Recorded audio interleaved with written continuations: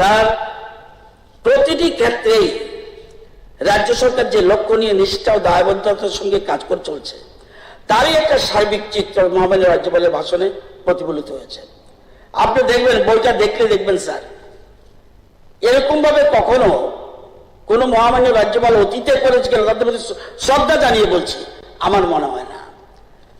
যেভাবে জনজাতি, তফসিলি জাতি, ওবিসি, মাইনরিটি, দিব্যাঙ্গ, মহিলা, শিশু, কন্যা সন্তান, কৃষক, শ্রমিক, যুবক, মহিলা, খেলোয়াড়, শিল্পী, সাংবাদিক, সবচেয়ে বড় কথা অন্তিম ব্যক্তি, অন্তোদয়ের কথা যেভাবে তুলে ধরেছেন, সত্যি এক কথায় সার্বিক চিত্র প্রকাশ পেয়েছে।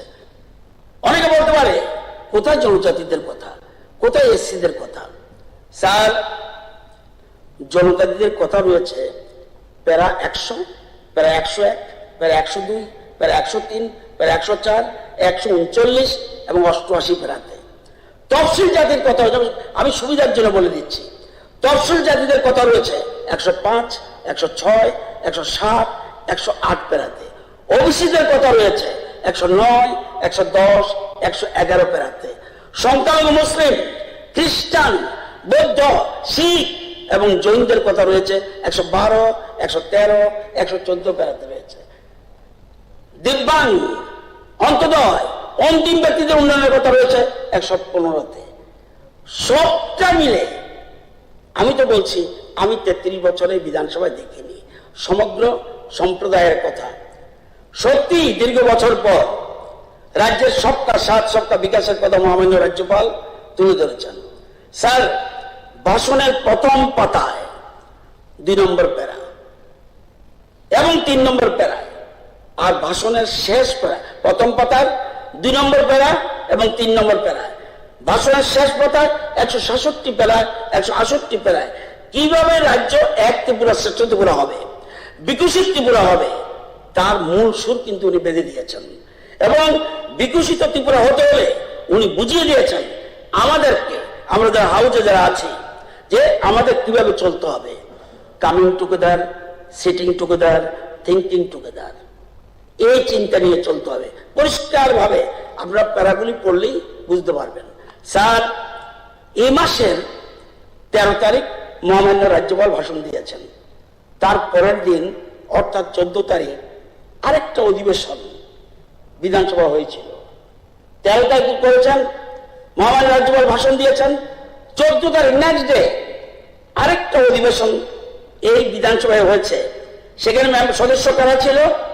ত্রিপুরার ইয়ংস্টাররা, স্কুল কলেজের প্রথিত যশা ছাত্রছাত্রীরা, যারা কোনো রাজনীতি করে না, কোনো দলের পক্ষে নয়, তারা এখানে এসেছে। তারা সব মেম্বার্স। আপনার স্পিকার হিসেবে ওই চেয়ারেও ছিলেন। আমার সৌভাগ্য হয়েছে, আমি এখানে এসেছিলাম। এবং সেখানে সদস্য তারা ইয়ংস্টাররা, স্কুল কলেজের প্রথিত যশা ছাত্রছাত্রীরা, যাকে ইউথ পার্লামেন্ট বলে। মোট 37 জন সদস্যা সেখানে বক্তব্য রেখেছেন। ত্রিপুরার টপ ক্লাস স্টুডেন্টস যারা পলিটিক্সের ঊর্ধ্বে উঠে, এবং সবাই 37 জন 3 মিনিট করে বক্তব্য রেখেছেন। Only 3 minutes allowed. আমাদের প্রত্যেকের উচিত ছিল, আমরা বিধানসভা করি, সব যদি ওখানে থাকতো, প্রত্যেকের উচিত ছিল সেই অধিবেশন দেখা এবং সেই অধিবেশনের কথা শোনা। যুবকদের মনের কথা কি? যদিও কেউ কেউ দেখেছেন, যেমন আপনি ছিলেন, মাননীয় সদস্য বিরোধী সিনহা ছিলেন, মাননীয় সদস্য গোপাল রায় ছিলেন, মাননীয় মন্ত্রী টিঙ্কুরা ছিলেন, মাননীয় মন্ত্রী সুধাংশু দাস ছিলেন, এবং চিফ হুইপ কল্যাণী সাহারা ছিলেন, চিত্তরঞ্জন দেববর্মা সদস্য ছিলেন। সেই অধিবেশনে রাজ্যের যুবক যুবতীরা তারা প্রত্যেকে আগামী দিনে রাজ্যের মানুষের কিভাবে চলা উচিত এবং তারা কি করতে চায় তাদের বক্তব্য উল্লেখ করেছেন। কেউ বলেছেন, আমি এতদিন ভাবলাম কিসের সদস্য হলাম। এখানে যারা যারা আছে, আমি নামগুলি বললাম, তাদের জিজ্ঞাসা করবেন। কেউ বলছেন, কি বলছে, তারা কি করতে চায়, তারা কি হতে চায়। কেউ বলছেন আত্মনির্ভর হতে হবে, কেউ বলছেন জব সিকার নয়, জব ক্রিয়েট হতে চায়, কেউ বলছেন স্কিল দক্ষ হতে চায়, কেউ বলছেন আর্টিফিশিয়াল ইন্টেলিজেন্সের কথা, কেউ বলছেন যুবকদের সশক্ত করার কথা, কেউ বলছেন ইনোভেটিভ হতে হবে, কেউ বলছেন স্টার্ট আপের কথা, কেউ বলছেন টেকনোলজির কথা, কেউ বলছে এন্টারপ্রেনারশিপের কথা, কেউ বলছে যুবকরা ইকোনমি বিকশিত ভারত, কেউ বলছে সোলার এনার্জি, কেউ বলছে ম্যানুফ্যাকচারার হতে হবে, কেউ বলছে ইতিবাচক হও, নেতিবাচক নয়, কেউ বলছে মেক ইন ইন্ডিয়ার কথা, কেউ বলছে আমরা পড়েছি ব্রিটিশ শাসনের কথা, বইতে পড়েছি, আমরা পড়েছি ইমার্জেন্সির কথা, আমরা ভাগ্যবান, আমরা আজ দেখছি আজাদি কা অমৃতকাল। সারা বিধানসভা সেখানে ছিল, ভর্তি ছিল দর্শক, আসলে সাইলেন্ট। বলছে আমরা দেখেছি ব্রিটিশ রুল, বই পড়েছি, দেখেছি আমরা ব্রিটিশ রুলের দেখেছি, ইমার্জেন্সি দেখেছি, এবং সেখানে এই যে জিনিসগুলি রাজ্যের, আজকে তারা এই জায়গা থেকে তারা ব্রিটিশ শাসনের কথা বলছে ইমার্জেন্সির কথা। আমরা ভাগ্যবান, আমরা আজ দেখেছি আজাদি কা অমৃতকাল। আমি যদি আমার 1947 জন্ম না হতো, আমি যদি তাদেরকে বলেছি, আমি যদি তোমাদের সময় জন্ম হতে পারতাম, আজকে যে ডেভেলপড স্টেট, ডেভেলপড কান্ট্রি আজকে, তাহলে আমিও পার্ট অ্যান্ড পার্সেল হতে পারতাম। স্যার, কেউ বলছে ট্যুরিজম হাবের কথা, কেউ বলছে ভারত বর্তমানে young country. It is fact. আমি গেছি, অস্ট্রিয়া গেছিলাম, ওই জার্মানি গেছি, ইতালি গেছি, তারা চিন্তিত, তাদের লক্ষ্যই আজকে পৃথিবী ডমিনেট করছে, মোদিজির নেতৃত্বে ডমিনেট করছে। আসছি স্যার আমি সে জায়গায়, তারা সবার মধ্যে একই জিনিস, গত কয়েক বছরের দেশ এবং রাজ্যের কিভাবে অগ্রগতি হচ্ছে, এই অগ্রগতিতে আমরা দারুণ খুশি। ত্রিপুরাকে এগিয়ে নিয়ে যাওয়ার জন্য বিকশিত ভারত গড়ার কাজে আমরা সহযোগী হব। বলছে আমরা যোদ্ধা হব, যোদ্ধা হব। আজকে এই যে জিনিসগুলি আমরা লক্ষ্য করেছি। স্যার, আমার অধীনে সিপিএ কনফারেন্স আপনি ডেকেছিলেন, এটা কি নাম জায়গাটা, আমরা প্রজ্ঞা ভবনে বিউটিফুল একটা বক্তব্য, অনলি 5 মিনিটস চান্স পেয়েছিল দীপঙ্কর সেন। সত্যি হতে পারে উনি বামপন্থী সদস্য, দারুণ 5 মিনিটসের মধ্যে বলছে আরো তো একজন ভালো বলেছে, উনি আমার কাছে খুব ভালো লেগেছে, আমাদের এমএলএ হিসেবে উনি বক্তব্য রেখেছেন। বলছে ঘর, যারা ঘর পেল, যারা রাস্তা পেল, রাস্তা হবে, ঘর হবে, জল হবে, কিন্তু আমরা কতজনকে খেলোয়াড় বানাতে পেরেছি, আমরা কতজনকে বিজ্ঞানী বানাতে পেরেছি, আমরা কতজনকে আমরা নতুন করে কিছু বানাতে পেরেছি, সেটা দেখতে হবে। কতজন খেলোয়াড় হলো, কতজন বিজ্ঞানী বানালাম। আমার এত ভালো লেগেছে, সত্যি তো কথা। আমরা শুধু রাস্তাঘাট করলে হবে না, রাস্তাঘাট part of the development of the part. Sir, আমি একটা তথ্য দেখেছি, আমাদের স্পোর্টস মিনিস্টার এখানে আছেন।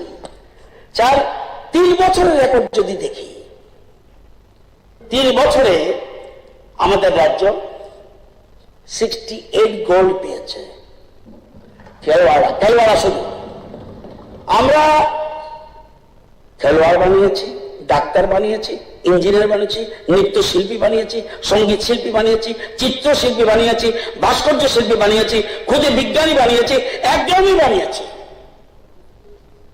বলতে পারেন এরা কারা? আমার ত্রিপুরার ছেলে মেয়েরা। স্যার, টোটাল এই 3 বছরে 199টা মেডেল। জানেন, গোল্ড 68, সিলভার 69 এবং ব্রোঞ্জ 62টা, টোটাল 199। ঠিক আছে, গোল্ড পেতে পারে, ব্রাজিল পেতে পারে। আপনারা জানেন শ্রীপর্ণা দেবনাথ জিমন্যাস্টিক তৈরি করেছি। সে কি করেছে? গোল্ড মেডেলিস্ট 24-25-এ। আমরা খেলোয়াড় তৈরি করেছি, জিমনাস্ট বানিয়েছি।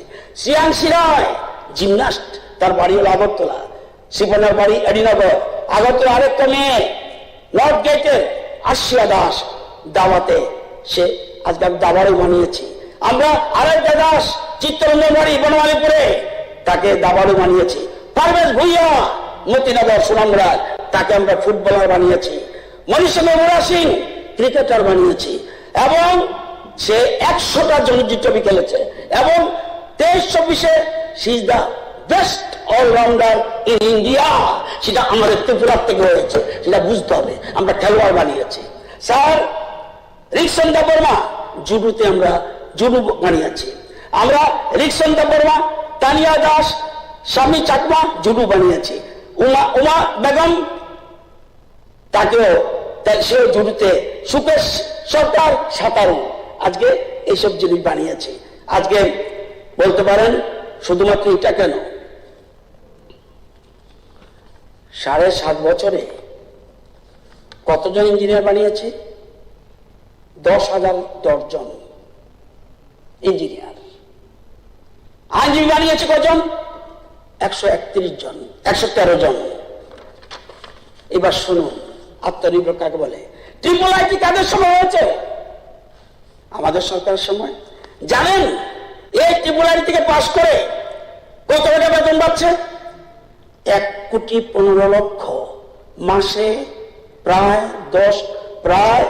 1,15,00,000, প্রায় 10 লক্ষ টাকা মাসে। কোথায় কাজ করছে? আমাজন, বার্লিন, এই ট্রিপল আইটি। আজকে ত্রিপুরার ছেলে ঋত্বিক সরকার 45 লাখ। 45 লাখ হলে কত হবে? প্রায় 4 লক্ষ। ব্রাঞ্চ ইন্টারন্যাশনাল বিদেশি ব্যাংকে কাজ করছে। অঞ্জু 46.4, অর্থাৎ আমাজনে কাজ করছে 46,04,000। অংশু 60 লক্ষ, প্রায় 5 লক্ষ মাসে। আজকে এরকম ভাবে আমরা ইঞ্জিনিয়ার, ডাক্তার, ইঞ্জিনিয়ার বানিয়েছি। চলতে পারেন আর কি বানিয়েছেন? এমবিবিএস ডাক্তার বানিয়েছি 1,422 জন। পিজি ডাক্তার বানিয়েছি 375 জন। এমবিবিএস আসন ছিল 200, এখন হচ্ছে 300। পিজি এন্ড ডিএমএস আসন ছিল 30, এখন হচ্ছে 113। বলতে পারেন শুধু ডাক্তার ইঞ্জিনিয়ার তো হয়, কজন সঙ্গীত শিল্পী বানিয়েছেন, কজন চিত্রশিল্পী বানিয়েছেন।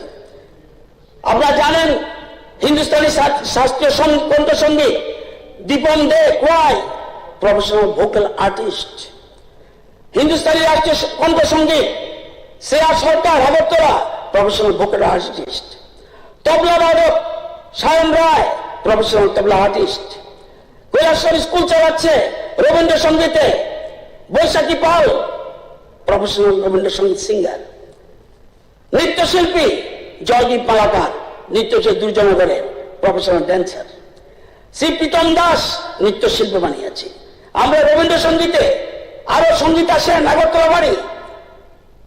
শ্রীমতী অনামিকা সিং কোয়াই বাড়ি বিদেশে গিয়েও নাম করেছে। আমরা নৃত্যশিল্পী বানিয়েছি, সঙ্গীত শিল্পী বানিয়েছি এবং হিন্দু শাস্ত্রীয় কণ্ঠসঙ্গীত বানিয়েছি। শুধু এটা নয়, কেন বলছি এক ভারত শ্রেষ্ঠ ভারত, কেন বলছি এক ত্রিপুরা শ্রেষ্ঠ ত্রিপুরা? সর্বাঙ্গীন উন্নতি না হলে শুধু রাস্তাঘাট দিলে হবে না। রাস্তাঘাটের কথা পরে আসছি আমি।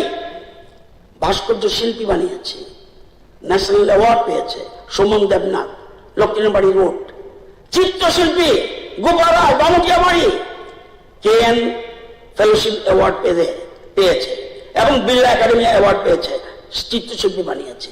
আমরা ভাস্কর্য শিল্পী বানিয়েছি উদয়পুরের শ্যামাপ্রসাদ ভট্টাচার্য ভাস্কর্য শিল্পী বানিয়েছি। চিত্রশিল্পী বানিয়েছি তপতি ভৌমিক মজুমদার দলেশ্বর আগরতলা ললিত অ্যাওয়ার্ড পেয়েছে। পার্থবণিক চিত্রশিল্পী মেলাগড় সুনমরা ললিত মেলাগড় সুনমরা বাড়ি ললিতকলা একাডেমি স্কলারশিপ পেয়েছে। আজকে এই জিনিসগুলি বুঝতে হবে কিভাবে সরকার, এই যে বলছি সবকা সাথ সবকা বিকাশ, এটা একটা পার্ট। আপনারা জানেন খুদে বিজ্ঞানী বানিয়েছে। আমি দীপঙ্কর বাবুর কথাটা আমার কানে বিচ্ছিল, 5 মিনিট বক্তব্য রেখেছে, এত বিউটিফুল বক্তব্য আমি এত সুন্দর করে বলতে পারলাম না।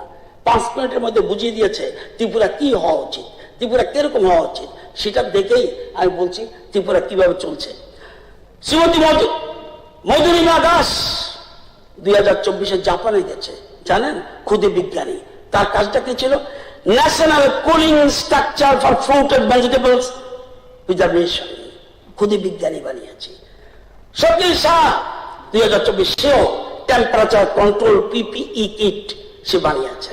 মাল্টি ফাংশনিং ক্যাচেজ জাপানে গেছে রাজেশ দেবনাথ। আজকে এই ধরনের আমরা ক্ষুদে বিজ্ঞানী বানিয়েছি। শুধু এটা নয়, Rupa Das energy shutdown system for home, ক্ষুদে বিজ্ঞানী কিভাবে হচ্ছে। আমার মাথায় একটা টুপি আছে, টুপি বানিয়েছে সেখানে একটা ভদ্রলোক। মাথার টুপি দিলে কৃষি কাজ করবেন তো, আপনি সোলার ফিটিং করে দিয়েছে, হাওয়া চলবে, আপনার মাথা গরম হবে না। যারা যারা মাথা গরম হয় তারা আমার থেকে নেবেন, কোনো অসুবিধা নাই, সেগুলি দিচ্ছে আমাদের রাজ্যের বিজ্ঞানীরা। সুতরাং এই যে দীপানিতা দেব ডিকম্পোজিং প্লাস্টিক এর নোবেল টেকনিক, সেটা গৌরবনাথ স্মার্ট হেলমেট সে বানিয়েছে, সৈকত রায় চৌধুরী। আজকে এই জিনিসগুলি আপনাদের বুঝতে হবে। এবং আপনারা জানেন ত্রিপুরার ছেলে মেয়েরা আজকে কোন জায়গায় গেছে। শুধু এটা নয়, এগ্রিকালচারিস্ট বানিয়েছে, একটু থাকেন, অ্যাগ্রোনমিস্ট বানিয়েছে। এই যে বানিয়েছে আমাদের ত্রিপুরার ছেলেমেয়েরা আবিষ্কার করেছে। এতদিন শুনতাম ত্রিপুরাতে পেঁয়াজ হয় না, আমার কৃষি কলেজের ছেলেমেয়েরা বলছে ত্রিপুরা খারিফ রবি মৌসুমে পেঁয়াজের চাষ হয়, এটা রাজ্যের কৃষি বিজ্ঞানে আবিষ্কার করেছে। I am feeling proud. আজকে প্রচুর জায়গায় পেঁয়াজের ডিমান্ড। আজকে ফক্সটেল মিলেট টাউন, যেটা বলি টাউন, এর জন্য ত্রিপুরা উত্তম জায়গা। কে আবিষ্কার করেছে? Tripura agriculture college. বেবিকর্ন চাষের প্র্যাকটিস এর মান নির্ধারণ কে করবে? বাজারজাত করার ব্যবস্থা কে করেছে? Tripura agriculture college. আমাদের এখানে সেগুলি হচ্ছে। আত্মনির্ভরের কথা বলছি, আত্মনির্ভর কিভাবে করে আমি শুধু ছোট্ট দুইটা উদাহরণ দিলে বুঝতে পারবেন। এই যে সেলফ হেল্প গ্রুপ বামাদের আমলেও ছিল, কটা গ্রুপ ছিল? গ্রুপ ছিল 4160টা। সংখ্যা কত ছিল? 39,941। আমাদের পিরিয়ডে কত? 54,627টা গ্রুপ। সংখ্যা কত? 4,89,415। বলতে পারেন এটা তো করেছেন, পয়সা কি দিয়েছেন? এটি তোরা জেনে নিন। রিভলভিং ফান্ড আগের সরকারের সময় দিয়েছে 4,26,00,000। আমরা কত দিয়েছি? 75,54,00,000। কমিউনিটি ইনভেস্টমেন্ট ফান্ড, কালকে ফাইন্যান্স মিনিস্টার বক্তব্য রাখছিল।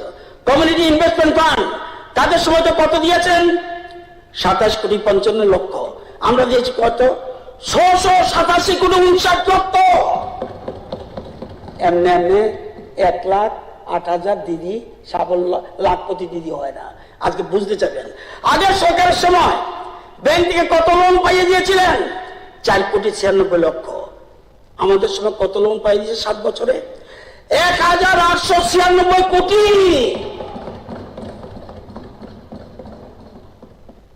চিন্তা করতে হবে, এই বিষয়গুলি বোঝা উচিত কোন জায়গায় আমরা আছি। আজকে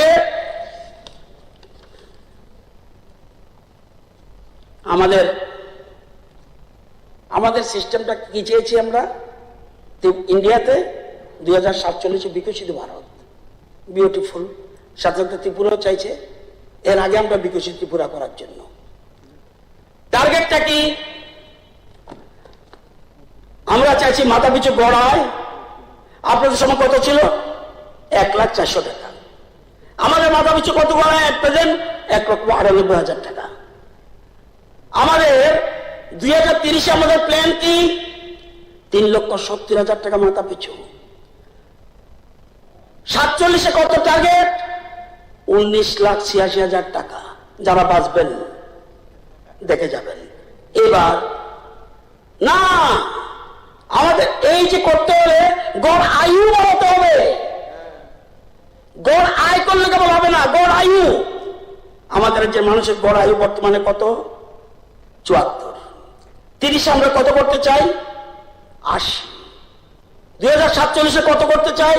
84। মানুষকে বাঁচিয়ে রাখতে হবে। ইয়াং জেনারেশন উঠছে, আজকে গড় আয়ু কেন হবে? এটা হতে হলে স্বাস্থ্য পরিষেবা ঠিক থাকতে হবে, এবং ফরেস্টের ইকোনমি বৃদ্ধি করতে হবে, এবং আমাদের মূল লক্ষ্য কৃষি, কৃষি এলাকায় মৎস্য, পশুপালন, হর্টি উৎপাদন বাড়াতে হবে। ট্যুরিজমকে আরো আকর্ষণীয় করতে হবে, এবং সেটা থার্ড হলো এনার্জি আরো বেশি সারপ্লাস করতে হবে, যেগুলি হলো সোলার এনার্জি। আপনার আইডিয়া আছে ব্যাংকের হেডকোয়ার্টার, সব ব্যাংকের একটা হেডকোয়ার্টার থাকে, এটাকে জানি কি বলে জানেন? গত 7.5 বছরে মুদ্রালোন, অন্য লোন না, মুদ্রালোন, সেটা নিজেকে স্বাবলম্বী করার জন্য মুদ্রালোন কত মানুষ পেয়েছে ত্রিপুরাতে? 5,38,000 মানুষ। লোনের পরিমাণ কত? 3,538 কোটি। যদি বলি এসসি এসটি দিচ্ছেননি, এসসি এসটি মিলে মোট ঋণ পেয়েছে কতজন? 4,13,971 জন। পরিমাণ 6,112 কোটি। আসুন এসসি পার্টিকুলারলি বলে দিই, এসসি আমার বক্তব্য নয়, এখানে ব্যাংকের যে কি বলে, হ্যাঁ, আরবিআই আছে দেখবেন, তারা সব ব্যাংকের হেড থাকে, আমাদের সিএম এবং ফাইন্যান্স মিনিস্টার ডাকলে আসে। এসসিআ পেয়েছে 1,49,000 জন, 2,119 কোটি। এসটি পেয়েছে, শুধু এসটি 3,993 কোটি, শুধু মুদ্রা লোন। আমাদের সরকারের প্ল্যানিংটা বুঝতে হবে। স্যার, আজকের দিনে ভারতবর্ষ বিশ্বের 4র্থ অর্থনীতির দেশ।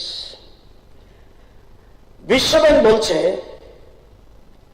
আইএমএফ, বিশ্বব্যাংক তথা আইএমএফ বলছে, আইএমএফ মতে অচিরেই ভারত বিশ্বের 3য় বৃহত্তম হয়ে যাবে, এরপর বাকি থাকবে চায়না আর আমেরিকা।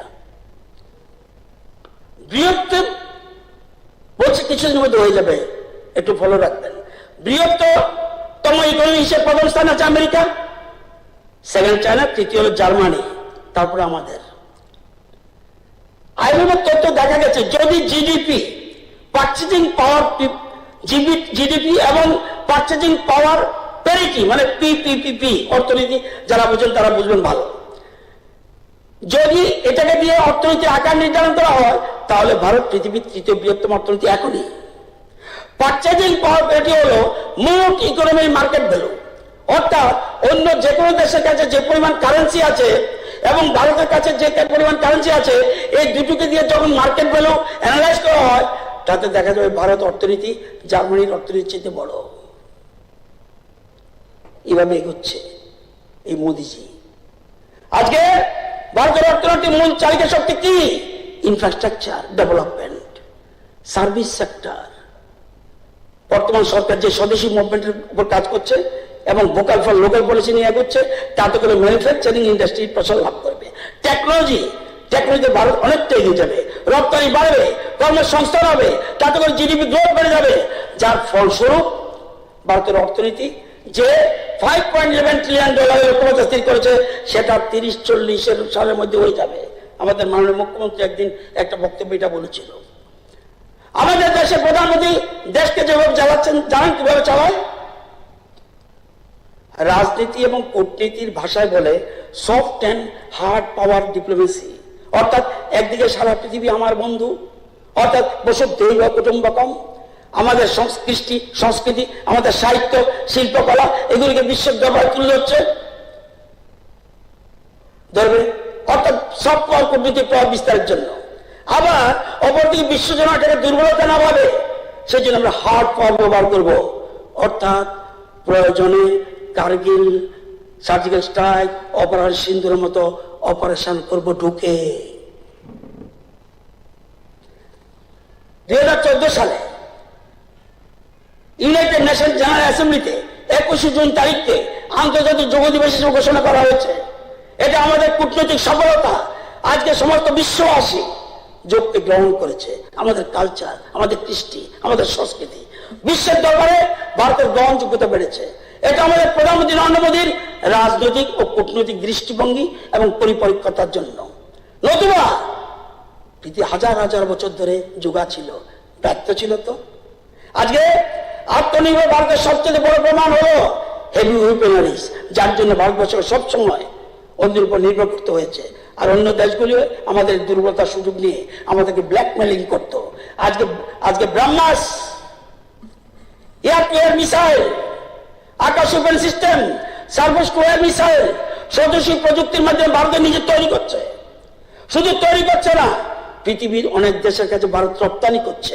এতে করে শক্তিশালী রাষ্ট্র হিসেবে বিশ্বের দরবারে ভারতের গ্রহণযোগ্যতা বেড়েছে। আগে MiG, Sukhoi, Rafale, supersonic cruise missile এগুলি বাইরে থেকে আসতো। এখন আমরা নিজেরা তৈরি করছি Tejas, light combat aircraft, Akash air defence system, artillery guns, drone, ইন্ডিয়ার ওন জিপিএস সিস্টেম। আপনারা তো এসব বুঝেন, আমি তো ব্যাকডেটেড লোক। India's own GPS system, that is NAVIC, India's indigenous satellite navigation system. আমরা এখন কম খরচে কস্ট এফেক্টিভ স্যাটেলাইট লঞ্চ করি। অন্যান্য দেশগুলো আমাদের কাছে বলছে আমাদেরকে তৈরি করে দিন না, অল্প খরচে, অন্যদের বেশি খরচে করে, আমরা অল্প খরচে এই কস্ট এফেক্টিভ স্যাটেলাইট তৈরি করে দেওয়ার জন্য অনুরোধ করছে। বর্তমানে second largest mobile phone manufacturer India, বাইরে থেকে কিনতে হয় না। ডিফেন্স এক্সপোর্ট আগে হতো, এই যে ডিফেন্সের জিনিস আগে আমরা আনতাম, আগে আমরা এরপরে আমরা 1900 এক্সপোর্ট, আগে ডিফেন্স এক্সপোর্ট আগে হতো 1900 কোটি বছরে, এখন হচ্ছে 21,000 কোটি। কোথায় 1900, এখন 21,000 কোটি। 90টির মতো দেশ আমাদের থেকে নিচ্ছে সব সমরাস্ত্র। সরকারি কাজে আমরা বিদেশি সফটওয়্যার ব্যবহার করতাম, ওই অফিসাররা বুঝবে, মেল ইউজ করতাম, জিমেল ছিল, এতে রিস্ক আছে, এতে ডাটা কম্প্রোমাইজ অর্থাৎ হ্যাক হওয়ার সম্ভাবনা আছে। এখন আমরা নিজস্ব জো ইউজ করছি, এটা বুঝতে হবে। চন্দ্রয়ান সফলতা ভারতকে পৃথিবীর দরবারে এক বিশেষ সম্মানের জায়গায় নিয়ে গেছে। পৃথিবীতে ছোট বড় মিলে 200-র উপর দেশ আছে, তার মধ্যে ভারত একমাত্র দেশ যাদের দক্ষিণ মেরুতে চন্দ্রযানের সফট ল্যান্ডিং করতে পেরেছে, পৃথিবীর কোনো দেশ পারেনি। সব পৃথিবী আশ্চর্য, এটা কোত্থেকে উঠে আসলো এটা। আজকে রিয়েল টাইম পেমেন্ট সিস্টেম, যেমন ইউপিআইতে সারা পৃথিবীতে আমরা প্রথম স্থানে রয়েছি। সারা পৃথিবী ডিজিটাল লেনদেন যা হয় 49% ভারতে, আর সারা পৃথিবীতে 51। What is the position? আগের দুর্বল কংগ্রেস সেটা নাই। এই যে আপনাদের সময় যেটা ছিল, এখন আস্তে আস্তে কাত হয়ে যাবেন। নতুন নতুন যা স্টার্ট আপ হচ্ছে, ভারতের সারা পৃথিবীতে তৃতীয়। ডিজিলকার, কোইন, জেম এগুলো আমাদের নিজস্ব। আজকে পৃথিবীতে যত ভ্যাকসিন লাগে তার 60% ভারত সাপ্লাই করে। চিন্তা করতে পারেন? I am feeling proud, I am staying in India. আজকে ভারতকে বলা হয় ফার্মাসি অফ দি ওয়ার্ল্ড। মোদিজি এখন ভারতকে পৃথিবীর শস্য ভান্ডার করতে চাইছে। পৃথিবীর সবচেয়ে বেশি দুধ উৎপাদন করে ভারত। চাল উৎপাদন আমরা ছিলাম দ্বিতীয়, বর্তমানে আমরা পৃথিবীতে নাম্বার 1। 24-25 ইন্ডিয়া 150.18 মিলিয়ন টন চাল উৎপাদন করেছে, চায়না করেছে 145.28 মিলিয়ন টন, পিছনে ফেলে দিয়েছে। আজকে শুধু তাই নয়, last 8 to 10 years world GDP growth rate 2.5%, India 6.37%, Tripura কত জানেননি? 10.5%। আমরা under the leadership of doctor Manik Saha আমরা কাজ করছি এখানে। জিডিপি গ্রোথ রেট, আজকে এই যে জিনিসগুলি, ভারতবর্ষ এখন বিশ্বের দ্বিতীয় বৃহত্তম 5G ব্যবহারকারী দেশ। 6G চালু করার জন্য চেষ্টা করা হচ্ছে। আর্টিফিশিয়াল ইন্টেলিজেন্স এবং ই ম্যানুফ্যাকচারিং ক্ষেত্রে বিশ্বের বহু দেশকে পিছনে ফেলে দিয়ে চলছে ভারতবর্ষ। সমগ্র দেশের জল সরবরাহ, জল নিষ্কাশনে বিশ্বমানের প্রযুক্তি ব্যবহার করা হচ্ছে। ভারত মালা একটা প্রজেক্ট আছে, গোটা দেশে সড়ক নির্মাণ, পরিবহন ব্যবস্থা উন্নয়ন চলছে অকল্পনীয় গতিতে। কৃষি ব্যবস্থা, কৃষি নির্ভর জীবনের উন্নয়নে অবিরাম কাজ চলছে। ন্যাশনাল সোলার মিশন প্রকল্পে সৌরশক্তি নির্ভর প্রযুক্তিকে উন্নয়নমূলক কাজে ব্যবহার করা হচ্ছে। স্মার্ট সিটি মিশনের অধীনে 100টি শহরকে সার্বিকভাবে উন্নততর সমৃদ্ধ করে তোলার কাজ চলছে। এর মধ্যে আমাদের আগরতলা শহরও রয়েছে। অর্গানাইজ সেক্টরে কর্মসংস্থানের ক্ষেত্রে বিগত 10-12 বছরে ব্যাপক উন্নতি হয়েছে। WPR বা ওয়ার্কার পপুলেশন রেশিও এখন অতীতের রেকর্ড ছাপিয়ে 53.2%। বেকারত্ব সমস্যা সমাধানের ক্ষেত্রে ভারত কেন্দ্রীয় সরকার উল্লেখযোগ্য সফল করেছে। 17-18 সালে বেকারত্ব হার ছিল 6.1%, এখন সেটা কমে আসছে 4.7%। হিউম্যান ডেভেলপমেন্ট ইন্ডেক্স উল্লেখযোগ্য উন্নতি সাধিত হয়েছে। 15 সালে আমাদের দেশের হিউম্যান ডেভেলপমেন্ট ইন্ডেক্স ছিল 0.609, 25 সালে সেটা হয়েছে 0.685। এটা অবশ্যই আমাদের একটা গুরুত্বপূর্ণ অর্জন।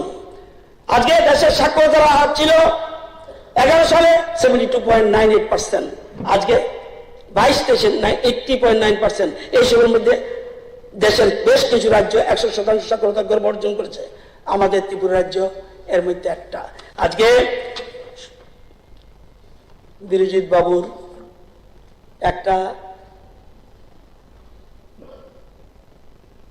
রেফারেন্স এনেছিল, ওইটাতে অ্যালাউ করা যায় না, কিন্তু আমি বলে দিচ্ছি উত্তর পূর্বাঞ্চলের উন্নয়ন যেহেতু বলছে উনি, সংযোগ ব্যবস্থা, অর্থনীতি এবং সমাজ উন্নয়নের উপর গুরুত্ব দিয়ে একটি ভিশন এর অধীনে উত্তর পূর্বাঞ্চলকে উন্নয়ন করছে।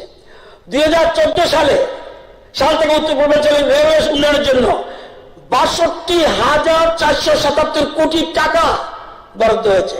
গত 7 বছরে 271 কিলোমিটার চুয়াবাড়ি টু সাবরুম সবটা ব্রডগেজ হয়েছে ত্রিপুরায়। উদয়পুর সাবরুম 70 কিলোমিটার এই রেল লাইনটা হয়েছে এই সময়। তাই না, কবে আসবে ট্রেন? কি ট্রেন কয়টারে?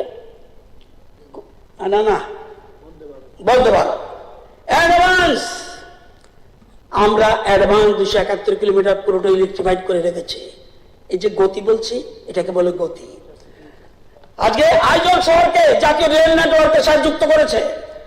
বর্তমান এই অঞ্চলে প্রায় 77,000 কোটি টাকা রেল প্রকল্প বাস্তবায়নের কাজ চলছে। জুলাই 2025 পর্যন্ত উত্তর পূর্বাঞ্চলে প্রায় 16,207 কিলোমিটার জাতীয় সড়ক হয়েছে। ত্রিপুরা আগে ছিল 199 কিলোমিটার, এখন 923 কিলোমিটার। শুধু এটা নয়, পিএমজিএস প্রকল্প গ্রামীণ সংযোগ উন্নত করতে 16,469টি সড়ক প্রকল্প 80,933 কিলোমিটার করেছে। আর ত্রিপুরা 2,108টা সেতু সম্পন্ন হয়েছে নর্থ ইস্টে। ত্রিপুরাতে 7.5 বছরে 214টা পিএমজিএস রোড কিলোমিটার হলো 929 কিলোমিটার। এই সময় 2064 কিলোমিটার পিডাব্লিউ রোড হয়েছে।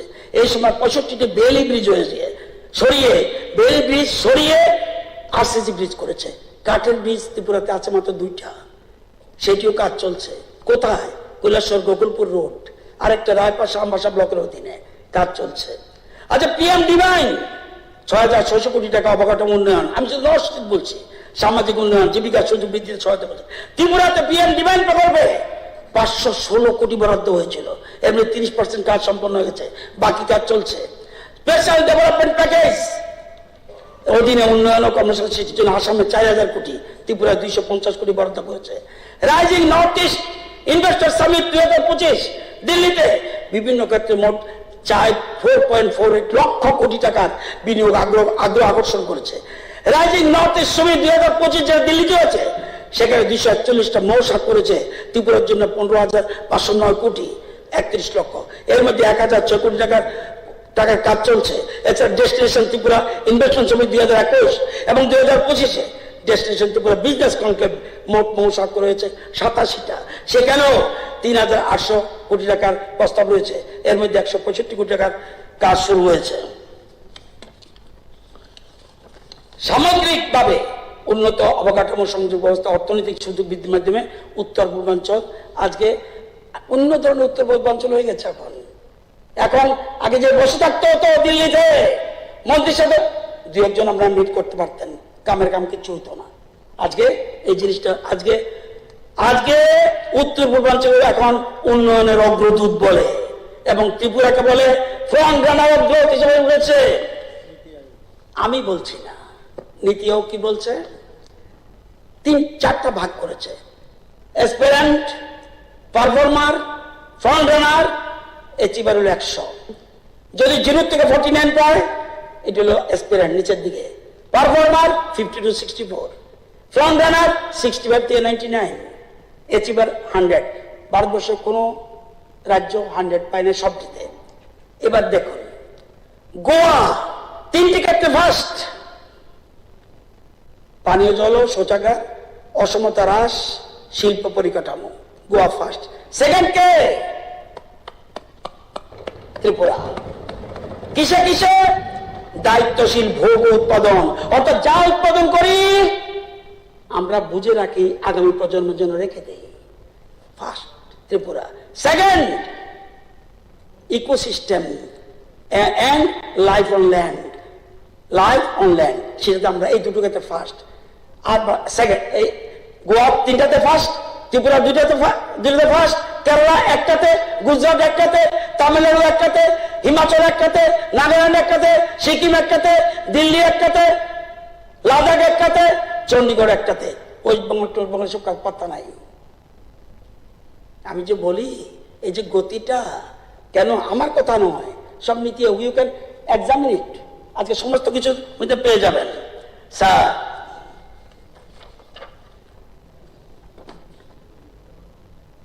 ভারতে বর্তমানে ব্যাংকিং পেমেন্ট লেনদেনের 95% এর বেশি ডিজিটাল মাধ্যমে সম্পন্ন হচ্ছে।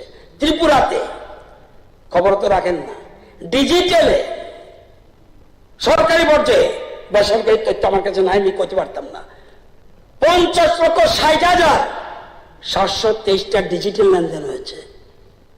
NEFT, RTGS, UPI, debit card, credit card.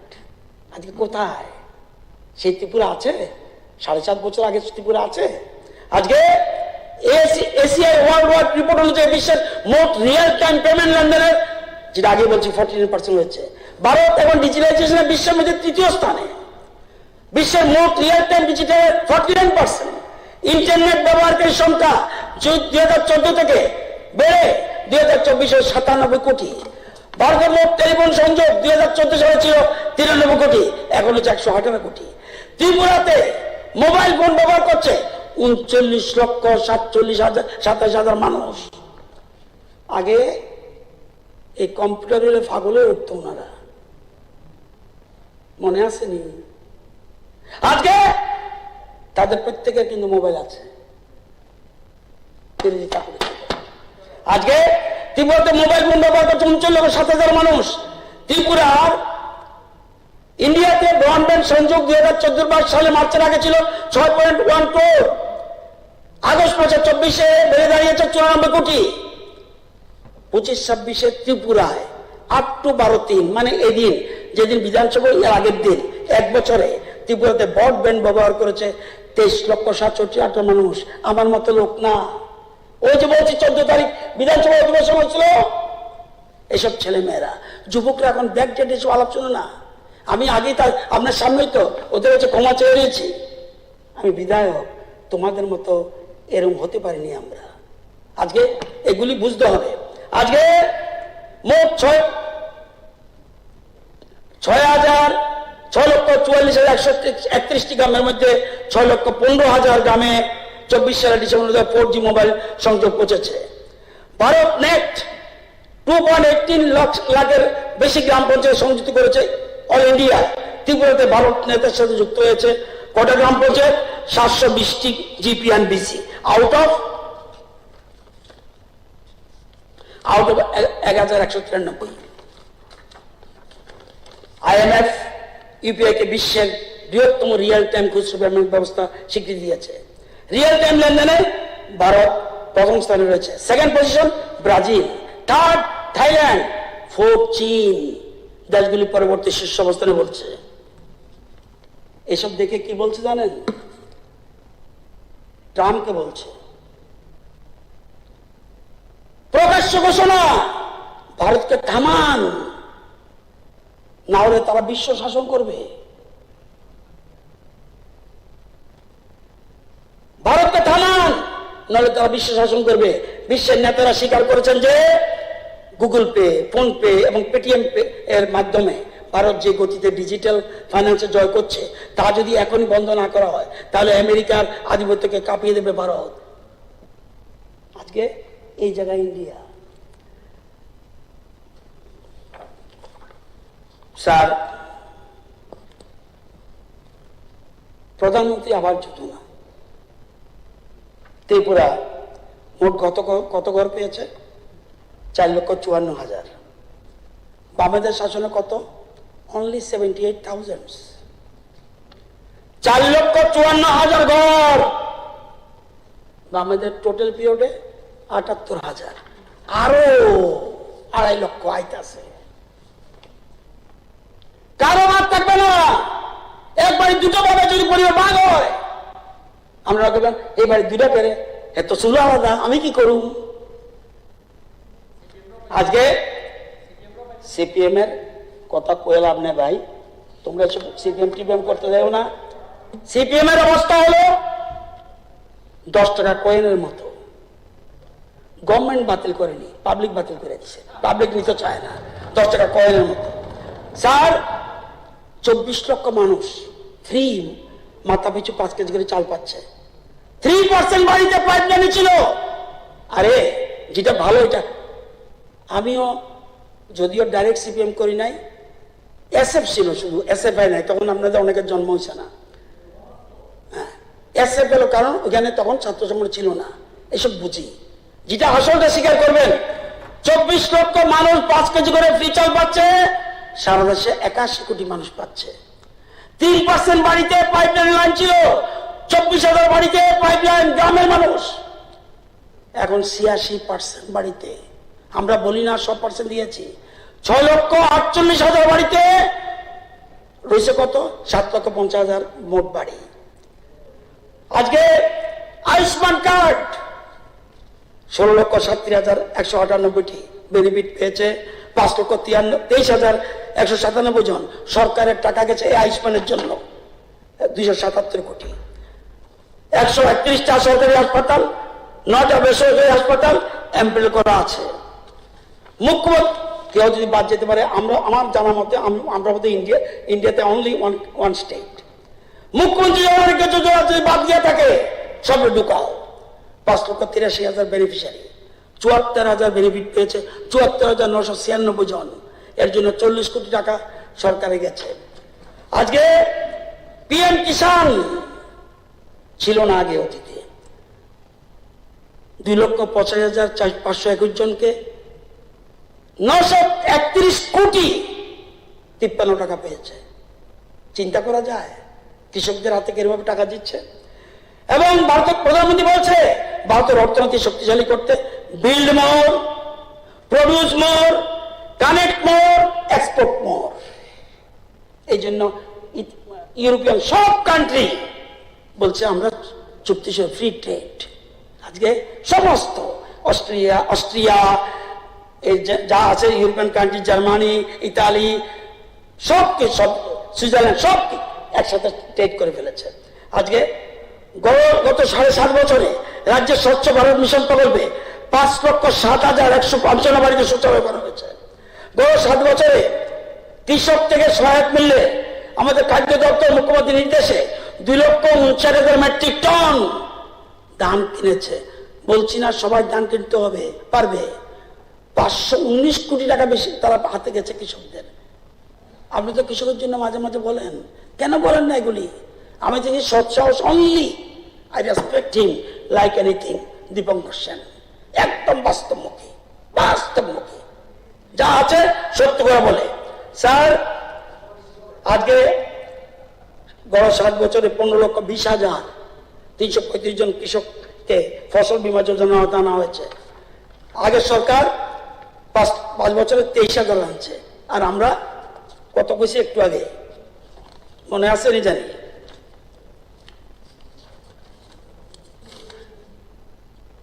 15,20,000 আইতো না কেন? প্রিমিয়াম ছিল প্রতি কানিতে 220 টাকা। হে কেমনি করবো? আমাদের সরকার আসার পরে বলছে প্রতি কানিকে কৃষক দিবে 10 টাকা, 210 টাকা দিবে গভর্নমেন্ট। সবাই আইতেছে। আজকে কৃষকদের প্রতি সরকারের 7.5 বছরে 204টা কৃষি মার্কেট উন্নয়নের জন্য এদের জিনিস প্রভাবে যায় কোথায় আনবে? মার্কেটে আনতে হবে, যার জন্য খরচ হয় 461 কোটি 7.5 বছরে। তাদের 7 বছরে কটা জানেন? 20 কোটি। কোথায় 461 কোটি আর 20 কোটি? তো 144টা কৃষি মার্কেটের কাজ চলছে। এর জন্য তার জন্য টাকা বরাদ্দ হচ্ছে 363 কোটি। কিষাণ ক্রেডিট কার্ড 4,50,000 এবং এই জন্য কৃষির আগে ছিল কত, ঋণ দিছি কত আমরা 4,50,634 জন কৃষককে কৃষি দেওয়া হচ্ছে টাকার পরিমাণ 2,619 কোটি, এবং আপনাদের সময় দিয়েছেন 1300 কোটি, ডাবল। আজকে কৃষকদের মাসিক আয় ছিল 6,000। আগে কৃষকরা লুঙ্গি পরতো, নেংটি পরতো, এখন কৃষকরা প্যান্ট শার্ট পরা। আমি তাদের প্রণাম করি। ভাত খান যে হে যদি কয় আমি স্ট্রাইক করলাম, প্রণাম করেন জেলে যাইয়া, না করেন ভাত খাওয়ার সময় ঠাকুরের নামে রাখতে দিয়েন, কৃষক ভগবান তোমার জন্য কিছু রাখলাম। যারা হিন্দু, যারা মুসলমান, যারা যার যার সুবিধা মতো করেন। আজকে আমাদের সরকার 70,916 জনকে কৃষি যন্ত্রপাতি দিছে। আপনারা খরচ করছেন 28 কোটি এই খাতে, এই 7 বছরে, আগের 7 বছরে আমরা খরচ করছি 225 কোটি। আপনারা লইয়া বইতেইব, আপনারা কয়েকজন হলে আমি বমু, আমি সয়েল হেলথ কার্ড 2,14,000, আগে ছিল 1,74,000। স্যার, কৃষি সেক্টর অফিস ছিল কটা জানেন? 84, এখন 130। ওই কি জানি দিবঙ্কর বাবুরে কইছি, তাই নিয়ে কেন, যদিও প্রশ্ন আইছিল তাই করতে পারছেন, তাই নিয়ে করে দেবো। আমার কি, এখানে তো কৃষক আছে তো। আমি তো সিপিএম কৃষক, বিজেপি কৃষক, তীব্রমতা কৃষক, কংগ্রেস কৃষক খুঁজতাম না। এই কৃষক এটা খুঁজতে গেলেই তো ঝামেলা হয়।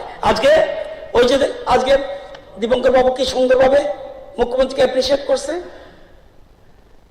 নেগেটিভ লাইন, ওই যে বলছি 14 তারিখে অ্যাসেম্বলিটা থাকলে ভালো হইতো। আপনারা মাথা নয় রাখলেন সবাইও, আমারই মাথা নয় হয়েছে। এটা কি এর মধ্যে আইলাম?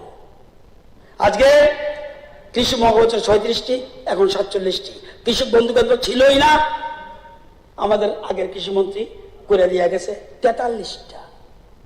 আজকে সেন্টার ফার্ম মেশিনারি ব্যাংক, কৃষি, আপনারা তো কৃষিকাজের লোক যুক্ত আছেন কেউ কেউ, কটা ছিল আগে?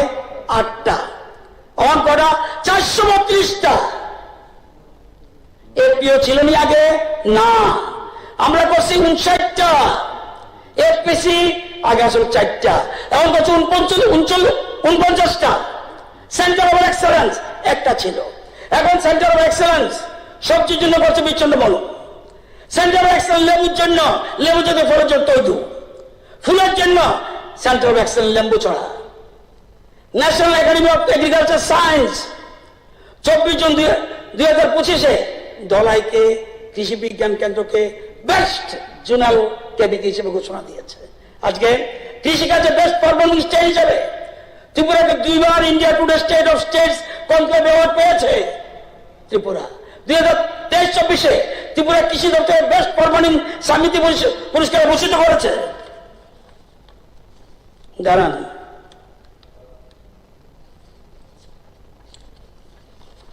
কোনদিন এসব জিনিস বিদেশে পাঠাইছে? কেন কৃষকরা আগে সব মরিচারে দিয়ে গেছে? কালিকাশা 50 মেট্রিক টন রপ্তানি করছে বাইরে, হলুদ 53 মেট্রিক টন বাইরে রপ্তানি করছি, লেবু 15,000 রপ্তানি করছি, জার্মানি গেছে, জার্মানি অর্গানিক জিনিস লইয়া গেছি, লক্ষণ রিয়াং জম্পু জলার এই আমরা লয়ে গেছে, দেখে তো সব দৌড়ে আইছে। ত্রিপুরার আদা কোথায়? ত্রিপুরার কি কয় আদারে, কি কয় ইংরেজিতে? জিঞ্জার নেই। এদের ভাষা তো ইংরেজি কয় না, তারা অন্য স্টাইলে কয়, বুঝা নিতে হয়। সেখানে এসে বলছে জানেন ওয়ার্ল্ডের মধ্যে কোনদিন এগুলি জান্নাত বানান না তো। ত্রিপুরাকে জানাইছে, এই 18 পর থেকে মানুষ ত্রিপুরাকে চিনতে পারছে। আজকে তারা জানে আমাদের জিঞ্জারের মতো একটা পার্সেন্টেজ অয়েল কারো নাই। আজকে সেজন্য অর্ডার পাইছে। হরিনারায়ণ চাল বাইরে গেছে 5 মেট্রিক টন, আনারস বাইরে গেছে 680 মেট্রিক টন, আদা বাইরে গেছে 579 মেট্রিক টন, বাদাই চিনি দান্নামরুচ কয় এটা গেছে 4.5 মেট্রিক টন। এছাড়া তেঁতুল পড়েছি, পান বই রাজ্যে বই দেশে পাঠিয়েছি। এগুলি প্রমোট করতে গর্ব বয়ে থাকলে হইতো না, তুমি শুধু জিন্দাবাদ জিন্দাবাদ করো, এটা করলে হইতো না। স্যার, আজকে ধান, ডাল, মিলেট, পাট, দুধ, বিশ্বে নাম্বার 1। গম, শাকসবজি, ফল, আখ যেটা বলে আমরা সুগার কেন, তুলা, চা, চীনাবাদাম ওয়ার্ল্ডের মধ্যে 2nd পজিশন। ত্রিপুরাতে 23-24-এ ধান উৎপাদন ছিল 11,88,000 মেট্রিক টন। 24-25-এ ফ্লাড হয়েছিল 10,72,000 মেট্রিক টন। 25-26-এ এবছর হয়েছে 12,02,000 মেট্রিক টন। আগে 3টা ডিস্ট্রিক্ট স্বয়ম্বর ছিল, দক্ষিণ ত্রিপুরা, গোমতী, সিপাহীজলা। এবছর অলরেডি খোয়াই জেলা খাদ্যশস্যে স্বয়ম্বর হয়ে গেছে, খোয়াই জেলা। আজকে এই জিনিসগুলি বুঝতে হবে। কৃষি রপ্তানি ভারত রপ্তানি করছে 4 লক্ষ কোটির বেশি।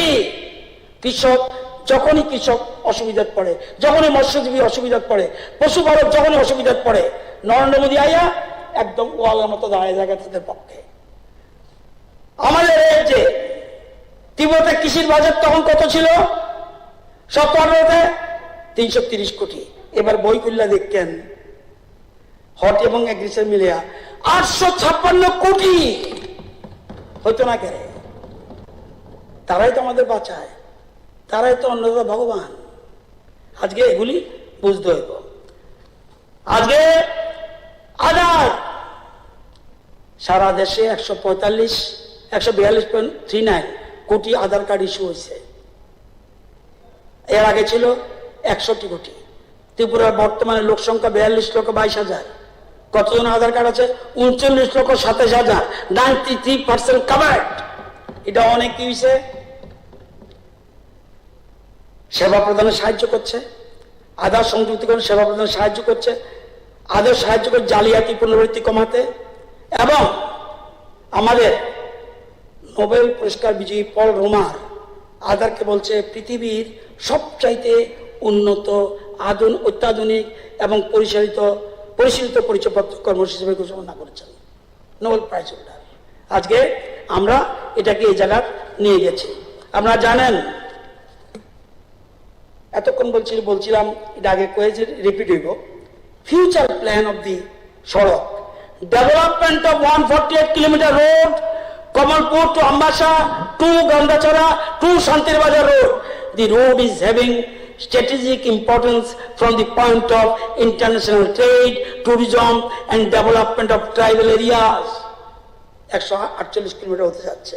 Future plan, construction of 4-lane eastern bypass, Lembucha to Koipur 11 kilometer. 5 numbers of state highway having length 158 kilometer will be upgraded to double lane paved shoulder. আজকে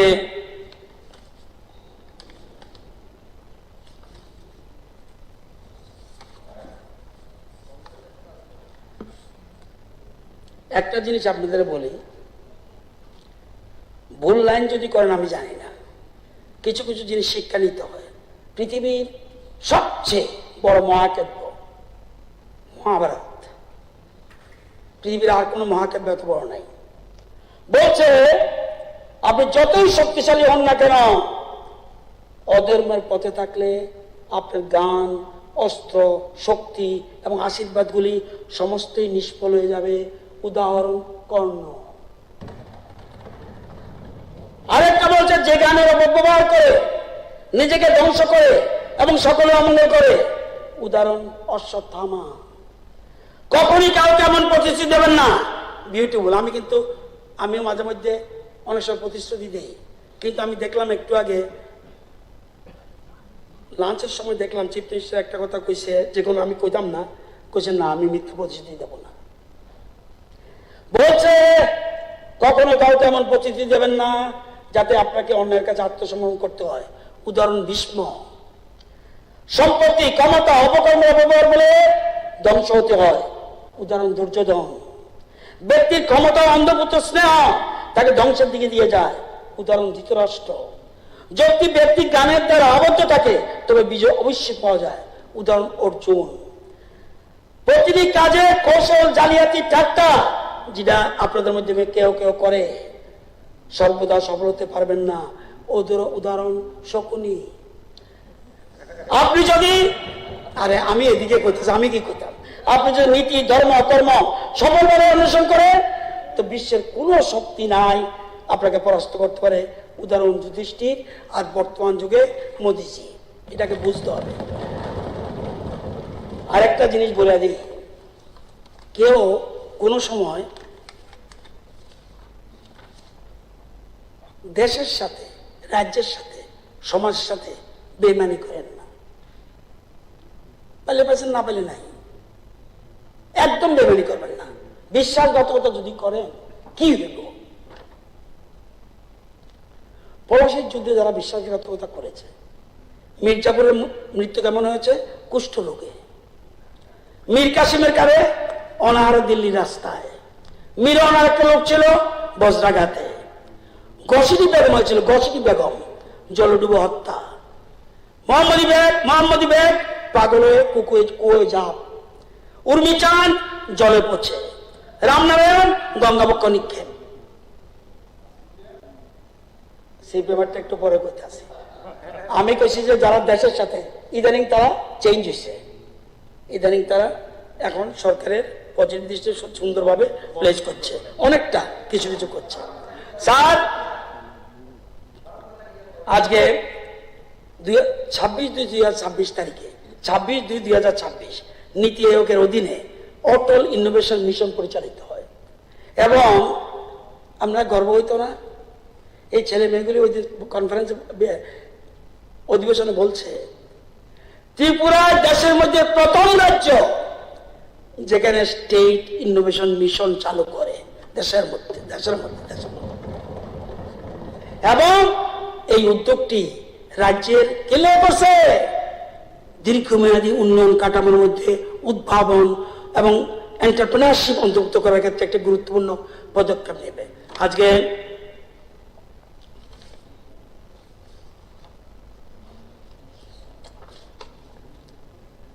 আজকে কি হলো? ভারতের উচ্চশিক্ষা প্রতিষ্ঠানগুলি সম্প্রসারণ কিরকম ভাবে উঠতেছে আর গড়ি পরে। আমি তো কইছি এদিকে যিনি অপোজিশন লিডার উনি বেশি সময় দেব, চিফ মিনিস্টার পরেই ওনার সময় বেশি দেব। অধ্যক্ষ মধ্যে আপনি লক্ষ্য রাখেন, এটা ভালো কোক না। ভারতের উচ্চশিক্ষা প্রতিষ্ঠানগুলি সম্প্রসারণ 2025 সালে করিয়ে দাঁড়াইছে 70,018টি প্রতিষ্ঠান, বিশ্ববিদ্যালয়। মোদিজি আসার আগে ছিল 760, এখন হচ্ছে 1338। কলেজ ছিল 38,498, এখন হচ্ছে 52,081। আইআইটি ইন্ডিয়া না, ওই যে কইতেছে আগে যেতেছে, বলছে থামাও ইন্ডিয়ারে। জাঞ্জিবার আবুধাবি নাম শুনছো তো, দৃশ্য বলছো শুনছেন, সেখানে যাইয়া আমাদের আইআইটির ক্যাম্পাস। ইয়ার ফিলিং প্রাউড। আজকে গ্লোবাল ইনোভেশন ইন্ডেক্সে 14 সালে ছিল 76, এখন এটা 24-এ 39। কিউএস ওয়ার্ল্ড র্যাঙ্কিং ভারতীয় বিশ্ববিদ্যালয় 54তে উন্নীত হয়েছে, 25 সালে এটা বাইরে গিয়া 46, 15 সালে ছিল 13। ন্যাশনাল ফরেন্সিক সায়েন্স ইউনিভার্সিটি জানেন ইন্ডিয়া ছাড়া কোথাও নাই যে। এই ইউনিভার্সিটি বিশ্বের একমাত্র বিশ্ববিদ্যালয় যা সম্পূর্ণভাবে ফরেন্সিক বিজ্ঞান এবং সংশ্লিষ্ট বিষয় নিবেদিত। উগান্ডার জিঞ্জায় অবস্থিত এনএফএসইউ ক্যাম্পাস হল ভারতের জাতীয় ফরেন্সিক বিজ্ঞান এবং ভারতে 5-6টার মধ্যে ত্রিপুরাতে একটা। আজকে গতিশক্তি বিশ্ববিদ্যালয়, এটাকে বলে গতিশক্তি বিশ্ববিদ্যালয়, ভারতের প্রথম বিশ্ববিদ্যালয় যা পরিবহন, লজিস্টিক্স এবং অবকাঠামো শিক্ষা গবেষণার জন্য নিবেদিত। আজকে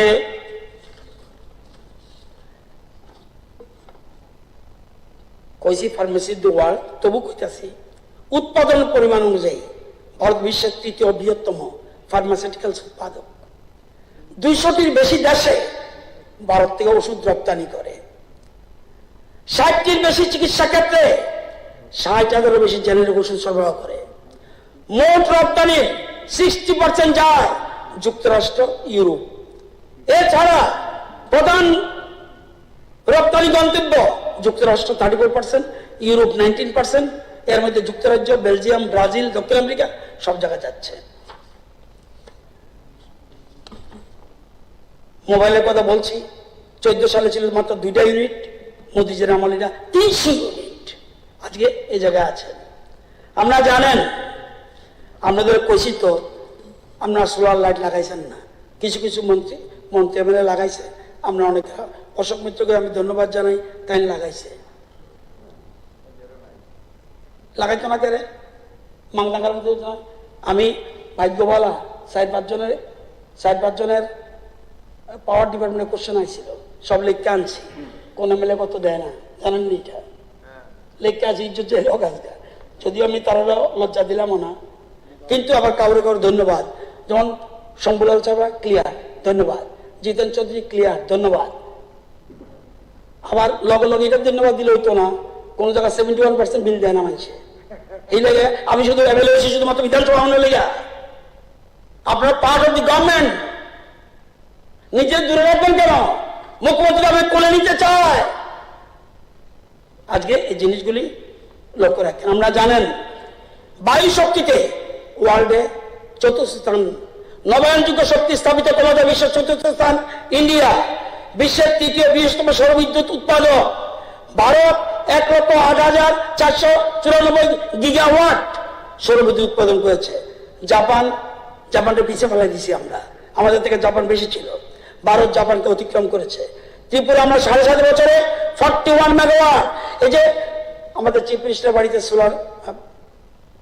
সোলার প্লেন লাগাইছি, এরকম অনেকে বাড়িতে 8 মেগাওয়াট আমার বিদ্যুৎ আমরা উৎপাদন করব। কেন? মাটি নিচে গ্যাস যেতে গেছে, আপনারা জানেন, সবকিছু যেতে গেছে, গ্যাস না থাকলে আমি করতে বিদ্যুৎ আনবেন, এই জন্য আমরা সোলার উপরে গুরুত্ব দিচ্ছি। ভারত এখন অধিকাংশ সৌর সরঞ্জাম দেশে উৎপাদন করছে। ওমকারেশ্বর ফ্লোটিং সোলার পার্ক মধ্যপ্রদেশে এশিয়ার বৃহত্তম ভাসমান সৌর প্রকল্পগুলি একটি, ক্ষমতা 600 মেগাওয়াট। আজকে আমি আপনাদেরকে বলবো যে একটা কথা বলে দিই, সবচেয়ে বেস্ট পারফরমেন্স আমার কথা না, এই যে বয়সটা বেস্ট পারফরমেন্স হইব, কে কইছে? A massive study in America has found that the most productive age in a man's life is 60 to 70, from 70 to 80. বলছে in a man's life is 60 to 70, from 70 to 80, the second most productive age. Third most productive age is 50 to 60. The average age is, the average age of Nobel Prize winner 62. The average age of CEO বড় বড় কোম্পানিগুলির in a Fortune 500 company is 63. The average age of the pastors of the 100 biggest churches in America is 71. The average age is 76. God has designed that the best years of your life are 60 to 80. It is when you do your best work. A study published in NEJM found that at 60 you reach your peak of potential and continue up to 80. So if you are between 60 to 70 and 70 to 80, you have the best and second best years of your life with you. মনে রাখবেন। আজকে তো New England Journal of Medicine সেটা refer করলাম। So all senior citizens need not worry about age at all, be happy, dedicated to all senior citizen. আমি আপনাদের বলবো, সত্যি শুধু বক্তব্যের জন্য বক্তব্য নয়, আমি এত সুন্দর ভাষণ, আপনারা পুরান বইগুলি ভাষণ দেখেন, সবাইকে শ্রদ্ধা করবে, তারা তো গভর্নর, রাজ্য সরকারে লিখে দেয়, বলে দেয়, তারা সেভাবে তৈরি, উনি ওনার পছন্দ মতো চেঞ্জও করে। কিন্তু এত সুন্দর ভাষণ, সবকে নিয়েছে, সবকা সাথ সবকা বিকাশের স্লোগান, এটা আমরা কাদের উপকার করি? আমাদের মেইন টার্গেটকে বলছে আপনাদের সম্বন্ধে বলি, কিছু নষ্ট করেন না। ধ্বংসবাদী সংস্কারক জগতের কোনো উপকারই করতে পারে না। কোনো কিছু একবার ভেঙো না, একবার ধূলিসাৎ করো না, বরং গঠন করো। যদি না পারো সাহায্য করো, যদি না পারো হাত গুটিয়ে চুপ করে দাঁড়িয়ে থাকো, যেমন চাচে চলতে দাও। যদি সাহায্য না করতে পারো অনিষ্ট করো না, চুপচাপ বসে থাকেন না বাড়িতে। ভালো লাগে না বিজেপিকে? ছেড়ে দিন, চুপচাপ বসুন। আমার কথা না, স্বামীজি স্বামীজি এবং শুধু এটা নয়, ওই যে বলছে প্রথম সেন্টেন্সে, বইয়ের প্রথম দ্বিতীয় প্যারাতে আছে দেখবেন, আমাদের মিশন হচ্ছে কি? এক মিনিট দেখেন আমরা কিভাবে কাজ করি। ওই যে কই গেল, ওই যে আমরা অন্তিম ব্যক্তির ডেভেলপমেন্ট করি যে দীনদয়াল উপাধ্যায়, পণ্ডিত দীনদয়াল উপাধ্যায় বলছে আমাদের কাজ অন্তিম ব্যক্তির জন্য। কার কি হবে আমরা জানি না, তাকে আগে উঠিয়ে আনো। খুব সুন্দর স্বামীজি বলছে আমাদের মিশন হচ্ছে অনাথ, দরিদ্র, চাষাভুষা, অন্তিম ব্যক্তির জন্য। আগে তাদের জন্য যদি কাজ করার সময় থাকে তাহলে অন্যরা লেখা করো। যদিও আপনারা এবারে বন্ধ করছেন, ব্যক্তিগত এখন যদিও পূজা করেন মাঝে মধ্যে, তো আমি অনুরোধ করব, এত সুন্দর ভাষণ আজকে আমাদের মাননীয় রাজ্যপাল হাউসে রেখেছেন। আমি আপনাদেরকে বলবো, কি পেয়েছেন আর কি পান নাই এটা বড় কথা নয়, নিজের চেষ্টা কি অর্জন করতে পেরেছেন সেটা বড় কথা। আজকে কমিউনিস্টের কথা বলছেন, কমিউনিস্টের কথা বলতে গিয়ে আপনারা জানেন যে আজকে কোন জায়গায় বিশ্ব যেখানে সমাজতন্ত্র ছেড়ে উন্নয়নের পথে হাঁটছে, সেখানে সিপিএম এখনো পুরনো বই ঘাটছে। কমিউনিজম এমন কেবল ইতিহাসের বইয়ে পড়ার বিষয়, কিন্তু সিপিএম এখনো সেই ব্যর্থ মতবাদ আঁকড়ে বসে আছে। সিপিএম পশ্চিমবঙ্গের রেড জোন বানিয়েছিল, ব্যবসা, চাকরি ও বিলোপ সব কিছু দলবাদী জ্বালিয়ে দিয়েছিল। বামপন্থীরা এতটাই প্রগতিশীল যে জনগণ তাদের ধীরে ধীরে ইতিহাস বানিয়ে দিচ্ছে। Even China has moved beyond communism, but CM is India is still stuck in outdated ideology. CPM criticizes capitalism, but use iPhones, foreign brands, and enjoy elite privileges. What kind of communism is this? তো আজকে চীন, Russia সমস্ত ছেড়েছে, আপনারা আগের জায়গায় আছেন। আমি আপনাদেরকে বলবো, এই যেগুলি অ্যামেন্ডমেন্ট এনেছেন, ঠিক আছে এনেছেন, আমাদের চোখে পড়ে। আমার দপ্তরেও হর্টিকালচারে একটা, এগ্রিকালচারে দুইটা এবং পাওয়ারে দুইটা এনেছেন, দেখেছি আমি। এগুলি করার জন্য করেন, কোনো আপত্তি নাই, মন্ত্রীদের নজরে নেওয়ার জন্য ভালো। কিন্তু এখনো বলছি, আমার মনে আছে বিজেপি আসার আগে এর রাজ্যে লাস্ট বিধানসভা অধিবেশন, আজকের দুজন সাক্ষী বীরজিৎ বাবু আর গোপাল বাবু, ওইখানে আমি বসেছিলাম। তখনকার মুখ্যমন্ত্রীকে বলছিলাম সাবধান হয়ে যান, একটা ছোট্ট বাচ্চার জন্ম নিয়েছে, এ কিন্তু বড় হচ্ছে ধীরে ধীরে। এখনো সময় থাকতে অত্যাচার বন্ধ করুন, নইলে সে কিন্তু এসে দাঁড়ায় বলবে মুখ্যমন্ত্রী তোমার কাপড় কোথায়। সুতরাং আজকের এই অধিবেশনে সবাইকে বলবো গঠনমূলক। আমি আপনারা বললে এই এরকম অধিবেশন আরেকটা সমস্ত মেম্বারদের দেখার সুযোগ করে দিন অ্যাজ এ অডিয়েন্স, তাহলে এই আমাদের স্পোর্টস ডিপার্টমেন্ট এটা অর্গানাইজ করেছিল। আমি সবাইকে বলবো আসুন, পারুন। এখন আমাদের বহু স্কোপ, এই ডাবল ইঞ্জিনের প্লাস, ডাবল ইঞ্জিন না থাকলে পারলাম না, কিন্তু কোনো কারণে যদি কংগ্রেস যাইতে গেল কিচ্ছু করতে পারলাম না। সেজন্য ওইখানেও থাকতে হবে, এখানেও থাকতে হবে। সুতরাং সবাইকে বলি আসুন ত্রিপুরাকে এক জায়গায় বিকশিত ত্রিপুরাতে নিয়ে যাই। আপনাদের সকলের সহযোগিতা চাই। আমার বলার ঢং এরকম কারো ব্যক্তিগত, আর আমি ওই দিন দীপঙ্কর সেনের সেজন্য শ্রদ্ধা করি। 5 মিনিটে এত সুন্দর বলতে পারে একটা ভদ্রলোক, আরে বাপরে বাপ, সবাই বলি একসাথে চলি, ওই coming together, sitting together, thinking together, এটাকে নিয়েই চলতে হবে। আমাদের মুখ্যমন্ত্রী দেখলেন না, আওয়াজ চড়া করে করলেও পরে কিন্তু হাসি মুখে সবাই গ্রহণ করছে। It is beauty. সবাইকে অনেক অনেক ধন্যবাদ, সবাইকে নমস্কার। ধন্যবাদ মাননীয় মন্ত্রী শ্রীযুক্ত রতনলাল নাথ মহাশয়, উনি অনেকক্ষণ সুন্দর ভাষণ দিয়েছেন। এখন আমি মাননীয় সদস্য নির্মল বিশ্বাসকে বলার জন্য বলছি।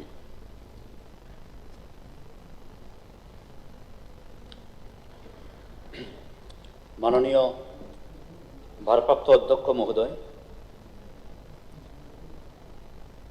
আমাদের বিরোধী বেঞ্চের 12 জন সদস্য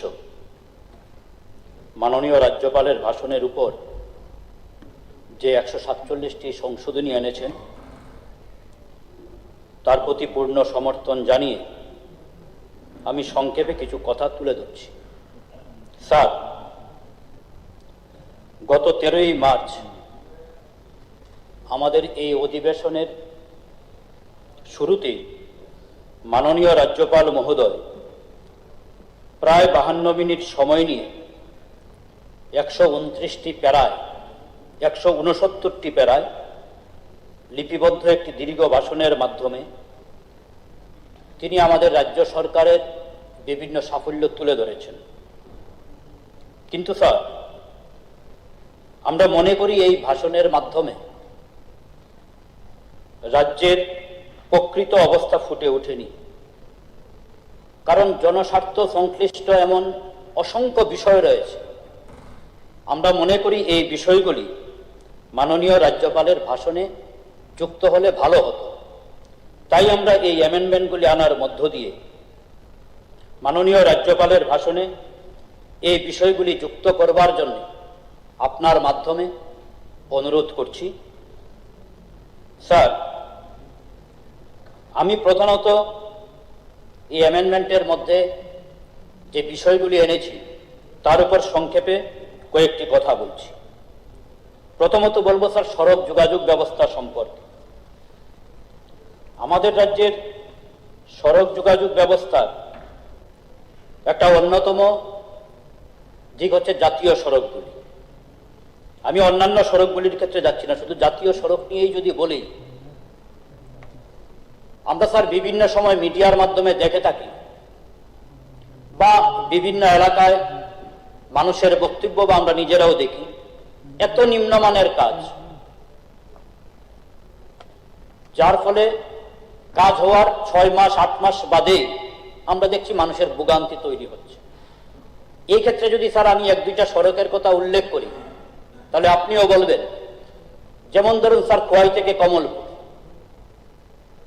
জাতীয় সড়ক তৈরি হলো, প্রচুর টাকা, কোটি কোটি টাকা খরচ করে রাস্তা হলো। রাস্তা তৈরি হওয়ার পরবর্তী সময়ে একটা বর্ষাতেই আমরা দেখলাম রাস্তার একেবারে এবড়ো তেবড়ো চেহারা বেরিয়ে আসছে। এবং গত বর্ষায় জানেন স্যার আপনি, এই রাস্তা মানুষের চলাচলের ক্ষেত্রে প্রচন্ড অসুবিধা হয়েছে। দ্বিতীয়ত বলবো স্যার আমি, জাতীয় সড়কের আরেকটি পার্ট, এখানে মাননীয় রাজ্যপালের ভাষণে বলা হয়েছে যে জাতীয় সড়ক এত কিলোমিটার সম্প্রসারিত হচ্ছে, এই কাজ হচ্ছে। একটি গুরুত্বপূর্ণ সড়ক স্যার, এবং প্রায় সময় সংবাদ শিরোনাম হচ্ছে, সেটা হচ্ছে খোয়াই আগরতলা ভায়া সুবলছি। আজকে কত বছর হয়ে গেল স্যার, আজকে বছরের পর বছর যায়, কিন্তু রাস্তার সেই অর্থে কোনো ডেভেলপমেন্ট আমাদের নজরে পড়ছে না। মূলত পাহাড়ের যে এলাকাটা, সম্পূর্ণ কাজ থমকে আছে। আমি জানি না এবারের বর্ষায় কি হবে। এই গত 4 দিন আগে যখন প্রথম বৃষ্টি হলো, 4 থেকে 5 ঘন্টা সময় গোটা রাস্তাটা বন্ধ হয়ে গেল। এগুলি তো স্যার নিশ্চিতভাবেই আমরা মনে করি যে সরকারের দিক থেকে উল্লেখ করা প্রয়োজন ছিল, যে জাতীয় সড়কের ক্ষেত্রে এই বিষয়গুলি আমরা মনে করি যে মাননীয় রাজ্যপালের ভাষণের মধ্যে যুক্ত থাকলে ভালো হতো। এবং স্যার, এখানে পানীয় জল সম্পর্কে বলা হয়েছে। কিছুক্ষণ আগে মাননীয় মন্ত্রী মহোদয় দীর্ঘ বক্তৃতার মধ্যে এই সরকারের সাফল্যের একটা অন্যতম দিক হিসাবে সেটা বলবার চেষ্টা করেছেন জল জীবন মিশন। কিন্তু স্যার, এটা ঘটনা যে পূর্বতন সরকারের সময়ে এই ক্ষেত্রে যত টাকা এসেছিল, এই সময়ে এই বর্তমান সরকারের সময়ে তার চেয়ে বেশি, কয়েক গুণ বেশি টাকা আসছে। স্বাভাবিকভাবেই যেহেতু টাকা বেশি আসছে এই ক্ষেত্রে সেখানে কাজটা বেশি হবে। কিন্তু আসলে বাস্তব ঘটনা হচ্ছে স্যার, পাইপলাইন সম্প্রসারিত হয়েছে, কিন্তু এখনো প্রচুর গ্রাম রয়েছে, প্রচুর এলাকা রয়েছে, সেখানে জল যায় না। গতকালকে স্যার আমার একটা প্রশ্ন ছিল স্বরাষ্ট্র দপ্তরের কাছে, যে গত 3 বছরে আমাদের রাজ্যে কতটি সড়ক অবরোধ হয়েছে।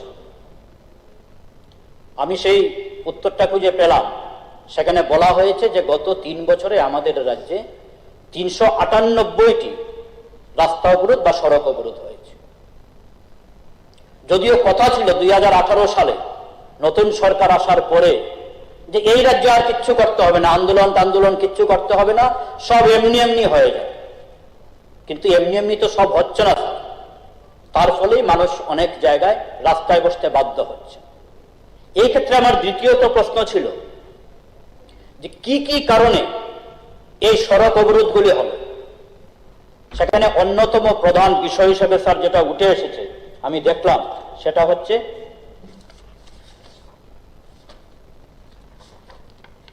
হচ্ছে পানীয় জলের অভাব। সবচেয়ে প্রধানত যে বিষয়টা এখানে উল্লেখ করা হয়েছে, অর্থাৎ এর মধ্য দিয়েই স্যার প্রমাণিত হয় যে আমাদের রাজ্যের বিস্তীর্ণ এলাকায় আজও পরিশ্রুত পানীয় জল একটা সবচেয়ে বড় সমস্যা। এই বিষয়টা যদি মাননীয় রাজ্যপাল মহোদয়ের আলোচনায় সেখানে স্থান পেত, আমরা মনে করি ভালো হতো এবং এটা যুক্ত করা হবে বলে আশা করছি। এখানে স্যার আমি উল্লেখ করেছি যে আমাদের রাজ্যের ছড়া এবং নদীর ভাঙ্গনগুলি সম্পর্কে। গত 2 বছর আগে স্মরণকালের মধ্যে আমাদের রাজ্যে একটা বড় ধরনের বন্যা হয়ে গেল, এবং এই বন্যায় আমরা দেখেছিলাম রাজ্যের একটা বড় এলাকা, বড় অংশের এলাকায় সেখানে প্লাবিত হলো। ছড়ার ভাঙ্গন, নদীর ভাঙ্গন, এর অসংখ্য মানুষের কৃষি জমি,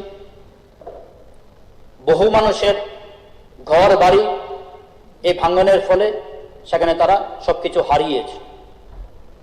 এবং পরবর্তী সময়ে এই বিধানসভায় একাধিকবার আলোচনা হয়েছে এই নদী ভাঙ্গনগুলি সম্পর্কে, এই ছড়ার ভাঙ্গনগুলি রোধ করা সম্পর্কে।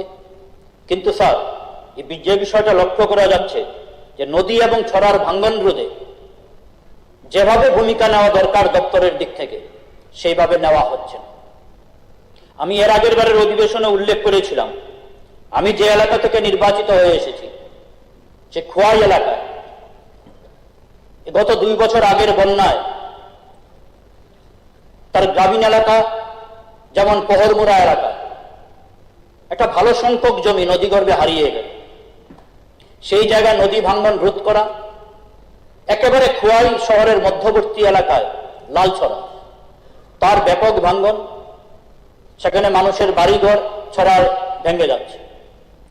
এমনকি সরকারি যে কলেজটা রয়েছে সেই কলেজেরও সেখানে ব্যাপক ক্ষতি হচ্ছে। কিন্তু বছরের পর বছর যায়, এই নদী ভাঙ্গন, ছড়া ভাঙ্গন রোধে দপ্তর থেকে প্রয়োজনীয় উদ্যোগ স্যার আমরা লক্ষ্য করছি না। এবং এটা শুধু খোয়াইয়ের বিষয় না, এটা গোটা রাজ্যের চেহারা। তাই স্যার আমি দাবি করব যে আগামী দিনে ছড়া, নদী ইত্যাদির ভাঙ্গন রোধে সেখানে দপ্তর প্রয়োজনীয় ভূমিকা গ্রহণ করুক এবং মাননীয় রাজ্যপালের ভাষণে এই বিষয়টা যুক্ত করা হোক। স্যার, আমি সেখানে উল্লেখ করবার চেষ্টা করেছি আমার অ্যামেন্ডমেন্টের মাধ্যমে যে রাজ্যের স্কুলগুলির বেহাল অবস্থা, প্রচুর স্কুল বন্ধ হয়ে গেছে এবং স্কুলগুলির সবচেয়ে বড় সমস্যা হচ্ছে শিক্ষক সংকট। আমাদের রাজ্যে এই সময় স্যার স্কুলগুলিতে ছাত্রছাত্রীর সংখ্যা কমছে, সরকারি স্কুলগুলিতে, সরকারি স্কুলের সংখ্যা কমছে, সরকারি স্কুলগুলিতে শিক্ষক কর্মচারীর সংখ্যা কমছে। স্বাভাবিকভাবে বেসরকারি স্কুল বাড়ছে বেসরকারি স্কুলে স্টুডেন্ট বাড়ছে, এটা তো নিশ্চয়ই আমরা কেউ চাই না। আমরা চাই যে সরকারিভাবে গুণগত শিক্ষার মান আরো সম্প্রসারিত হোক। বলা হচ্ছে গুণগত শিক্ষার কথা, কিন্তু স্যার আমাদের রাজ্যে প্রায় 400টি স্কুল বর্তমানে সিঙ্গেল টিচার প্রাইমারি স্কুল। আমার কাছে যে তথ্য রয়েছে, গত 2 বছর আগে 2024 সালে যে 311টি স্কুলে সিঙ্গেল টিচার, বর্তমানে সেটা বেড়েছে। গত কয়েকদিন আগে একটা পত্রিকায় দেখলাম যে এখন প্রায় 400টির মতো স্কুল সিঙ্গেল টিচার দিয়ে চলছে। এটা কিভাবে সম্ভব স্যার? একজন মাত্র শিক্ষক, 1 থেকে 5, 5টা ক্লাস, তিনি ক্লাস করাবেন তো দূরের কথা, নাম ডাকাটাই তো সমস্যা। সেখানে শিক্ষকদের অনেক প্রশাসনিক কাজ করতে হয়, মিড ডে মিলের কাজ করতে হয়, অনেককে আবার বিএলুর কাজ করতে হয়। সে বিভিন্ন ধরনের কাজ করে কিভাবে তিনি ক্লাস করবেন একজন শিক্ষক? সুতরাং স্যার, শুধুমাত্র সিঙ্গেল টিচারের প্রশ্নেই না, আমরা দেখছি যে আমাদের রাজ্যের স্কুলগুলিকে সেখানে পরিচালনা করবার প্রশ্নে দপ্তরের প্রচন্ড ব্যর্থতা রয়েছে। 2018-19 অর্থ বছরের বাজেট এট এ গ্ল্যান্স, সেখানে এডুকেশন ডিপার্টমেন্টে নিয়মিত কর্মচারীর সংখ্যা ছিল স্যার 50,382, আর এবারে বাজেট সেখানে এট এ গ্ল্যান্সে দেখলাম এডুকেশন ডিপার্টমেন্টে যে সংখ্যা উল্লেখ করা হয়েছে তার ফলে 20,000-এরও বেশি সেখানে শুধুমাত্র এডুকেশন ডিপার্টমেন্টে শিক্ষক কর্মচারীর সংখ্যা কমেছে। ফলে স্যার একটা বিরাট সমস্যা ত্রিপুরা রাজ্যে। ফলে এই শিক্ষা দপ্তর সম্পর্কে শুধুমাত্র স্কুল কিছু বন্ধ হয়েছে তাই না, গোটা বিষয়টা সম্পর্কে ভাবনা দরকার। এবং আমরা মনে করি যে প্রকৃত অর্থেই যদি গুণগত শিক্ষা আমরা চাই, তাহলে প্রথমত স্কুলগুলির সেখানে শিক্ষক সংখ্যা বাড়াতে হবে, নিয়োগ করতে হবে, এবং সেই সঙ্গে তার অন্যান্য যে বিষয়গুলি রয়েছে পরিকাঠামোগত দিক, এইগুলির ক্ষেত্রেও আরো বিশেষভাবে যত্নবান হওয়া দরকার। স্যার, আমি সেখানে উল্লেখ করেছি নেশা সংক্রান্ত বিষয়, যে মাননীয় রাজ্যপালের ভাষণে এই বিষয়টা যদি যুক্ত থাকত, যেটা অত্যন্ত উদ্বেগজনক বিষয়। আমাদের রাজ্য ত্রিপুরা, আমরা বিভিন্ন সময় শুনে থাকি যে নেশামুক্ত ত্রিপুরা, নেশামুক্ত ত্রিপুরা, কিন্তু স্যার প্র্যাকটিক্যালি এটা নেশাযুক্ত ত্রিপুরায় পরিণত হয়েছে। আজকে আমাদের রাজ্যে একটি পত্রিকার শিরোনাম দেখছিলাম যে দুর্ভাগ্যজনকভাবে প্রগতির রেল এখন মাদক সম্রাটদের সাম্রাজ্য বিস্তারের হাতিয়ার। এটা ঘটনা স্যার, যে গত 1 মাসে শুধুমাত্র আমাদের আগরতলা রেল স্টেশনে 6 বার 1,000 টাকা, লাখ টাকার মাদক না, কোটি কোটি টাকার মাদক, সেই নেশা সামগ্রী বাজেয়াপ্ত করা হয়েছে। কারা? কিভাবে সম্ভব হচ্ছে? রেলগাড়ি ভর্তি হয়ে আমাদের রাজ্যে এই সমস্ত নেশা সামগ্রী এসে ঢুকছে। ফলে স্যার, এটা অত্যন্ত উদ্বেগজনক বিষয়। এটা বিজেপি, সিপিআইএম, কংগ্রেস বা তীব্রামতার বিষয় না। এটা দল মত নির্বিশেষে আমরা যারা এই রাজ্যের মানুষ, আমাদের সবাইকে স্যার এটা ভাবাচ্ছে। এটা আমাদের ভবিষ্যৎ প্রজন্মকে রক্ষা করবার বিষয়। যে পথে আমরা এগোচ্ছি, এই নেশার হাত থেকে আমাদের রাজ্যকে রক্ষা করতে হবে। একটা অত্যন্ত উদ্বেগজনক বিষয়, কিন্তু আশ্চর্য হলাম মাননীয় রাজ্যপাল মহোদয়ের ভাষণে এই বিষয়টা সেখানে যুক্ত হয়নি। সেখানে শুধুমাত্র সাফল্যেরই দিকগুলি সেখানে বর্ণনা করা হল। স্যার, এই দীর্ঘ ভাষণের 169টি প্যারার মধ্যে 99 নম্বর প্যারায়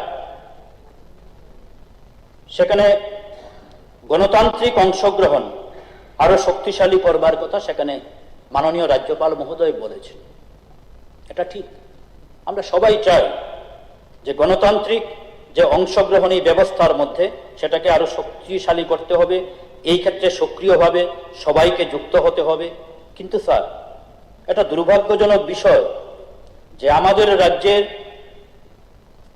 আজ কয়েক বৎসর হয়ে গেল, এই বিধানসভাতেও একাধিকবার আলোচনা হলো, একটা অন্যতম নির্বাচিত সংস্থা এডিসি এলাকার ভিলেজ কমিটি, যে বিষয়টা নিয়ে এখন আদালতে যেতে হয়েছে, সেখানে ভিলেজ কমিটি নির্বাচন হচ্ছে না।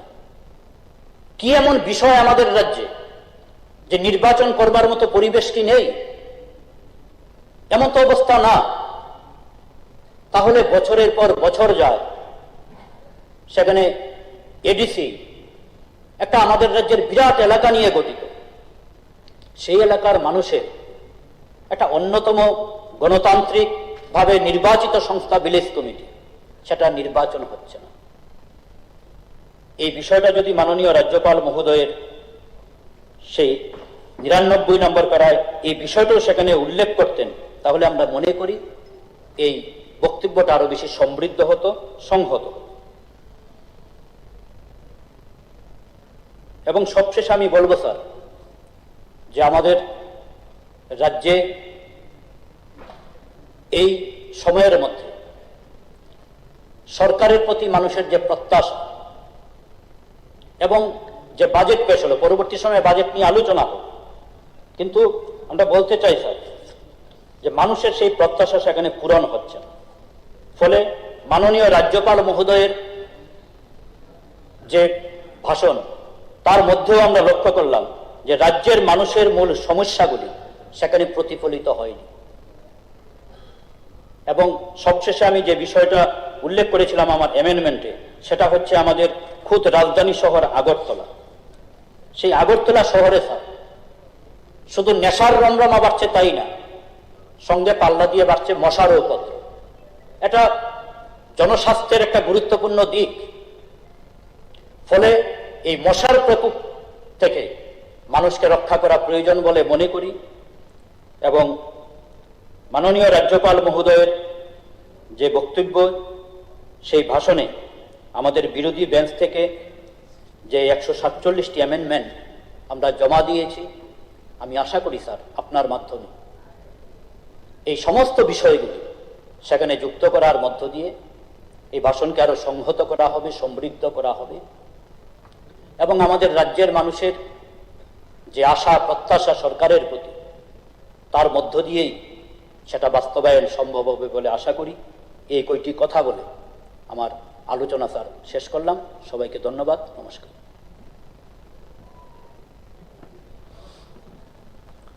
মহামান্য রাজ্যপালের ভাষণের উপর এবার আলোচনা রাখবেন মাননীয় সদস্য শ্রী বিরজিৎ সিনহা মহোদয়। মাননীয় চেয়ারম্যান সাহেব, আমাদের অপোজিশন থেকে মহামান্য রাজ্যপালের ভাষণের উপরে যে অ্যামেন্ডমেন্ট এনেছি, এই বিষয়ে আমি কিছু এখানে হাউসে উত্থাপন করব। এবং আমাদের এই হাউসে পরিষদীয় মন্ত্রী নাতি দীর্ঘ ভাষণ দিয়েছেন, সেখানে অনেক কথাই উঠেছে এবং উনি পরোক্ষে স্বীকারও করেছেন।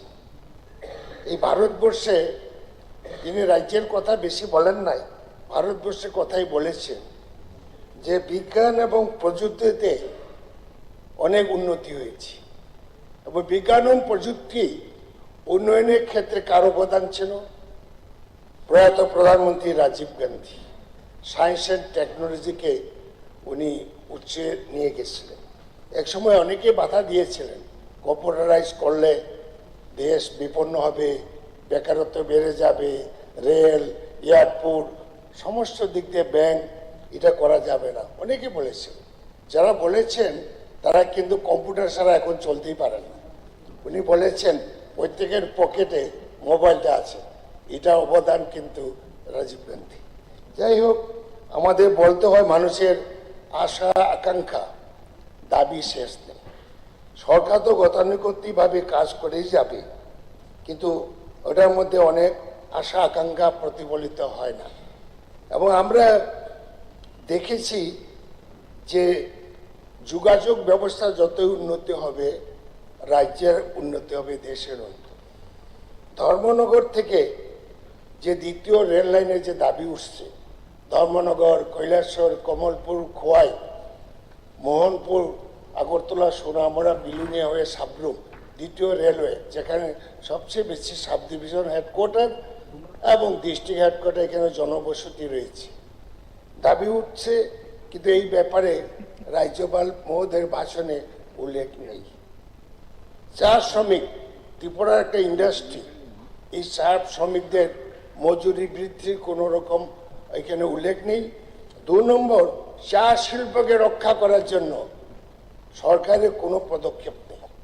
চা শিল্পকে রক্ষা করতে গেলে, কারণ এটা এখানে হাজার হাজার শ্রমিকরা কাজ করছে এবং তারা আজকে অনেক বাগান বন্ধ হয়ে গেছে, পরিত্যক্ত হয়ে গেছে, সরকারের কোনো নজর নেই।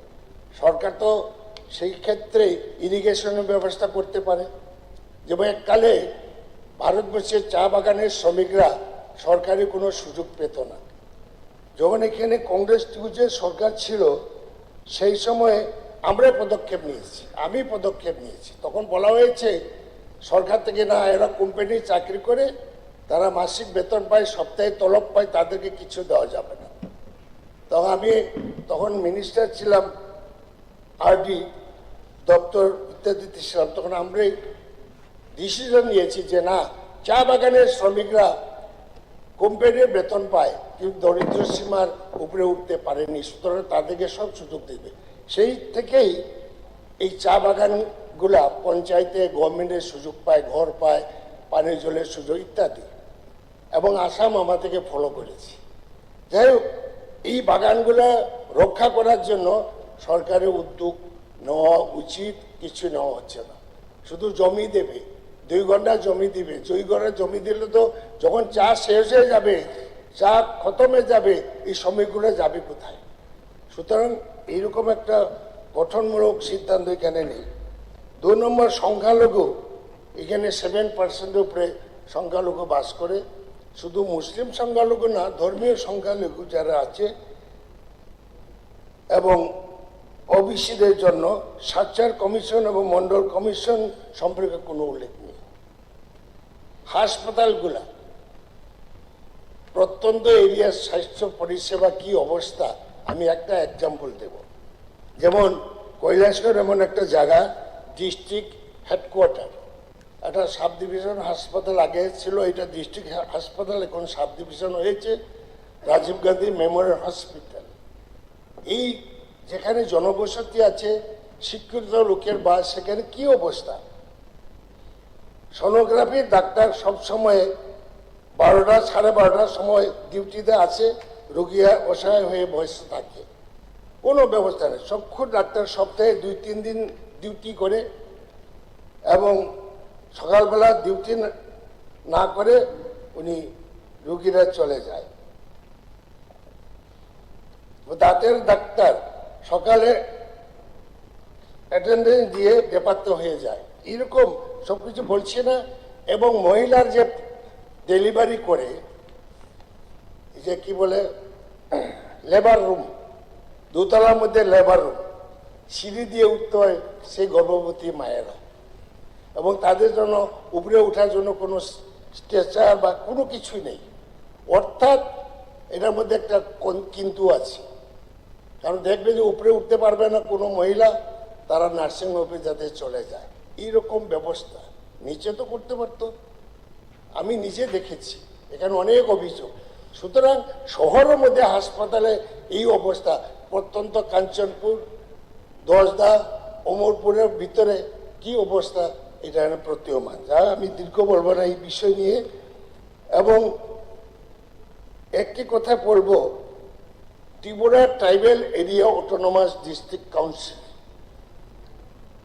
উপজাতিদের আর্থিক সংস্কৃতি সংস্কৃত উন্নয়নের জন্য করা হয়েছে, এবং ভারতের পার্লামেন্টে সর্বসম্মতভাবে এই আইনটা পাস হয়েছে। তদানীন্তন প্রাইম মিনিস্টার ইন্দিরা গান্ধী 6 দল মোতাবেক এই আইনটা প্রডিউস করেছিল, কেউ বাধা দেয় নাই পার্লামেন্টে, এদিন আমিও দেখতে গেছিলাম। কিন্তু এই যে Tripura autonomous district council, Indira গান্ধীর মানসপুত্র বলে আমি বলি, এবং এখন এই এডিসি অন্যান্য রাজ্যের সঙ্গে তুলনা করলেও হবে না। ত্রিপুরার tribal area autonomous district council ত্রিপুরার 3/2 অংশ নিয়ে গঠিত হয়েছে।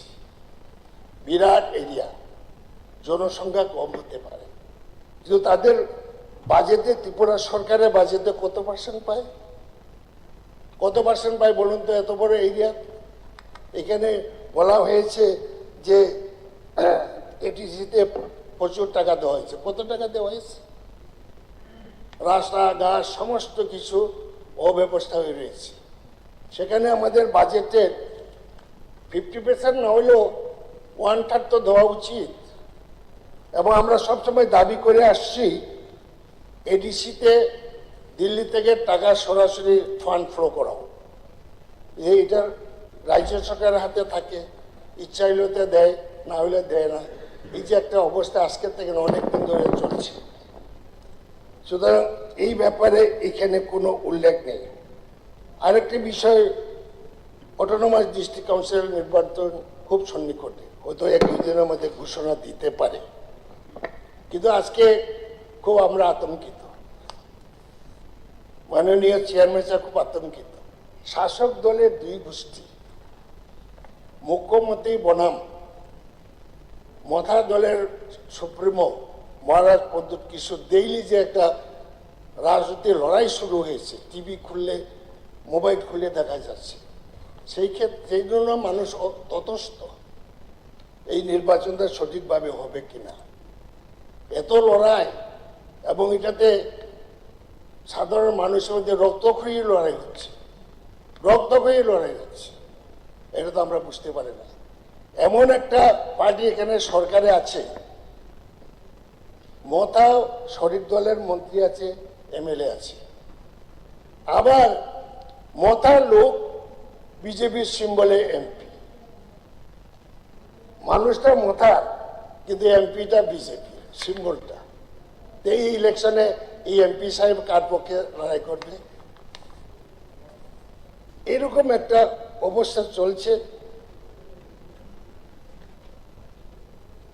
মাননীয় স্পিকার স্যার এখানে পরিষদীয় মন্ত্রী খুব সুন্দর বলেছেন যে আমরা এত লক্ষ মানুষকে 2 টাকায় চাউল দেই, আমরা ফ্রি দেই। কার অবদান?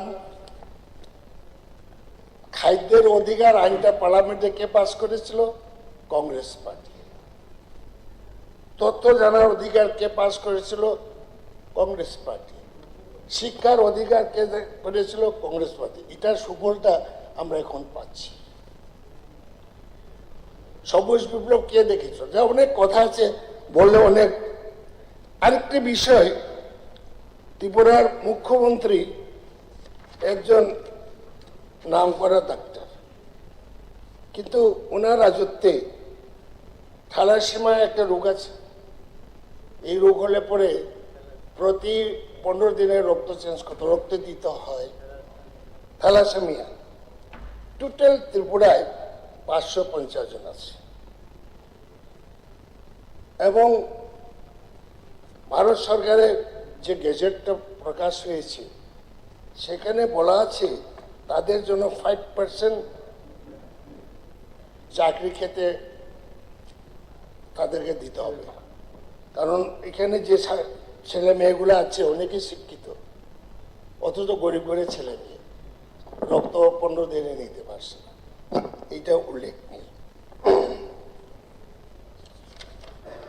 আরেকটি কথা,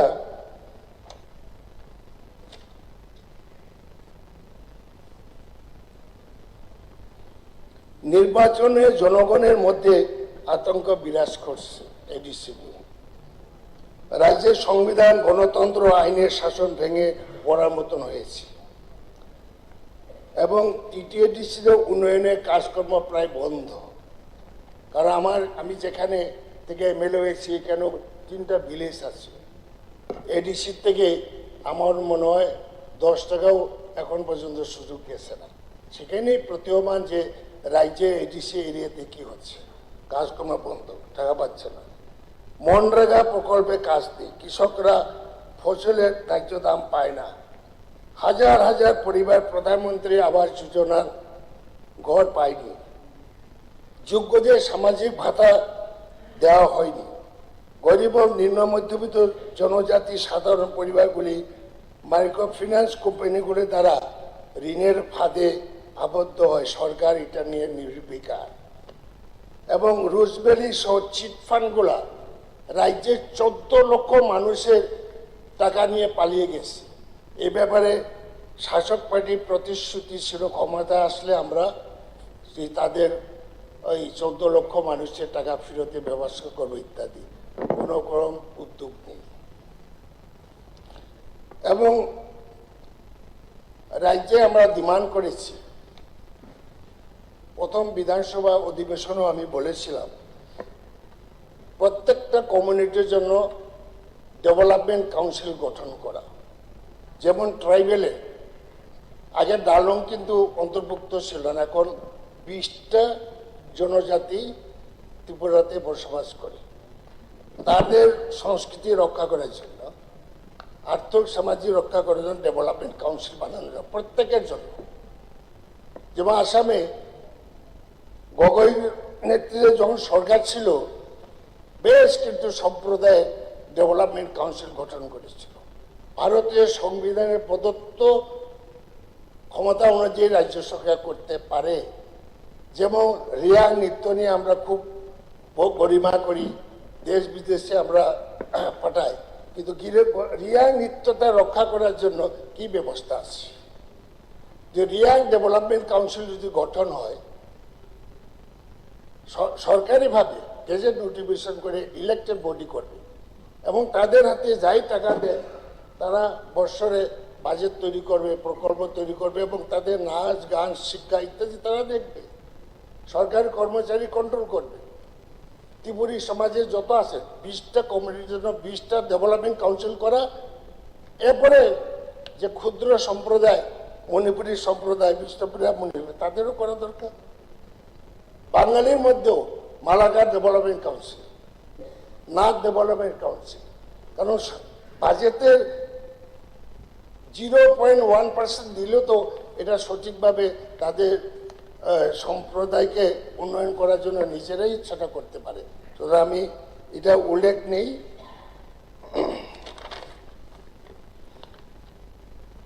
আরেকটি কথা বলতে চাই, রাজ্যে নারী নাবালিকা, শিশুকন্যা খুন, যৌন হিংসামূলক অমানবিক অপরাধমূলক ঘটনা লাগামহীনভাবে বেড়ে চলছে।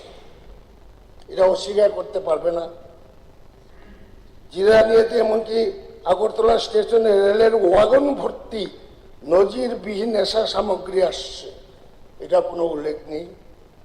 নেশামুক্ত ত্রিপুরা নামে কার্যত রাজ্য নেশায় সমুদ্রে ভাসছে। নেশাকে জাতীয় বিপদ হিসাবে ঘোষণা করে আন্তর্জাতিক প্রচার চক্র ও নেটওয়ার্ককে নির্মূল করা হচ্ছে না, সীমান্ত সুরক্ষিত করা হচ্ছে না। রাজনৈতিক চাপমুক্ত তদন্ত চাই। সরকারি ক্ষেত্রে 61,000-এর উপরে সরকারি পদে নিয়োগ নেই। 2023 সালে বিধানসভা নির্বাচনে স্পেশাল পুলিশ অফিসার পদে 6,062 পদ সৃষ্টি করে বিজ্ঞপ্তি জারি করেছিল গভর্নমেন্ট, কিন্তু আজও কোনো নিয়োগ নেই। সম্প্রতি কমিউনিটি হেলথ গাইড হিসাবে কর্মরত স্বাস্থ্য কর্মীদের বিকল্প কোনো কিছু না করে ছাঁটাই করা হয়েছে। রেগা প্রকল্পে বর্তমানে কাজ নেই। এই বছরে গড়ে মাত্র 30 থেকে 35 দিনও কাজ হয়নি। সামাজিক ভাতা অনেক ক্ষেত্রে বন্ধ হয়ে গেছে। আইন ও সংসদ ভেঙে পড়েছে। রাষ্ট্রবাদীরা, শরিক দলের কর্মীরা, আধিকারিক, সরকারি অফিসার আধিকারিক, বাস্তুকার পুলিশ আধিকারিকদের আক্রমণ করছে। এটা অস্বীকার করার কথা নয়। সরকারি কাজে, উন্নয়নমূলক কাজে বাধার সৃষ্টি করছে, স্বাধীনভাবে কাজ করতে দিচ্ছে না। এইসব ব্যাপারে কিন্তু আমাদের মহামান্য রাজ্যপালের এই যে ভাষণের মধ্যে উল্লেখ নাই। গত 1 মাসে 10 জন খুন হয়েছে। স্বাভাবিক মৃত্যুর ঘটনা, অস্বাভাবিক মৃত্যুর ঘটনা 30টি, ছিনতাই চুরি ঘটনা 27টি, অপহরণ 2টি, শাসক দলে আশ্রিত জমি মবিলের অবাধ অত্যাচারে নাগরিক জীবন জীবিকা বিপন্ন হয়ে আছে। সরকারের সমালোচনা করায় কমেন্ট ক্রিয়েটর মাধবী বিশ্বাস অন্যায়ভাবে জেলবন্দি দিলেন। রাজনৈতিক দলের নেতা ও কর্মীদের বেছে বেছে পরিকল্পিতভাবে বিজেপি আশ্রিত দুর্বৃত্তদের দ্বারা পুলিশের সামনে নৃশংসভাবে আক্রমণ করছে। হাসপাতালে উপযুক্ত নার্স, প্যারামেডিক্যাল ও স্বাস্থ্য কর্মী নেই, বিশেষজ্ঞ চিকিৎসা নেই। এমনকি জিবি হাসপাতালের ট্রমা সেন্টারে কর্তব্যরত ডাক্তার সহ স্বাস্থ্যকর্মীরা বেতন ভাতা পায় না ইত্যাদি। পাশাপাশি দুর্নীতি ও কমিশন বাণিজ্য প্রাতিষ্ঠানিক রূপ পেয়েছে। আমাদের এই হাউসে মাননীয় মন্ত্রী সুধাংশু দাস মহাশয় সরাসরি সংবাদ মাধ্যমে মন্ত্রীদের অবাঞ্ছিত সুযোগ সুবিধা ব্যবহার করে রাজ্যের ঠিকাদার কোম্পানি ও ব্যবসায়ীদের কাছ থেকে সোর্স মানি হিসেবে ঘুষ নেওয়ার কথা নিজেই গর্ব করে বলেছে, কেউ অস্বীকার করতে পারবে না। সংবিধান ও আইন আজ বিজেপির মন্ত্রীরা তোয়াক্কা করেন না। স্বাভাবিকভাবে সোর্স মানি মন্ত্রীকে বরখাস্ত দাবিও উঠেছে। দুর্নীতি প্রতিরোধ আইনানুযায়ী তাকে গ্রেপ্তার করারও দাবি উঠেছে। এক কথায় রাজ্যের সংবিধান, গণতন্ত্র, আইনের শাসন প্রায় ভেঙে পড়েছে। মাননীয় চেয়ারম্যান সাহেব, আরো 1 মিনিট বলে শেষ করব। 2025-এ গন্ডাছড়া, কেটরাবালি, কদমতলা, পেকুরার সাথে রাজ্যের ইতিহাসে নজিরবিহীন একের পর এক সাম্প্রদায়িক হিংসার ঘটনা ঘটেছে। এইসব প্রতিরোধ করার মতন কোনো বক্তব্য এখানে নেই। প্রকৃত অপরাধীদের কোথাও গ্রেপ্তার করা হয়নি, শাস্তি দেওয়া তো দূরের কথা, ক্ষতিগ্রস্ত পরিবারগুলি ন্যায্য ক্ষতিপূরণ পায়নি। এমত অবস্থায় সম্প্রতি 2026-এ শুরুতে এখন প্রতিক্রিয়ায় সাম্প্রদায়িক হিংসার আগুন জ্বলছে। সরকার এখনো নির্বিকার সাংবিধানিক দায়িত্ব পালন করতে প্রায় ব্যর্থ হয়েছে। কারণ সরকারের মদতে আরএসএস, বিজেপি সাম্প্রদায়িক ঘৃণা, বিদ্বেষ চাষ করছে। প্রতিক্রিয়ায় জনপ্রতিনিধি তথা মাননীয় মন্ত্রী নিজেই বিদ্বেষ ছড়াতে ব্যস্ত, এটা তো সবাই দেখেছে। তিনি নিজে এই সাম্প্রদায়িক হিংসামূলক ঘটনার জন্য মনে হয় দায়ী। যাই হোক, শেষ দিকে আমি বলছি, Point of clarification, sir. 1 minute sir. Point of order, sir. মাননীয় সদস্য, সিনিয়র সদস্য বিধানসভাতে এই যে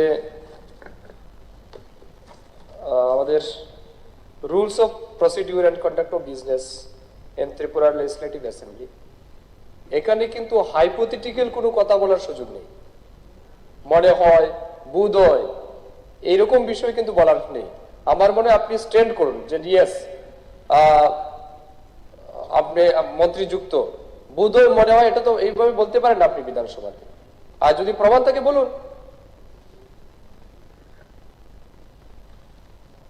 মাননীয় চেয়ারম্যান সাহেব, মিনিস্টার মহোদয় ক্লারিফিকেশন দিতে চেয়েছেন পয়েন্ট অফ অর্ডার, কিন্তু উনি তো বলেছেন অস্বীকার করতে পারবেন না, তো সারা ভারতবর্ষের মানুষ দেখেছে, রেকর্ড রয়েছে। যাই হোক, আজ যখন কগৌরব ভাষাভাষী মানুষ নিজেদের ভাষার ভবিষ্যৎ নিয়ে কথা বলছে, তখন হঠাৎ করে বিদেশি লিপি নয়, দেশীয় দেবনাগরী লিপি, প্রশাসনিক সুবিধা যুক্তি সামনে আনা হচ্ছে। আগরতলা অনুষ্ঠিত উত্তর পূর্ব রাজভাষা সম্মেলনে স্বরাষ্ট্রমন্ত্রী এই দেবনাগরী লিপি চাপিয়ে দেওয়ার প্রয়াস সম্পূর্ণরূপে আরএসএস ও এর ভাবনা প্রসূত, যা তাদের হিন্দি হিন্দু হিন্দুস্তান, হিন্দি হিন্দু হিন্দুস্তান তথা এক কেন্দ্রীভূত সাংস্কৃতিক আধিপত্যবাদী জাতীয়তাবাদী প্রকল্পের অঙ্গ, যা রাজ্যের গণ অসন্তোষের জন্ম দিতে বাধ্য। কারণ ভাষা কোনো রাষ্ট্রের সম্পত্তি নয়, এটি জনগণের মত প্রকাশের অধিকার। এটা মত প্রকাশের অধিকার বা সাংস্কৃতিক বৈচিত্র্যের উপর আক্রমণ। লিপি ঠিক করবে ভাষাভাষী মানুষ। ভাষা প্রশ্নে আরএসএস ও বিজেপি গণতন্ত্রের প্রতি ভণ্ডামি ও বিভাজনের রাজনীতি করছে। রাজ্যের জনগণ অবশ্যই প্রত্যাখ্যান করবে। ভাষাকে নিয়ন্ত্রণ করার চেষ্টা আসলে মানুষকে নিয়ন্ত্রণ করার চেষ্টা। সুতরাং যারা যে লিপিতে করতে চায় সেই লিপিতে দেওয়া উচিত। এত যদি ইংরেজি বিরোধী হয়, আমরা তো ঘুম থেকে উঠে ইংরেজি, সরকারি যে লেনদেন হচ্ছে সব ইংরেজি ভাষায়, এটা বন্ধ করেন। তাহলে হিন্দিতেই শুরু হোক, এটা তো বলবেন না। যার ভাষা তাদের সেই ভাষাই তারা দেওয়া, তারা যা যায়। সুতরাং আমি চেয়ারম্যান সাহেব অনেকক্ষণ সময় দিয়েছেন, শেষে একটি কথা বলে আমি শেষ করব। এই যে ত্রিপুরা মাথার মদতে ত্রিপুরাশা সিভিল সোসাইটি 24 ঘন্টা ত্রিপুরা বন কার্যত ত্রিপাক্ষিক চুক্তি হতাশা থেকে দেখা হয়েছে। আমরা যা মনে করি ওনার যে দেখেছিল ত্রিপাক্ষিক যে চুক্তিটা হয়েছে এটা কি, এটা দাম এখন আমরা বুঝি না। এই হাউসে এটা বিবৃতি দেওয়া উচিত। এটা মাননীয় মুখ্যমন্ত্রীকে স্টেটমেন্ট দেওয়া দরকার।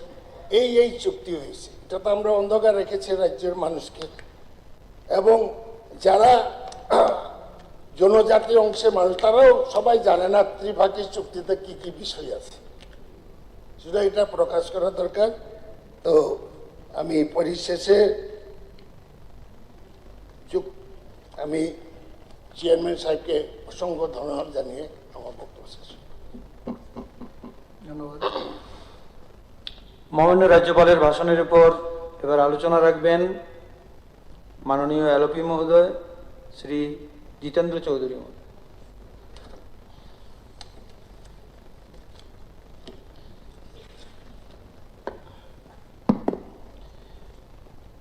মাননীয় চেয়ারম্যান স্যার, আপনাকে ধন্যবাদ সুযোগ দেওয়ার জন্য। স্যার, গত 13 তারিখে মাননীয় রাজ্যপাল মহোদয় এই হাউসে গত 1 বছর সময়কাল 2025 ইংরাজিতে রাজ্য সরকারের অধীনে যে সমস্ত কাজকর্ম হয়েছে, রাজ্য সরকারের তাদের দৃষ্টিতে যেটা অভূতপূর্ব সাফল্য হিসাবে তারা মনে করেছেন, মাননীয় রাজ্যপালের বক্তব্যের মধ্য দিয়ে সেগুলো তুলে ধরা হয়েছে। স্যার, এটা বলার আগে একটা কথা বলিনি আমি। মাননীয় রাজ্যপাল সেদিন শুরুতে ককবরকে একটা সেন্টেন্স এবং তারপর পুরো বক্তৃতা বাংলায় তিনি রেখেছেন, অভূতপূর্ব। আমি বলবো, হ্যাঁ ঠিকই, মাননীয় সংসদীয় মন্ত্রীও বলেছেন যে দারুণভাবে তিনি এই বক্তব্যটা পেশ করেছেন। অনেকে এরকমভাবে ভাষা না বুঝলেও অন্যভাবে অন্য লিপিতে লিখে, নিজের লিপিতে লিখে এটা বলেন, কিন্তু তার যে উচ্চারণ ইত্যাদি বা এই ভাব প্রকাশ এটা সবসময় হয় না। কিন্তু সেদিন মাননীয় রাজ্যপাল মহোদয় তিনি দারুণভাবে এটা করেছেন। সত্যি আমিও অভিভূত। এই জন্য মাননীয় রাজ্যপাল মহোদয়কে আমাদের হাউসের তরফ থেকে ধন্যবাদ। কিন্তু স্যার, তার ভাষণ দেওয়াকে ধন্যবাদ জানালে যে ভাষণ এখানে প্রস্তুত করা হয়েছে ভাষণ খারিজ হোক এটা বলবো না, আমরা কিছু অ্যামেন্ডমেন্ট দেওয়ার মধ্য দিয়ে সরকার তারা যেমন গাছের উপরে থেকে সব দেখছেন, সবটা ঠিক সেরকমভাবে নিরীক্ষণ করতে পারেন না। মনে হচ্ছে তারা যেভাবে কাজ করছেন সবটাই যেন একেবারে নিখুঁত, জনগণ এটা মেনে নিচ্ছেন না। বাস্তবের মাটিতে জনগণের অনুভূতি কি এবং সেই কাজকর্মগুলো কিভাবে হলে পরে এটা আরো বেশি ইনক্লুসিভ, আরো বেশি আমাদের সার্বিক উন্নয়নকে ত্বরান্বিত করতে পারে, সকল অংশের মানুষ এটাকে ওন করতে পারে, অর্থাৎ এটা আমাদের। কাজে সে সমস্ত বিষয়ে সরকার তার আগামী দিনের কাজকর্মগুলোতে যাতে তারা একটু সেভাবে সতর্ক হতে পারেন, আরো বেশি নিজেদেরকে তৈরি করতে পারেন, সে উদ্দেশ্যেই একটা গঠনমূলক উদ্দেশ্য নিয়ে আমাদের এই অবতারণা। তো এই ক্ষেত্রেতে বিরোধী বেঞ্চের তরফ থেকে অনেকগুলো অ্যামেন্ডমেন্ট দেওয়া হয়েছে। আমি সেগুলোর পক্ষে সব কথা বলবো না, আমি যে বিষয়গুলা দিয়েছি তার উপরেই কয়েকটাতে আমি স্ট্রেস করতে চাই। স্যার, এখানে প্রথমেই বলে রাখি, আজকে সম্ভবত বিকালবেলা 4টার সময়তে আমাদের স্টেট ইলেকশন কমিশন আমাদের রাজ্যের একটা গুরুত্বপূর্ণ সাংবিধানিক প্রতিষ্ঠানের নির্বাচন ঘোষণা করবেন। লোকসভা, বিধানসভা, তারপরেই এই Tripura tribal areas autonomous district কাউন্সিলের তার গুরুত্ব এটা শুধু এডিসি এলাকার জন্য নয়, গোটা ত্রিপুরা রাজ্যের বিকাশ যদি আমরা ঘটাতে চাই, এটা আমাদের মাননীয় মুখ্যমন্ত্রী মহোদয়ও বলেন না তা নয়, কিন্তু স্যার এই Tripura tribal areas autonomous district সম্পর্কে একটা শব্দ উচ্চারণ হয়, তার মধ্য দিয়েই যে সরকারের দুর্বলতা এই অঞ্চলে রাজ্যের পশ্চাৎপদ অংশ এলাকা হিসাবেও এবং আর্থ সামাজিক সাংস্কৃতিক হিসাবেও এই অঞ্চলে যারা বসবাস করেন তাদের এই দুর্বলতা থেকে তাদেরকে তুলে আনার জন্যই সংবিধান সংশোধন করে ত্রিপুরা রাজ্যের মধ্যে ষষ্ঠ তফসিল মোতাবেক এই স্বশাসিত জেলা পরিষদ তৈরি হয়েছে এবং অনেকগুলো প্রভিশন এবং একটা শব্দ সেখানে যুক্ত করা হয়েছে, অটোনমাস, স্বশাসিত, সাক বাই নাইকল সাক, বাট তার কোনো উল্লেখ নেই। এটা কি ব্যর্থতা, না এডিসিকে সম্পূর্ণভাবে এডিসির প্রতি উদাসীনতা? এডিসির প্রতি উদাসীনতা মানে হলো ত্রিপুরা রাজ্যের 1/3 অংশের মানুষ তাদের প্রতি অন্যায়, তাদের প্রতি উদাসীনতা। স্যার, এখানে মাননীয় বিরোচিত বাবু বলেছেন এবং মাননীয় নির্মল বিশ্বাস মহোদয় বলেছেন যে এডিসি এলাকার ভিলেজ কমিটি তার মেয়াদ শেষ হবার পর আরো প্রায় 5 বছর হতে চলেছে। এটা শুধু দুর্ভাগ্যের না, অতি লজ্জার। এ রাজ্যের একটা রাজনৈতিক দলের এবং সেই দল আবার সরকারের শরিক ত্রিপুরামথা দলকে আমি ধন্যবাদ জানাবো। তারা শরিক দল হয়েও শরিক দলের এই অযাচিত, অগণতান্ত্রিক, অসাংবিধানিক ভাবে এই তাদের দৃষ্টির কারণে সুপ্রিম কোর্ট অব্দি যেতে হয়েছে। এটা সামগ্রিক ব্যর্থতা নয়, এটা এই রাজ্যের 14-15 লক্ষ ট্রাইবেল অংশের মানুষ এবং এডিসি এলাকার প্রতি চরম যে তাদের প্রতি যে অন্যায় নয়, তার সাথে স্যার এখানে ট্রাইবেল ওয়েলফেয়ার ডিপার্টমেন্ট মাননীয় মন্ত্রী মহোদয় আছেন খানাদি স্যার, যে Tripura tribal area autonomous district council এটা আলাদা একটা সাংবিধানিক সংস্থা হলেও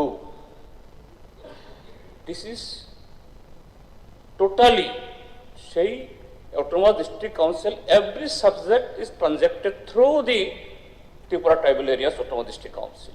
তার বাজেট, তার বিল এবং সবকিছু ক্যাবিনেটের ভেতরে, সরকারের ভেতরে according to the rules of business, tribal welfare minister is the custodian of the Tripura tribal areas autonomous district council. তিনি সরকারকে এই এডিসির সমস্ত জ্বালা যন্ত্রণা সুখ দুঃখের কথা অবহিত করবেন। তিনি যে সরকারের ভিতরে, ক্যাবিনেটের ভিতরে টিটিএডিসির হয়ে তিনি ফাইট করবেন। কিন্তু স্যার আমার মনে হয়েছে, এই মাননীয় মন্ত্রীকে খুব বিনয়ের সাথে বলবো, তিনি এই ক্ষেত্রেতে তার দায়িত্ব পালনে সম্পূর্ণভাবে সেই জায়গাতে উদাসীন। এখানে বলছি, আমি এই ইয়েগুলো আনিনি, আমি অনেকগুলো প্রশ্ন দিয়েছিলাম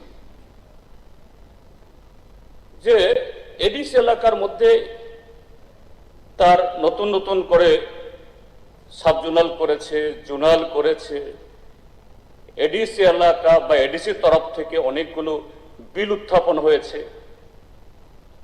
এডিসি এলাকা বলছে বারবার তারা এডিসি তরফ থেকে তারা টাকা পাচ্ছে না। What is the status of this matters? Sir, আপনি তো মাননীয় চেয়ারম্যান, আপনি টোটাল এই সেক্রেটারিয়েট ইয়াতে কেবল অ্যাসেম্বলির সেক্রেটারি সম্পর্কে হয়তো জানেন না, কিন্তু আপনার মাধ্যমে বলছি, সিন্স ইউ আর চেয়ার এবং সেক্রেটারির মধ্যে শুনছেন, এডিসি রিলেটেড প্রায় সমস্ত আমার কোশ্চেন ডিসঅ্যালাউড এবং কতগুলো রুলস দেখানো হয়েছে। আমি বলবো, যদি অ্যাসেম্বলি সেক্রেটারি এই কাজটা করে থাকে, assembly secretary, additional secretary, joint secretary এখানে বসে আছেন, তারাও শুনছেন হোয়াট ইউ আর ডুইং।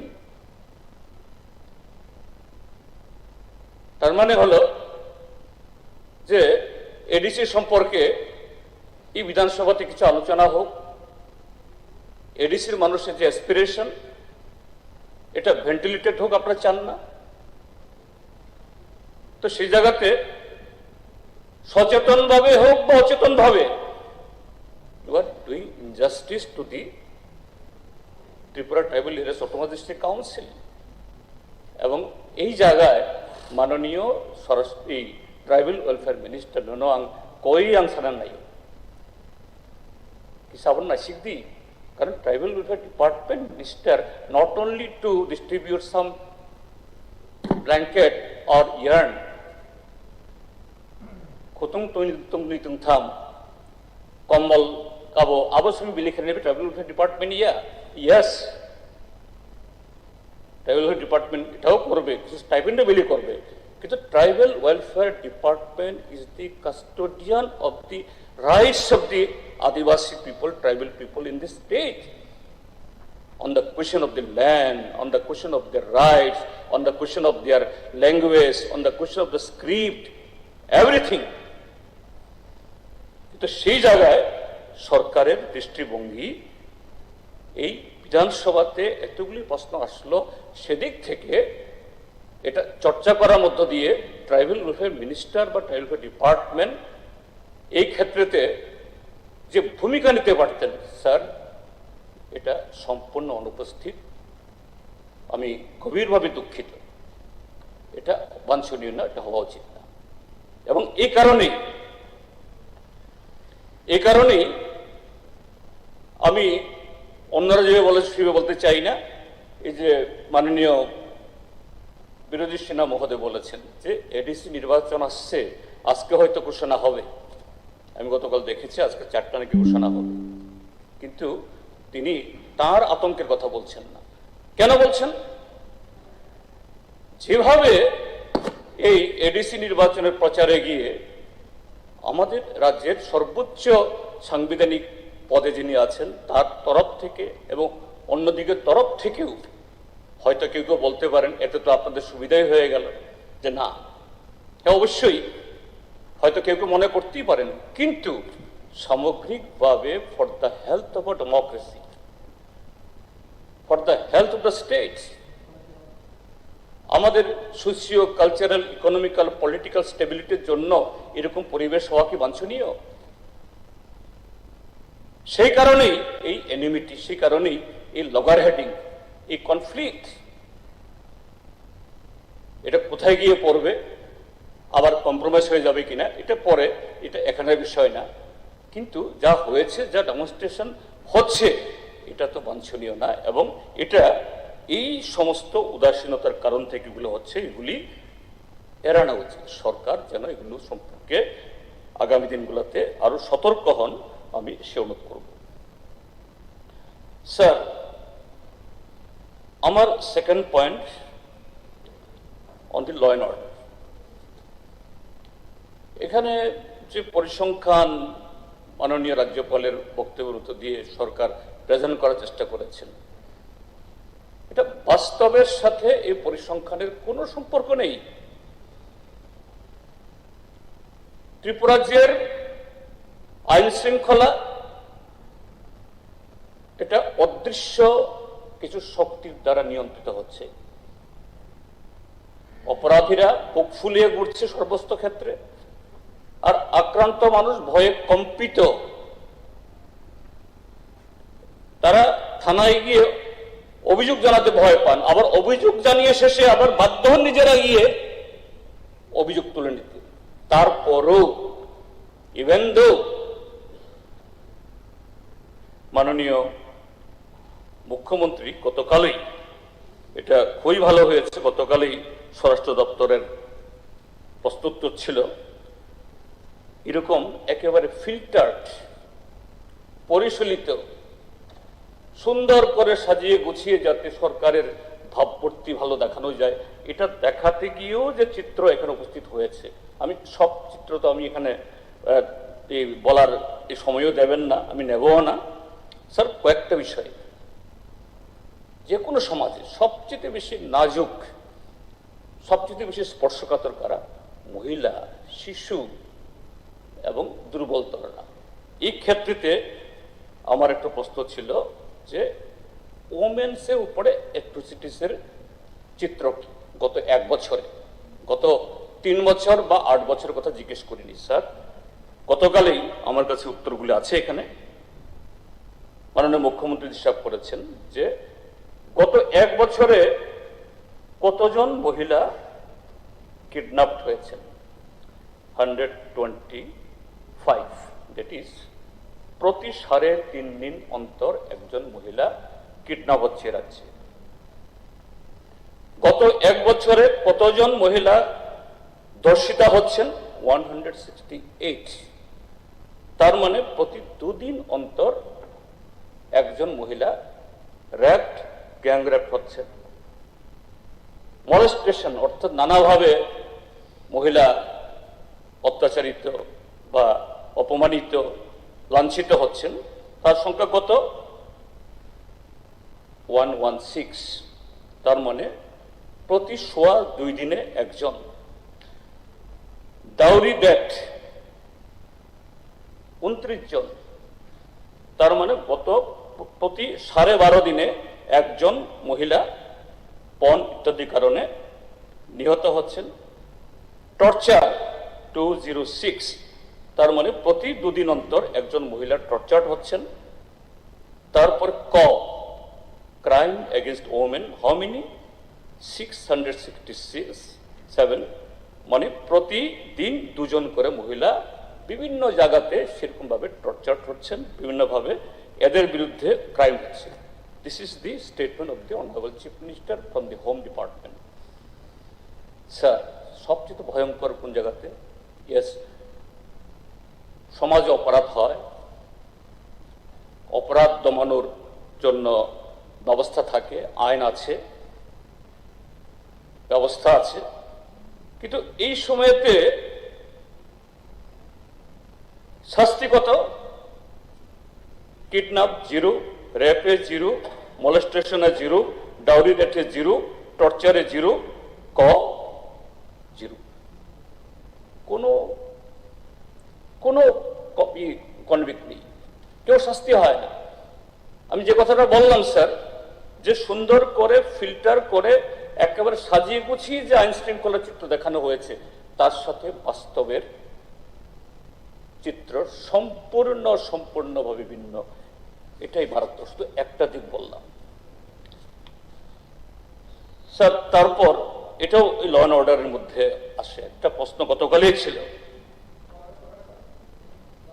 কিসের পয়েন্ট অফ অর্ডার এখানে?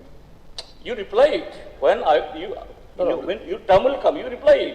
এখানে পয়েন্ট অফ অর্ডার তো হয় না এই জায়গাতে। I have simple point of order. You have made your statement না that যে রাজ্যে একটাও রেপ কেস কনভিক্টেড নেই। তো আমার বক্তব্য আপনার কাছ থেকে জানতে চাই, যেগুলি কি কেস কমপ্লিট হয়ে গেছে, তারা কি মুক্ত হয়ে গেছে নাকি আন্ডার ট্রায়াল, কোনটা? না এটা সাবজুডিস? আমি মানে honourable minister, please kindly go through the answered yesterday table in the house by the honorable chief minister. You go through the by that. Of course, কতগুলি কেস থাকতেই পারে, কেস রেজিস্টার্ড হতে পারে, তার মানে কি যে কনভিক্ট হবে না বা সাজা হবে না, এটা কথা না। Why you are misguiding the house? I am not misguiding. You are misguiding that. You cannot misguide the house like this. Sir, you cannot misguide the house. হতে পারে না, এবার ইন্টারাপশন হতে পারে না। কেসে মুকুব হয়ে গেছে, এটা হতে পারে নাকি? আরে এটা কি কথা? চিফ মিনিস্টার যা বলেছে তাই বলছি আমি। নাম্বার দিতে পারে আপনাকে, এতগুলো কেস হয়েছে। আরে it doesn't mean that they all free from the case. You go through the statement. You cannot misguide the house. Are what you are misguiding? How? Every time you are misguiding. How? Are that How? way? You have no right to intervene to me here. Honorable Chief Minister has replied during the question hours how many cases has been registered. It doesn't mean that all the victim they will not get the justice. I will give you this paper. You go through it. You please. মুখ্যমন্ত্রী সাহেব কি করে আপনাকে নাম্বারটা কি করে দিল? Case register হয়েছে বলে তো নাম্বারটা দিয়েছে। মুখ্যমন্ত্রীকে জিজ্ঞেস করো, এটা আপনাদের সামনে যে কেস রেজিস্টার হয়নি। You take it. You take it and return me. আপনি গো থ্রু এই সময় পড়ুন, পরে আমাকে রিটার্ন করুন। স্যার, ল্যান্ড মাফিয়া এরকম একটা প্রশ্ন ছিল গতকাল। বলেছে 109 জন। এটা 109 জন না স্যার। এই রাজ্যের মধ্যে এখন কোথাও যদি জমি বিক্রি হয়, বিক্রেতার পয়সা দিতে হয়, যে ক্রয় করেন তাকে দিতে হয়, ফ্ল্যাট করবেন দিতে হয়, বাড়ি মেরামত করতে ইট কিনবেন, সিমেন্ট করতেন, এখানে গিয়ে হাজির হয়। এই পরিবেশ আগরতলা শহর থেকে শুরু করে অনেকগুলো জায়গাতে। আমি এটা বলছি এই কারণে, এগুলো দেখুন। আরে আলটিমেটলি কালকেই আমরা এই সমাজের মানুষ, কালকে আমরা সবাই এমএলএ থাকবো না, মন্ত্রী থাকবো না, পাবলিক হয়ে যাব। ঠিক আছে, তা আপনারা ঠিক করবেন এগুলো? ঠিক আছে, আমরা শিখে গেছি, আপনি ঠিক করবেন তো? এই জন্য তো আপনার দিকে গেছেন। স্যার, আরো একটা ঘটনা স্যার, যে এই রাজ্যের যে আইন শৃঙ্খলা কোথায় নেমেছে।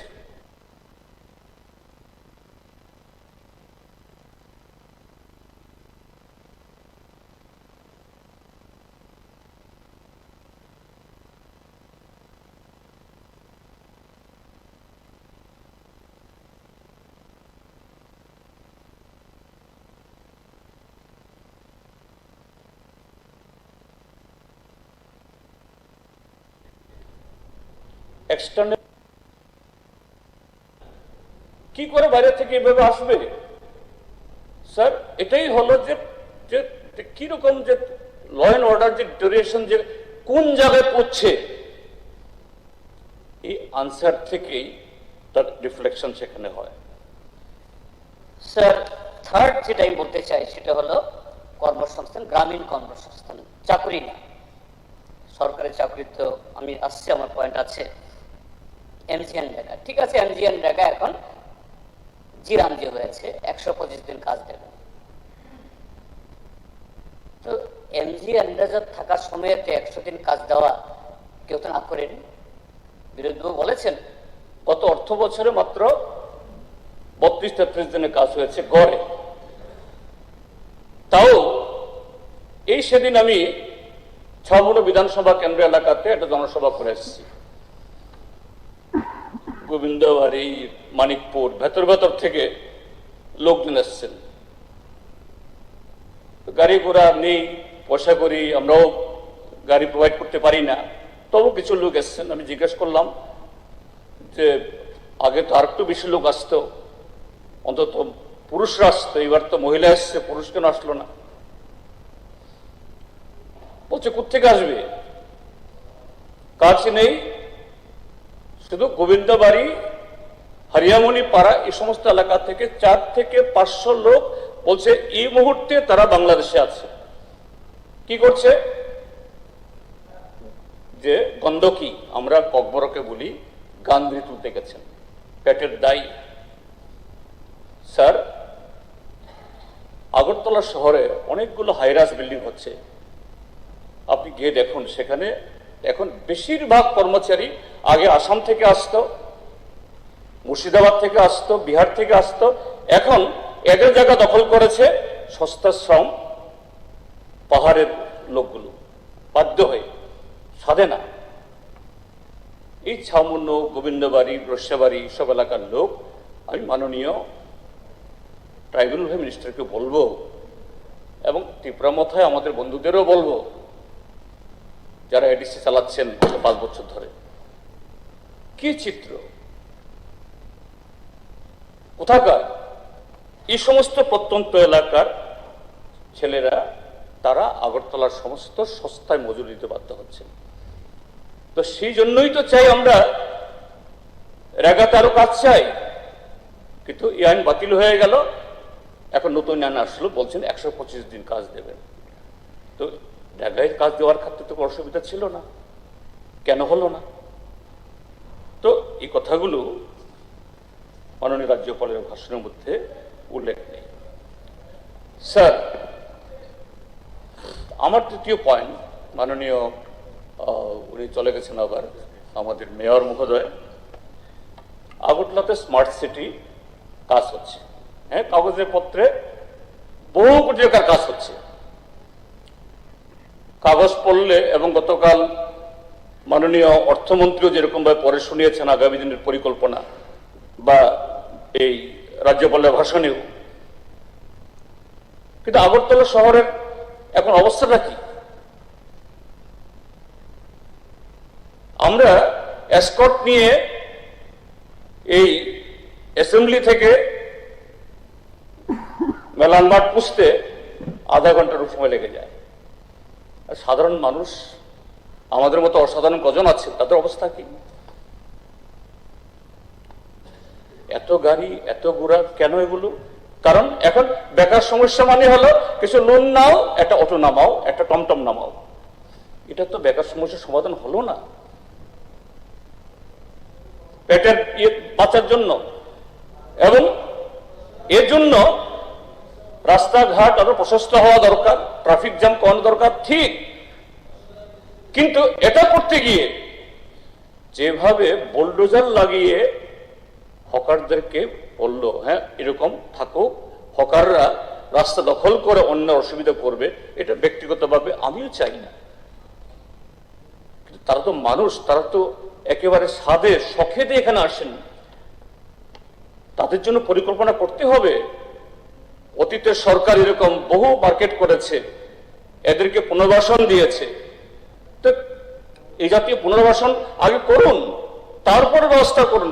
তার সাথে যাতে গ্রামের লোকরা এইভাবে পেটের দায়ে আগরতলা শহরে এইভাবে ভিড় না করতে হয়, এর ব্যবস্থা করুন। রেগার কাজ দিন, টুয়েপের কাজ দিন, কর্মসংস্থার ব্যবস্থা করুন, এগুলোর কোনো ব্যবস্থা নেই। এবং এই ঘটনার জন্যই আমরা দেখি মাঝে মধ্যেই খুবই দুঃখজনক অমানবিক কতগুলো খবর আমরা পড়তে বাধ্য হই, যে পেটের দায়ে সন্তান বিক্রি করে। কদিন আগেও মহকুমাতে হয়েছে, একটা হয়েছে। তো এগুলো দেখার জন্য বলছি। স্যার, তারপর আমি যেটা বলতে চাইছি সেটা হলো হসপিটাল। হ্যাঁ, এখানে বাজেট প্রস্তাবেও বিশ্বমানের হবে এবং মাননীয় মুখ্যমন্ত্রী তিনি তো বহু দপ্তরের দায়িত্বে, তিনি সব দপ্তর কটা দপ্তর সেটা জানি কিনা জানি না, ঠিক আছে, বলছেন যে না আমরা এই করছি সেই করছি, এবং 18-র আগে নির্বাচনের প্রতিশ্রুতিতে তারপরও বড় বড় গলায় ছিল উদয়পুরে মেডিকেল কলেজ হবে, ওই ইয়াতে ধলাই মেডিকেল কলেজ হবে, এইমস হসপিটাল হবে, জায়গা টাকাও দেখেছে, টাকাও এসছে, বিধানসভা রেকর্ড খুঁজলে পাবেন স্যার। কিন্তু অবস্থাটা কি? হসপিটালে ওই হায়দ্রাবাদ বেঙ্গালুরু থেকে মাঝে মধ্যে 2-4 জন super surgery surgeon, super speciality চিকিৎসা হলো, 2-একটা অপারেশন হলেই তো এটা আমাদের এখানকার পার্মানেন্ট পরিষেবা হয়ে যায় না স্যার। এই জন্য গভর্নমেন্টকে বলবো যে এই সমস্ত লবসাইডেড ডেভেলপমেন্টটা না দেখিয়ে প্রকৃত, হ্যাঁ, সুপার স্পেশালিটি দরকার, কিন্তু তার আগে এই স্বাস্থ্য ক্ষেত্রে একটা সর্বজনীন কথা আছে যে ট্রিটমেন্ট, অর্থাৎ treatment is better than prevention is better than cure, অর্থাৎ বড় রোগ ধরার আগেই এটাকে আটকানোর জন্য একদম প্রাথমিক স্তরে, গ্রাম স্তরে, সেই জায়গাতে হেলথ সেন্টারগুলো এটাকে আরো ভাইব্রেন্ট করুন, আরো বেশি অ্যাক্সেসিবল করুন। কিছু ইন্স্যুরেন্সের ব্যবস্থা করা হলো, কয়টা ইন্স্যুরেন্স কার্ডের মাধ্যমে সুযোগ পাচ্ছে মানুষ, তাহলে সেই জায়গায় দাঁড়িয়ে একটা স্বাস্থ্য ব্যবস্থায় একটা সেরকম বুনিয়াদি থেকে উচ্চ স্তর অব্দি এই ব্যবস্থা যদি না করা যায়, তাহলে এটা তো সমস্ত যে বাগাড়ম্বর হয়ে যাবে, এবং বাগাড়ম্বরই হচ্ছে ত্রিপুরা রাজ্যের মধ্যে। স্যার, তারপর বলছি যে আমাদের সরকার বলেন আমরা সবকা সাথ, সবকা বিকাশ, সবকা বিশ্বাস, খুব সুন্দর স্লোগান, সত্যি মাহির স্লোগানে আপনাদের সাথে কম্পিটিশনে কেউ পারবে না, পৃথিবীতে কেউ পারবে না, ভারতবর্ষের তো প্রশ্নই ওঠে না। না না, চাই না, আপনাদের অনেক পেছনে, আরে বাবা, তাই না, কোথায় লাগবেই না। কিন্তু এখানে বলা হয়েছিল যে না, এই ত্রিপুরাজ্য থেকে কন্ট্রাকচুয়াল, পার্ট টাইম, ডিআরডব্লিউ এই শব্দগুলি তুলে দেওয়া হবে ত্রিপুরাজ্যের মধ্যে, শব্দগুলো আর কেউ উচ্চারণ করবে না স্যার। তারপরও সর্বশিক্ষা অভিযান তারা কোর্টে রায় পেল, ফিক্সড পে আজকে সকালটা তুলেছি আমি, কোর্টের অর্ডার পেল যে তাদের কিভাবে বঞ্চিত করা, এটা অসাংবিধানিক। যে জায়গাতে আপনারা একবারই বলেছিলেন এগুলো থাকবে না, প্রথম বছরে 50,000, তারপর আরো কত, আজকে কেন কোর্ট ভার্ডিক্ট দেওয়ার পরও আবার আপনারা গিয়ে এসএলপি করছেন সুপ্রিম কোর্টে গিয়ে? আপনাদের সেই মুখগুলাকে তখন কোথায় রাখিয়েছিলেন, আজকে কেন এই অবস্থা? স্যার, এই সমস্ত ক্ষেত্রেতে সরকার একটু আমাদের সামনে বলা দরকার নেই, রিপ্লাই বলা দরকার নেই, কিন্তু আমি বলবো ট্রেজারি বেঞ্চকে, মন্ত্রিসভার সদস্যদেরকে, প্লিজ একটু সেলফ ইন্ট্রোস্পেকশন করুন। দেওয়ালে কিন্তু সব লেখা হচ্ছে স্যার। তারপর যেটা বলতে চাইছি যে ফ্রিডম অফ প্রেস, আমি দেখলাম এই গত কদিন আগে আমাদের সাংবাদিক বন্ধুরা তারা আগরতলা শহরে একটা বিশাল একটা সভা করেছে।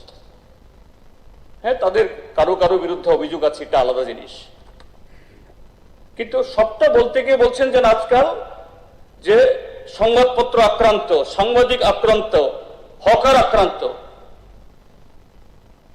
কি অবস্থা। হ্যাঁ, তো মার্ডার হয়েছে কিভাবে সুপ্রিম কোর্টে তো আপনি বলেছেন ইয়েতে সিবিআই কোথায় এখন?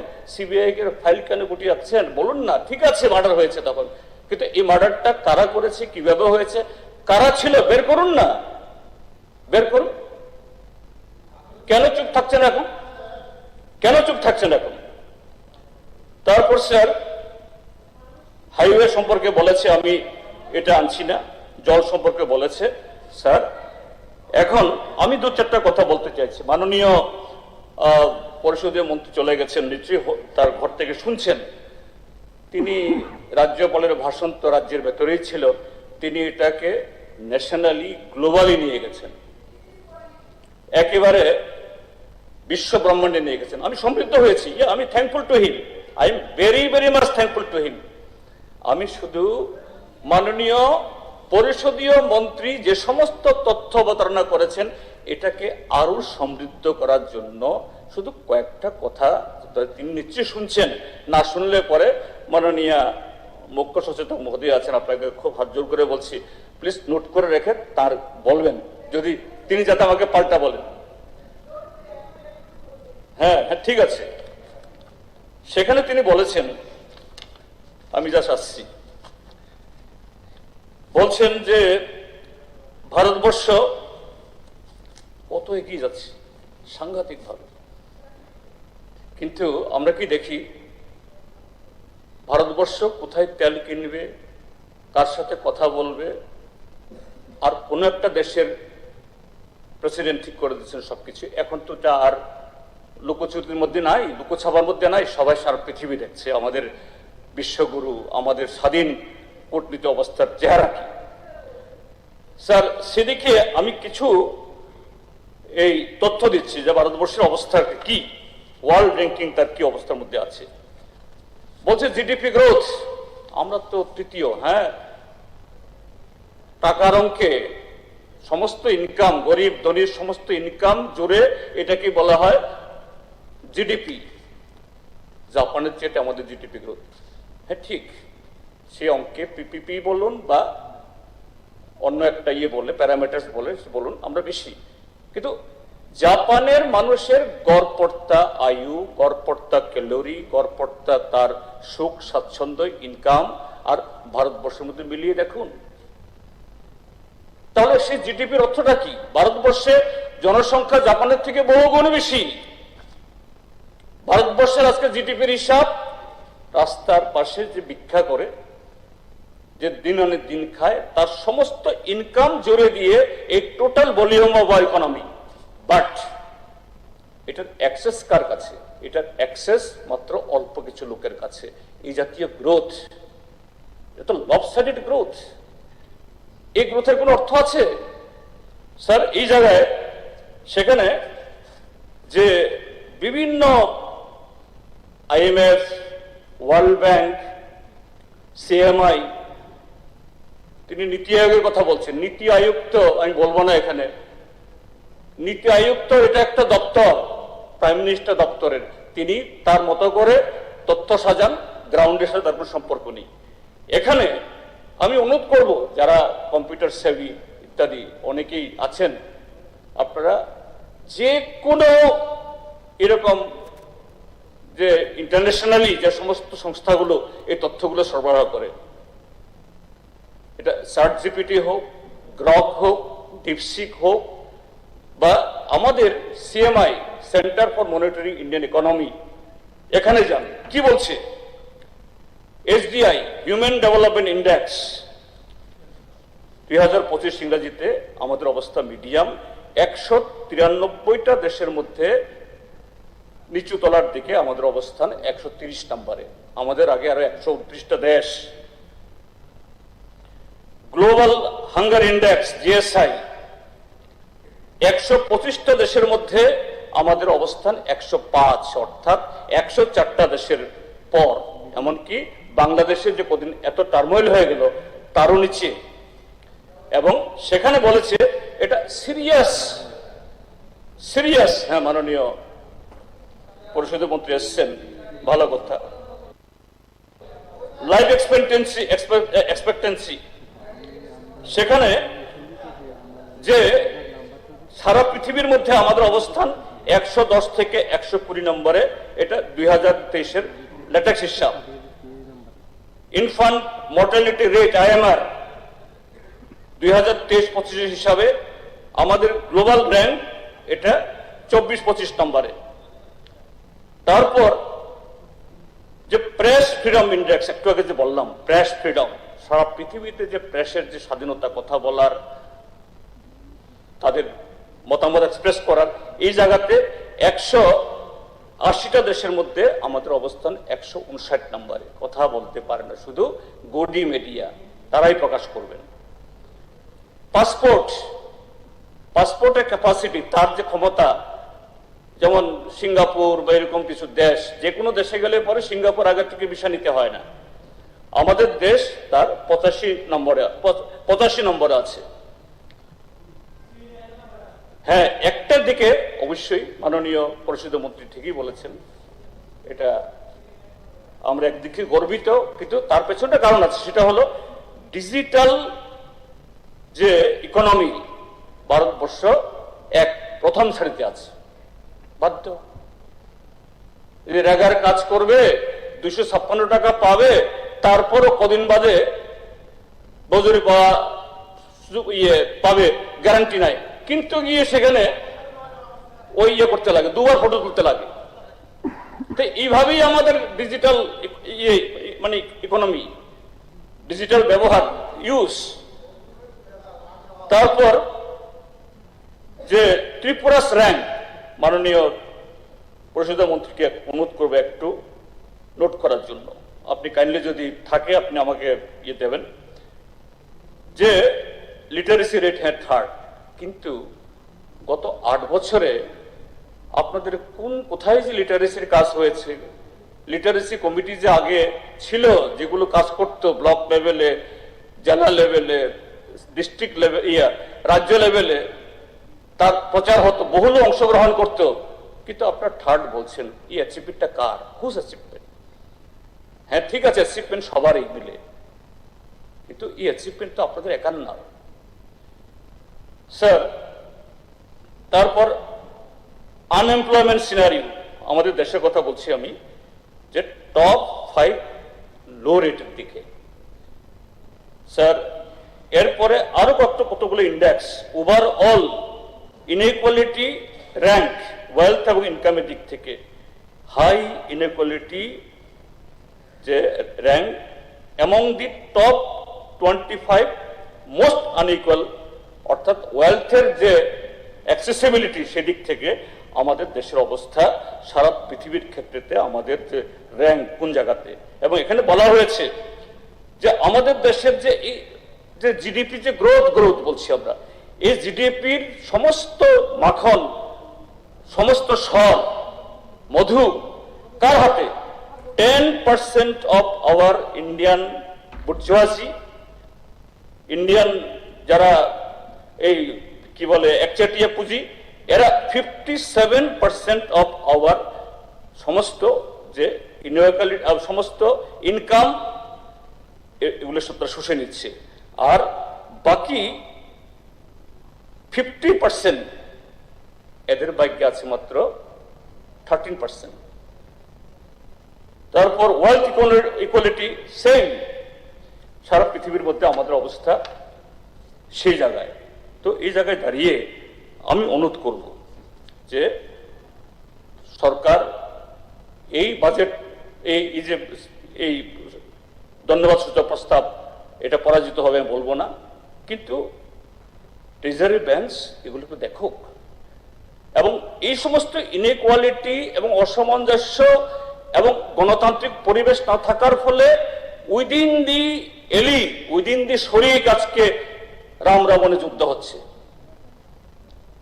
কেউ বলছেন একেবারে মঞ্চ থেকে ব্রয়লার মোরগের মতো ছেড়ে ফেলবে, এগুলো তো খুবই দুর্ভাগ্যজনক স্যার।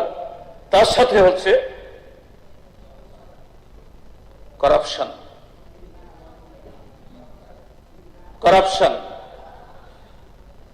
কোন জায়গায়? যে এটা সিন্ডিকেট রাজ সমস্ত দপ্তরগুলোতে, এবং এই ইদানিং কালে, আমি অতীতের কথা বলছি না, আপনাদের দলের ভেতরে কদিন আগে মেলাঘর, কদিন আগে কৈলাসহর, কুমারঘাট, সোনামুড়া, কোথায় কারা? এখানে তো সিপিএম নেই, মথাও নেই। তাদের মধ্যে কি নিয়ে লড়াই? কোন নীতি আদর্শ কর্মসূচির লড়াই নয়, শুধু বখরা অন্যায়ভাবে কথা বলছেন। ই গভর্নেন্স, এই কি বল টেন্ডার, কিসের এই ইর জায়গাতে গিয়ে সমস্ত এই জি গুলো গিয়ে উপস্থিত হয়ে যায় এবং সেভাবে ম্যানেজ করে সর্বত্র। কাজে বাজেটের অঙ্ক যতই বাড়ে, এটা কাগজে পত্রে, ওই ন্যাশনাল হাইওয়ের কথা বলেছে, এখানে গতকালই মাননীয় মুখ্যমন্ত্রী উত্তর দিয়েছেন, এত অংশ থেকে এত অংশ কাজ 100% শেষ হয়েছে। যান দয়া করে আগামীকাল, ওদিকে তো কয়েকজন মন্ত্রী আছেন, একটু খোয়াই দিয়ে যান। নিশ্চয়ই খোয়াই দিয়ে যাবেন না, আগামীকাল পরশুদিন, কদিন বাদে যাবেন। অবস্থাটা কি? অথচ আপনারা রিপোর্ট দিয়েছেন কি কাজ শেষ।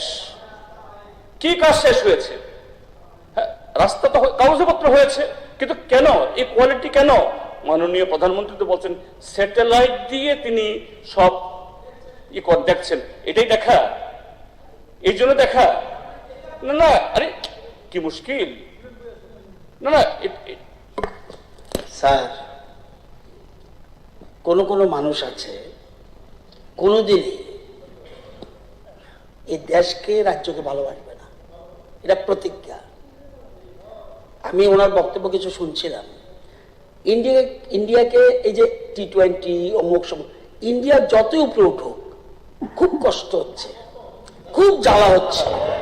গাছ তো দাও, এখানে কোথায় সারা পৃথিবীর বিশ্ব নেতৃত্বরা, আর আপনি এখানে কোথায় পার ক্যাপিটাল ইনকাম নিয়ে কথা বলছেন? এটা এমনি এমনি হয়েছে। নীতি আয়োগ কেরালাকে কেন ফাঁক দিয়েছে একটা ব্যাপারে? কেরালা তো বিজেপি শাসিত রাজ্য নয়, ঠিক আছে। হিমাচল কংগ্রেস শাসিত। আবার শেষে বলুন না, শুনুন না, বলে শেষ করি না। আপনাকে তো আমি বলছি আপনার বেশি দেওয়ার জন্য, কিন্তু মনে রাখবেন আমি এই জন্য বলছি, দেশের বিরুদ্ধে বললে আরে দোষকে হাইলাইট করুন। এই জন্য বলছি, আপনাকে নিমন্ত্রণ করা হয়েছিল ইউথ পার্লামেন্টে, শিখিয়ে দিত ছেলেমেয়েরা হোয়াট ইজ হোয়াট, পুলিশ কাকে বলে দেখিয়ে দিত। আসলে আমি খুশি হতাম। আপনি তো ভালো ইংরেজি জানেন, ওইখানে আসলে বুঝতেন ত্রিপুরার ছেলেমেয়েরা কত আগে এগোচ্ছে। সবটা নেগেটিভ দেখছেন। আরে ভাই, নেগেটিভ তো আছে। 2014 সালে যে দেশ ছিল সেই জায়গায় আছে দেশ। কি বলছেন আপনি? স্যার, কি আশ্চর্য! ঠিকই তো আছে।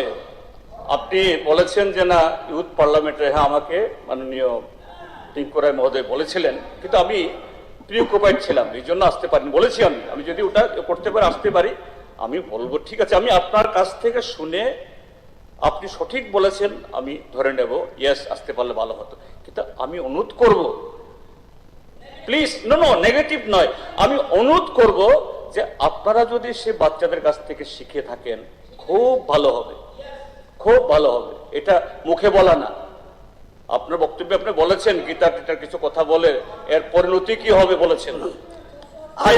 বরঞ্চ রাগ করবেন না, আমি যখন দিলেন চিফ মিনিস্টার আজকে নেই হাউসে, উনি বক্তব্য রাখার সময় সরকারের কি উচিত সেটা উনি সাজেশন দিত, কিন্তু কখনো নেগেটিভ লাইনে উনি বলেননি। তো আমি বলি না আপনি ওনার মতো বলুন, কিন্তু আরে ভাই, উনি সরকার চালিয়ে গেছে, কোথা থেকে কোথায় ত্রিপুরা চলে গেছে, আর ইন্ডিয়া কোথায় চলে যাচ্ছে, এখন আপনি সেই কুয়োর মধ্যে পড়ে রইলেন। আমি একটাও নেগেটিভ বলিনি। আমি বলেছি যে আপনাদের এই বক্তব্যগুলো যে বলছেন উপর থেকে, একটু রাস্তায় নেমে, মাটিতে নেমে একটু দেখুন। আপনি তখন অন্যদেরকে পরামর্শ দিয়েছেন যে না এরকম হবেন না, কিন্তু আপনি তো হয়ে যাচ্ছেন এটা আবার। যাই হোক স্যার, আমি শেষ করছি স্যার 2 মিনিটের মধ্যে। আমি আরেকটা কথা বলে শেষ করবো স্যার। মাননীয় মুখ্যমন্ত্রী উপস্থিত হয়েছেন, আমি এর আগে কথা বলছি না, আমি গত 2 বছরের কথা বলছি, এই 1 বছরের কথা বলছি, যেহেতু 1 বছরের এই রাজ্যপালের ভাষণ। আমাদের রাজ্যের সংখ্যালঘু, ধর্মীয় সংখ্যালঘু মাত্র 7-8%। তাদেরকে কে রক্ষা করবে? সংখ্যাগুরুরা, সরকার। স্যার, একটা ঘটনা ব্যাকওয়ার্ড ছড়া মাননীয় চেয়ারম্যান ছিলেন একটু আগে, তার বিধানসভা এলাকাতে। আর একটা ঘটনা এই যে শিমুলটাতে হয়ে গেল। আমি বলবো মাননীয় মুখ্যমন্ত্রী সেই ঘটনার দিনেই, ওই ঘটনার প্রায় একই সময়েতে পাশাপাশি একটা জায়গাতে প্রোগ্রাম করতে গেছেন। হ্যাঁ, তিনি প্রোগ্রাম করতে গেছেন, অন্য প্রোগ্রাম। তার 10 দিনের মধ্যে আবার সেখানে গেছেন, তার 20 দিন পর আবার সেখানে গেছেন সে মহকুমাতে। একটিবারের জন্য এই 15-16টা পরিবার সারখার হয়ে গেল। আমি কে করলো না করলো বলছি না, কেন আসামি ধরা হলো না বলছি না, কিন্তু একটা জায়গাতে রাজ্যের মাননীয় মুখ্যমন্ত্রী, সবার মুখ্যমন্ত্রী, সেই রাজ্যের মধ্যে সংখ্যালঘু অংশের মানুষের বাড়ি ঘর, দিনের বেলা তার ধর্মীয় প্রতিষ্ঠান, এগুলো পরে ছারখার লন্ডভন্ড করে দিয়ে গেল। এই জায়গাতে সেই মহকুমাতে যদি সেরকম প্রোগ্রাম করে যাওয়া উচিত, কিন্তু গেলেন না। তারপরে অন্য প্রোগ্রামে গেলেন, মাননীয় মুখ্যমন্ত্রী একবারও দেখতে গেলেন না। কি মেসেজ তাদেরকে দেওয়া হবে? আমি হাত জোর করে বলছি যে রাজ্যের অবস্থা বিভিন্ন কারণে, বিভিন্ন ধরনের এক্সপ্রেশনের কারণে, ঘটনার কারণে আজকে এরকম একটা এক্সপ্লোসিভ হয়ে গেছে। তার প্রতিফলন মাননীয় রাজ্যপালের ভাষণে নেই। আর সেই জায়গাতে যারা সাংবিধানিক পদের উঁচু স্থানে আছেন, তাদের যে অংশগ্রহণ না করা, উদাসীন থাকা, এই ভীতির পরিবেশ, আতঙ্কের পরিবেশকে আরো গাঢ় করেছে। এটা না হোক। আমি এই কথাগুলো বলে, আমরা যে সংশোধনগুলো দিয়েছি এগুলি সম্পর্কে আপনারা এগুলি সব আবার লেখে নতুন করে রিডাইট করতে হবে বলছি না, কিন্তু গভর্নমেন্ট যদি এগুলি একটু যদি অনুধাবন করেন, এর মেরিটগুলো, এটা সার্বিকভাবে রাজ্যের বিকাশের পক্ষে আরো বেশি আপনাদের কাজ করতে সুবিধা হবে। আমরা সহযোগিতা করব, এটা আমাদের কাজ। এই কথাগুলো বলে আমি আবারও মাননীয় রাজ্যপাল যেভাবে আমাদের রাজ্যের একটা ভাষায় এত সুন্দর সাবলীলভাবে পুরো ভাষণ দিয়েছেন, আবার তাকে ধন্যবাদ জানিয়ে, এবং এই অ্যামেন্ডমেন্টগুলো সম্পর্কে সরকার প্রত্যেকটা দপ্তর যাদের সাথে সংশ্লিষ্ট, তারা বাইরে প্রকাশ করার দরকার নেই, একটু অনুধাবন করবেন, এই আশা রেখে আমার বক্তব্য শেষ করছি। ধন্যবাদ স্যার।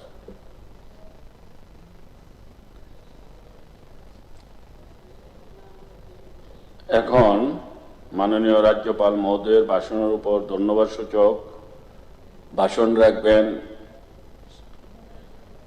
সম্মানিত সদস্য শ্রীযুক্ত তোফাজ্জল হোসেন মহাশয়।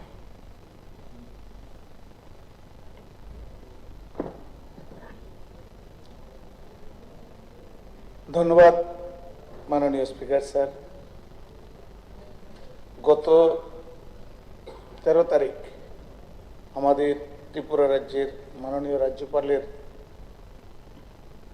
যে ভাষণ, সেই ভাষণকে সামনে রেখে আমাকে 2-4টি কথা বলার সুযোগ দেওয়ার জন্য আপনাকে ধন্যবাদ। আজকে আমাদের ত্রিপুরা রাজ্যের মাননীয় রাজ্যপাল মহোদয় যে ভাষণ দিয়েছেন, উনি যদিও নন বেঙ্গলি হন, কিন্তু আমাদের মাতৃভাষা উনি এত প্রাঞ্জল বাংলা ভাষায় উনি যেভাবে ত্রিপুরার উন্নয়নের কথা এবং ত্রিপুরাবাসীর কথা উনার ভাষণের মাধ্যমে তুলে ধরেছেন, তিনি আরেকবারও আমাদেরকে মনে করিয়ে দিয়েছেন যে আমাদের বিশ্ব নেতা তথা ভারতবর্ষের যশস্বী প্রধানমন্ত্রীর যে স্লোগান सबका साथ सबका विकास, सबका साथ सबका विश्वास, সেই স্লোগানকে সামনে রেখে ভারতবর্ষের 140 কোটি মানুষ এগুচ্ছে। তিনি আমাদের মাননীয় রাজ্যপালের ভাষণের মধ্য দিয়ে আবারও আমাদেরকে এই কথাটা মনে করিয়ে দিয়েছেন। কারণ উনি যেভাবে এত সুন্দর করে আমাদের মাতৃভাষা দিয়ে উনি ভাষণটা রেখেছেন, উনি আমাদেরকে মনে করিয়ে দিয়েছেন যে ভারতবর্ষ কিসের হিন্দু কিসের মুসলমান, আমরা সবাই ইন্ডিয়ান। हम लोग ये ना ढूंढे हिंदू कौन है, हम लोग ये ना ढूंढे मुस्लिम कौन है, हम लोग ढूंढे परेशान कौन है। তো উনি মনে করে দিয়েছেন এই কারণে সারা পৃথিবীর মধ্যে প্রায় 200 দেশ আছে, প্রায় সেই 200 দেশের মধ্যে ভারতবর্ষ যে বৈচিত্র্যের মধ্যে ঐক্য তিনি আবারও প্রমাণ করে দিয়েছেন। তার কারণ এই ভারতবর্ষ এমন একটা দেশ, পৃথিবীর মধ্যে সর্বশ্রেষ্ঠ দেশ এই আমাদের মাতৃভূমি এই ভারতবর্ষ। তার কারণ পৃথিবীর যতটি দেশ আছে তার মধ্যে আমাদের দেশ একটু আলাদা, কারণ ভারতবর্ষে একটা বৈচিত্র্যময় দেশ। এই দেশে হিন্দু মুসলমান বৌদ্ধ খ্রিস্টান হাজারো জাতির বাস, হাজারো ভাষাভাষী লোকের বাস, হাজারো ধর্মের লোকের বাস। সেই হাজারো জাতির মধ্যে হাজারো ধর্মের মধ্যে এই যে আমাদের একটা শিক্ষা দিয়ে গেছেন আমাদের ত্রিপুরা রাজ্যের মাননীয় রাজ্যপাল, যে আপনি যেই ধর্মের লোক হন না কেন, আপনার যেই ভাষা হোক না কেন, আমি আপনার ভাষাতে আমি আমার ভাষণ দিতে পারি, আমি দেশের কথা বলতে পারি, আপনার ধর্মকে আমি ভালোবাসতে পারি। সেটা আবারও তিনি ওই ভাষণের মধ্যে প্রমাণ করে দিয়েছেন আমাদের মাতৃভাষায় উনি ভাষণ দিয়ে। তিনি আবারও প্রমাণ করেছেন এই সেই ভারতবর্ষ যেই দেশের মধ্যে একজন মুসলমান রাষ্ট্রপতি হতে পারে, অন্য ধর্মের লোকেরা তাকে স্যালুট করে। এই সেই ভারতবর্ষ তিনি আবারও প্রমাণ করে দিয়েছেন এই ভারতবর্ষের মধ্যে একজন দলিত মহিলা এখানে রাষ্ট্রপতি হতে পারে। ইনি আবারও প্রমাণ করে দিয়েছেন এই সেই ভারতবর্ষ, আমাদের এই ভারতবর্ষ জন্মভূমি, সেই জন্মভূমির মধ্যে একজন চাওয়ালা প্রধানমন্ত্রী হয়ে বিশ্ব নেতার দরবারে গিয়ে ভারতবর্ষকে শ্রেষ্ঠ স্থানে পৌঁছাতে পারে। তা আমি বলবো আজকে যিনি আমাদের ত্রিপুরার রাজ্যপাল, তিনি ভারতবর্ষের যে আমাদের ঐতিহ্য, ভারতবর্ষের যে সবকা সাথ সবকা বিকাশের যে স্লোগান, সবকা সাথ সবকা বিশ্বাসের যে স্লোগান, সেটাকে সামনে রেখেই তিনি ওদিনকার যে আচরণটা করেছেন, ওদিনকার যিনি আমাদের ভাষণটা রেখেছেন আমাদের মাতৃভাষায়, চাই আমার পক্ষ থেকে এবং আমার যারা আমার সাথী বন্ধুরা আছেন ওনাদের পক্ষ থেকে আবারও হৃদয়ের অন্তঃস্থল থেকে ওনাকে ধন্যবাদ জানাচ্ছি। আজকের দিনে উনি বলতে চেয়েছেন কি, আসলে এই সেই ভারতবর্ষ, আজকে সেই ভারতবর্ষে যিনি এই স্লোগান দিয়েছেন সবকা সাথ সবকা বিকাশ, আজকে ভারতবর্ষকে বিশ্বগুরুর জায়গায় নিয়ে যেতে যিনি সকাল থেকে সন্ধ্যা অবধি 24 ঘন্টা পরিশ্রম করে যাচ্ছেন, যিনি আর কেউ নন, ভারতের যশস্বী প্রধানমন্ত্রী নরেন্দ্র মোদীজি, তার যথেষ্ট প্রমাণ আপনারা পেয়েছেন, বিশ্ববাসীকে প্রমাণ দিয়েছেন। যখন ইউক্রেন রাশিয়ার যুদ্ধ হয়েছিল, আমার এই প্রধানমন্ত্রী তখন বলেছিলেন ভারতবর্ষের যত ব্যবসায়ীরা আছে, যত স্টুডেন্টরা আছে, যত চাকরিজীবী আছে, ফ্যামিলি নিয়ে সবাই আমাদের তোমরা ভারতবর্ষে চলে আসো, শুধু একটা কাজ করতে হবে, এখানে যে লাগানো আছে তেরঙ্গা পতাকাটা, সেই পতাকাটা গাড়িতে লাগিয়ে দাও, ট্রেনে লাগিয়ে দাও, প্লেনে লাগিয়ে দাও। যখন পথ পথ করে এই তেরঙ্গা পতাকা উড়বে, তখন পৃথিবীর কোনো শক্তি এই পতাকার সামনে দাঁড়াতে পারবে না। তখন ইউক্রেন রাশিয়ার যত আমাদের ভারতবর্ষের লোকেরা ছিল, তখন আমাদের এই পতাকাকে সামনে রেখে ভারতবর্ষে চলে আসছিল। তার সাথে এসেছিল ওই পাকিস্তানিরাও, তার সাথে চলে আসছিল আমাদের শ্রীলঙ্কার লোকেরাও, তার সাথে চলে আসছিল বাংলাদেশের লোকেরাও। তখন আমরা কোনো ভেদাভেদ করিনি, সেটার নামই নরেন্দ্র মোদী, সেটার নামই সবকা সাথ সবকা বিকাশ। সেটাই আমার রাজ্যপাল বুঝাতে চেয়েছেন আমাদেরকে আবার দ্বিতীয়বারের মতো। আমি বলতে চাই এই ভারতবর্ষ সেই ভারতবর্ষ, এই ভারতবর্ষের যিনি প্রধানমন্ত্রী, আমাদের ভাগ্য ভালো আজকে যে ডাবল ইঞ্জিনের সরকার বলছি, সেই ডাবল ইঞ্জিনের সরকার শুধু মুখে নয় কাজও প্রমাণ করেছে। আজকে 35 বছরে যারা অপোজিট, আজকে যেখানে অপোজিট টেবিলে বসছেন, 35 বছরে যা করতে পারেনি, আজকে শুধু ত্রিপুরা নয় সারা ভারতবর্ষে আজকে স্বাধীনতার ইতিহাস ব্রেক করে দিয়ে আমার নরেন্দ্র মোদীজি প্রমাণ করে দিয়েছেন এই ভারতবর্ষই শ্রেষ্ঠ ভারতবর্ষ। তো যার জন্য আমি কতগুলো উদাহরণ দিয়ে বলছি। আমি আজকে যখন আমার রাজ্যপাল ভাষণের মধ্যে এটা আবারও প্রমাণ করেছেন সবকা সাথ সবকা বিকাশ, যখন পহেলগামের মধ্যে 26 জন ভারতীয় খুন হয়েছিল পাকিস্তানি সন্ত্রাসবাদীদের হাতে, তারা দেখে দেখে মুসলমান, দেখে দেখে হিন্দুদেরকে সনাতনীদেরকে খুন করেছিল, কিন্তু উনি পাকিস্তানি সন্ত্রাসবাদীরা যারা না এই ভারতবর্ষ, সেই ভারতবর্ষের ধর্মের কোনো বালাই নেই। যখন আমার নরেন্দ্র মোদীজি অপারেশন সিন্দুর ডিক্লেয়ার করেছিলেন, তখন ওই যে পাকিস্তানি মুসলমান সন্ত্রাসবাদীরা আমাদের ভারতবর্ষের সনাতনীদেরকে দেখে দেখে খুন করেছিলেন। ওই পাকিস্তানিকে ধ্বংস করার জন্য ভারতবর্ষের একজন মুসলমান মেয়ে, একজন কমান্ডেন্ট তখন প্রথম প্লেন উড়িয়ে তখন পাকিস্তানকে আক্রমণ করেছিল। নামটা কি? সুফিয়া কুরাইশি। সেটাই ভারতবর্ষ, এটাই সবকা সাথ সবকা বিকাশ। সেই ভারতবর্ষে আমাদের কোনো ধর্মের বালাই নেই, জাতির বালাই নেই। আমরা ভারতবর্ষ, আমরা ভারতবাসী। তো যাই হোক, আজকে ত্রিপুরার কথা বলছি বন্ধু। আজকে মাননীয় স্পিকার স্যার, আমি ত্রিপুরার কথা কি বলবো? আমার মাননীয় মন্ত্রী মহোদয় যিনি বলেছেন, আমাদের আগে আমাদের ট্রেজারি ব্রাঞ্চ থেকে আমাদের পাওয়ার মিনিস্টার শ্রদ্ধেয় রতনলাল নাথ মহোদয় কিন্তু যেই 7.5 বছরের যে উন্নয়নের ভাণ্ড উনি খুলে দিয়েছেন, 35 বছরের বিড়ালগুলো সব বেরিয়ে গেছে ঝোলা থেকে। আমি শুধু আজকে একটুকু বলবো যে উনি কি বলেছেন, সত্য কথা কি আজকে বলেছেন সেটা আমি সবটা মুখস্থ করিনি, আমি ভুলেও গেছি। কিন্তু আজকে একটা বিপদ ঘটিয়ে দিয়ে গেছেন উনি। আজকে যারা সাংবাদিক বন্ধুরা এখানে আছেন, উনার বক্তব্যটা যে রেকর্ড করেছেন, আমি 100% নিশ্চিত যেটা 35 বছরে করতে পারেনি ত্রিপুরা রাজ্যের যারা সরকারে ছিল। আজকে 7.5 বছরে আমার নরেন্দ্র মোদীজির নেতৃত্বে ডাবল ইঞ্জিনের সরকার, আমার ত্রিপুরা রাজ্যের জনপ্রিয় মুখ্যমন্ত্রী 7.5 বছরে যেটা দেখিয়েছেন, সাংবাদিক বন্ধুরা যদি এটা জনসম্মুখে আনে, 2028-এর নির্বাচনে এই চেয়ারগুলি সব খালি হয়ে যাবে। এই সিবিএম কে আর কেউ ভোট দেবে না।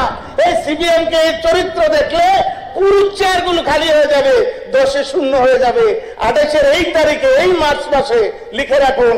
এই যে যারা আজকে সাক্ষী, যারা সাংবাদিক বন্ধুরা, এই আজকে আমার যে জনপ্রিয় আজকে মন্ত্রী পাওয়ার মিনিস্টার যে কথাগুলো বলেছেন, যে উন্নয়নের সত্য কথাগুলো আজকে তিনি নথিভুক্ত করে দিয়ে দেখেছেন, সত্য কথাগুলো, এগুলো যদি ত্রিপুরা রাজ্যের পাবলিক সাংবাদিক বন্ধুদের মাধ্যমে জানে, 28-এ 0 হয়ে যাবে।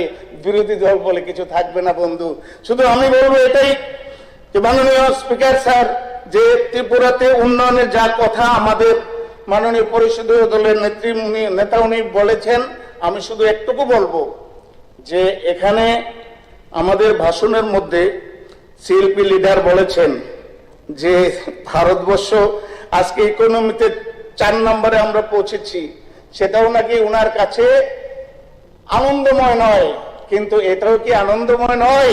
সারা পৃথিবীর ইতিহাস ব্রেক করে দিয়ে আমাদের ভারতবর্ষের ক্রিকেট প্লেয়াররা 3বার টি20 জিতেছে। সেটাও কি উনাকে আমরা ভারতবর্ষে উনাকে আনন্দ দিতে পারিনি? আজকে ইকোনমি যেটা নাকি টাকা পয়সা থাকলে পৃথিবীর সবচেয়ে বড় শক্তিমান, আজকে ইকোনমির দিক দিয়ে এই ভারতবর্ষের স্বাধীনতার পর এই প্রথম 4 নম্বরে পৌঁছেছে। তাও কি উনি খুশি হননি? আর কি করলে যিনি উনি খুশি হবেন? আবার উনার বাড়িতে এই ত্রিপুরা রাজ্যে 1 মিনিট মেম্বার, সময়টা একটু উনার নান নাই, তো উনার ভাষণের পরই শেষ। ওকে, আজকে ত্রিপুরা রাজ্যে উনি যে কি করলে খুশি হবেন, আমি শুধু এটুকু বলবো, আজকে এই ত্রিপুরা রাজ্যে আমাদের জনপ্রিয় যে আমাদের মিনিস্টার সাহেব, উনি বলেছেন যে আমাদের ত্রিপুরার যে কৃষি খাতে আমরা কৃষকদের কাছ থেকে আমরা ধান কিনি। কিন্তু একটা কথা ভুলে গেছেন যে আজকে যিনি এই ভাষণের মধ্যে এটা বলেননি, তিনি আজকে 6,000 টাকা করে কিষাণ সম্মান নিধি কৃষকদের জন্য আমরা দিচ্ছি, আমাদের মন্ত্রী মহোদয় দিচ্ছে, আমাদের মুখ্যমন্ত্রী মহোদয় দিচ্ছে। কিন্তু এই 6,000 টাকা দেখেন কি একটা রোটেশন হচ্ছে, তারপরে ওনাদের পছন্দ হচ্ছে না। 6,000 টাকা দিয়ে কৃষককে জমিতে পাঠাচ্ছে, সেই জমিতে কৃষকরা 6,000 টাকা দিয়ে সার বীজ কিনে ফসল ফলাচ্ছে। ফসল ফলিয়ে যখন ধানগুলো বাড়িতে নিয়ে আসছে, তখন ওই দপ্তরের লোকেরা কি হাজির হচ্ছে, এই কৃষক বন্ধু আপনার ধানগুলো আমরা সরকারি ভাবে খরিদ করব। তারপর ন্যায্য মূল্যে খরিদ করছে 23 টাকা কিলো ধরে। সেই 23 টাকা কিলো ধরে 1 কেজি ধানে 1 কেজি চাউল হয় না। কিন্তু 1.5 কেজি ধান লাগে 1 কেজি চাউল হতে, সেই 1.5 কেজি ধানের দাম 35 থেকে 37 টাকা দিয়ে কিনছে সরকার।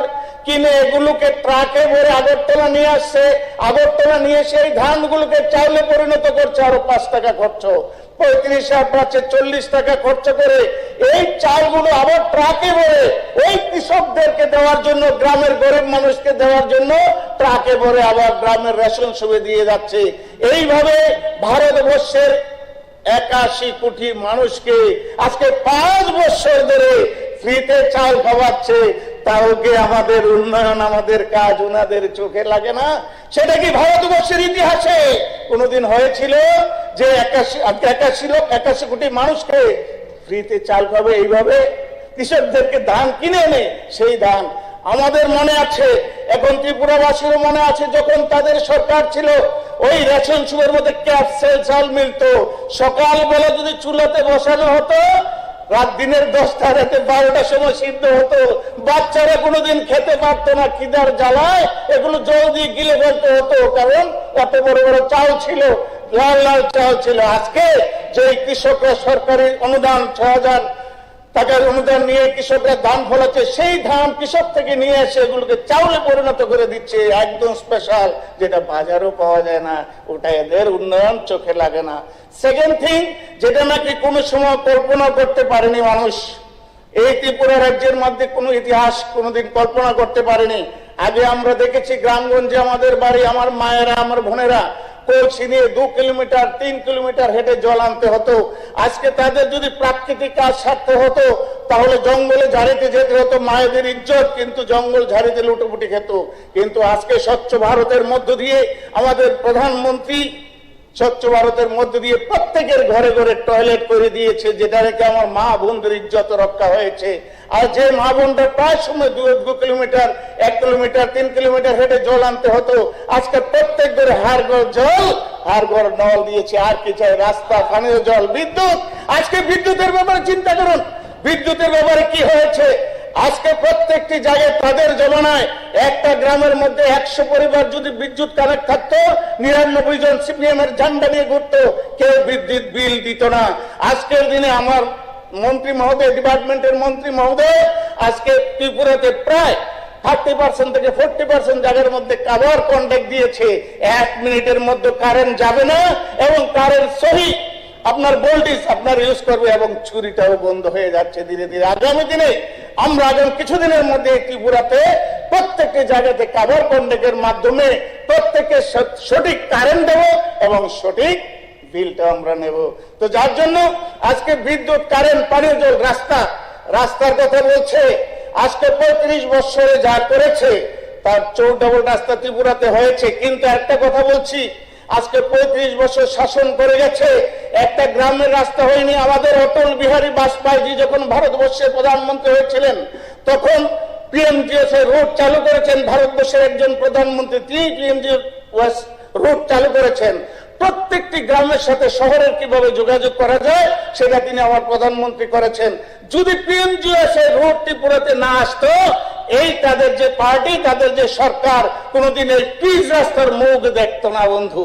তো যার জন্য মাননীয় স্পিকার স্যার, আজকে আমি বলবো যে শুধু তাই দিয়ে শেষ নয়, আগে আমাদের মন্ত্রী মহোদয় বলে গেছেন, গরিব মানুষদের কথা চিন্তা করে শুধু একটা স্লোগান ছিল ত্রিপুরা রাজ্যের মানুষ, আনাচে কানাচে হলিতে গলিতে সব জায়গায় শুধু একটা স্লোগান চলেছে, কি দিল্লি দেয় না, দিল্লি দেয় না। মানচুনিয়ার খেতে খাওয়া মানুষ রেখো, দুনিয়ার ক্ষেত মজুর রেখো। দুনিয়ার ক্ষেত মজুর কারা? কৃষকরা। আজকে কৃষকরা আমাদের সরকারের আমলে কিষাণ বন্ধু হয়ে গেছে। 6,000 টাকা কিষাণ সম্মানে দিয়ে খুব ভালো আছে, চাষবাস সঠিকভাবে করছে। আর দুনিয়ার খেটে খাওয়া মানুষ যাদেরকে নিয়ে মিথ্যে কথা বলে রাজনীতি করতো, স্লোগান দিয়ে মানুষের মাথা নষ্ট করতো, দুনিয়ার খেটে খাওয়া মানুষ, গরিব মানুষ আজকে গরিব নেই। প্রত্যেক মানুষকে স্বরোজগার করেছে আমার ভারতবর্ষের প্রধানমন্ত্রী, যশস্বী প্রধানমন্ত্রী নরেন্দ্র মোদীজি। আজকে প্রত্যেকটি ঘরে রোজগার আছে, প্রত্যেকটি ঘরে স্বরোজগার আছে।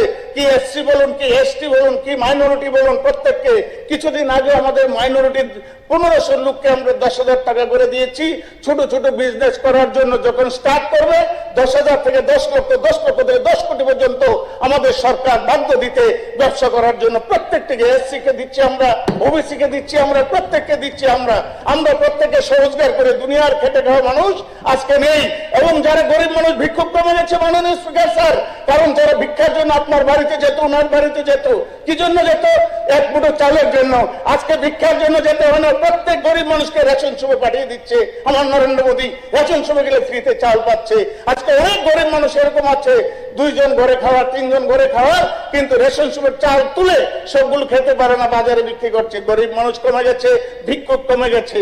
আজকের দিনে হিন্দু মুসলমানের কোনো ঝামেলা নেই। আজকে ত্রিপুরা রাজ্যে নয়, সারা ভারতবর্ষে, আজকে ত্রিপুরা রাজ্যে নয়, সারা ভারতবর্ষে যেভাবে বলছে 2018 সালে একটা নির্বাচন এসেছিল ত্রিপুরা রাজ্যে, যেটা পরিবর্তন হওয়া যখন ত্রিপুরা রাজ্যে চলছিল, তখন গরুর লেজে ধরে বৈতরণী পার হওয়ার চেষ্টা করেছিল ওই 35 বছরের ওই যে রাজনীতির ব্যবসাওয়ালারা, যারা আজকের দিনে এই ত্রিপুরা রাজ্যের যে প্রকৃত কি বলছে, গুগল সার্চ করুন, এরকম মুখ্যমন্ত্রী ভারতবর্ষের ইতিহাসে হয়নি। কে? মানিক সরকার। বলছে খুব ভালো মুখ্যমন্ত্রী। এই ভালো মুখ্যমন্ত্রী আমার কাছে একটা রেকর্ড আছে মাননীয় স্পিকার স্যার, দেখাতে পারবো। এই ত্রিপুরা রাজ্যের মানুষকে বালতা দিয়ে ধ্বংস করেছে। 14,000 কোটি টাকা উনি লুটে নিয়েছে। কিভাবে? আজকে দিনে এই যে রোজভ্যালিতে টাকা রাখার জন্য মানে বেস্ট অ্যাম্বাসেডর ছিল। রোজভ্যালির মিটিং এর মধ্যে উনি বলেছে এটা ভালো সংস্থা, এটার মধ্যে টাকা রাখো, লাভবান হবে। এই কাজের মহিলা থেকে শুরু করে, রিক্সাওয়ালা থেকে শুরু করে প্রত্যেকের টাকা লুটে নিয়েছে। 14,000 কোটি টাকা। এটা বেস্ট অ্যাম্বাসেডর ছিল ওই স্বচ্ছ মুখ্যমন্ত্রী মানিক সরকার। ঠিক আছে,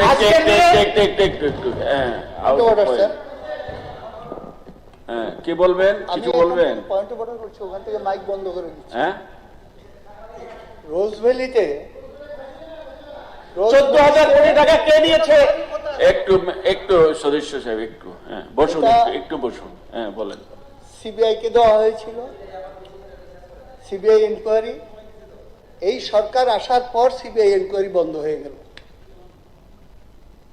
কোন জায়গায় সেখানে মানিক সরকারকে অভিযুক্ত করেছে, বরঞ্চ ক্লিন সিট দিয়েছে। রেকর্ড আছে মাননীয় স্পিকার স্যার।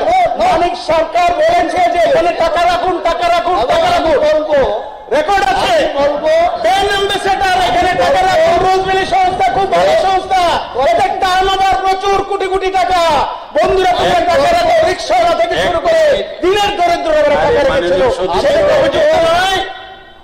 আমি বলবো সিবিআই কে কেন্দ্রীয় সরকার যেভাবে ব্যবহার করে, তাতে সিবিআই এখানে এসে কারা জড়িত সেটার তালিকা মোটামুটি বের করার পরে আমার ধারণা, যেহেতু এটা বিভিন্ন লোক পড়েছে, সেখান থেকে সরে গেছে। ঠিক আছে, ওকে, এটা হলো মেন, এটা হলো মেন। এই মাননীয় সদস্য তফাজ্জল হোসেন কি বলছে? বলছে আমার কাছে মোবাইলে আছে রেকর্ড। কোন রেকর্ডটা বলছে? উনি বলছে ওইখানে গিয়ে উনি মিটিং এ বলছে, শুনুন না, এই সংস্থাটা ভালো, এখানে ওনার সম্বন্ধে যে ভদ্রলোক মালিক ওনার সম্বন্ধে প্রশংসা করেছে। আমার মনে হয় এখানে টাকা রাখলে কোনো প্রবলেম নেই। একথাই তো বলছে। কি এটা তো ঘটনা মানুষ। শুনুন, সিবিআই কি বললো না বললো প্রশ্ন না, প্রশ্ন হলো মানুষকে প্রভাবিত করেছে ওই টাকা রাখার জন্য। আজকে মানুষ সাফার করছে। Yes sir. মাননীয় স্পিকার স্যার,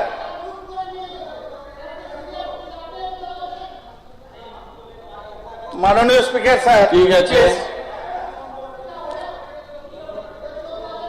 না, উনি কি বক্তব্য রাখেনি?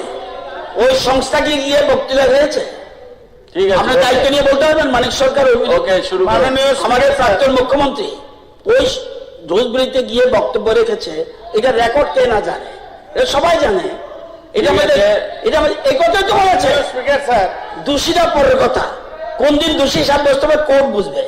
উনি বলছে, উনি যে বলেছে যে মানুষের আশ্বাস দিয়েছে এই লোকটা ভালো, আমার তো মনে হয় তাদের না, না, ঠিক আছে। তাদের ইয়ারলি ট্রানজাকশন এত, এই সার্টিফিকেট গুলি উনি দিয়েছে, এটা অস্বীকার করে সুবিধা নেই। হ্যাঁ, মাননীয় স্পিকার স্যার, আমি আবারও আপনাকে স্পষ্ট করতে চাই, প্লিজ বসুন, প্লিজ বসুন।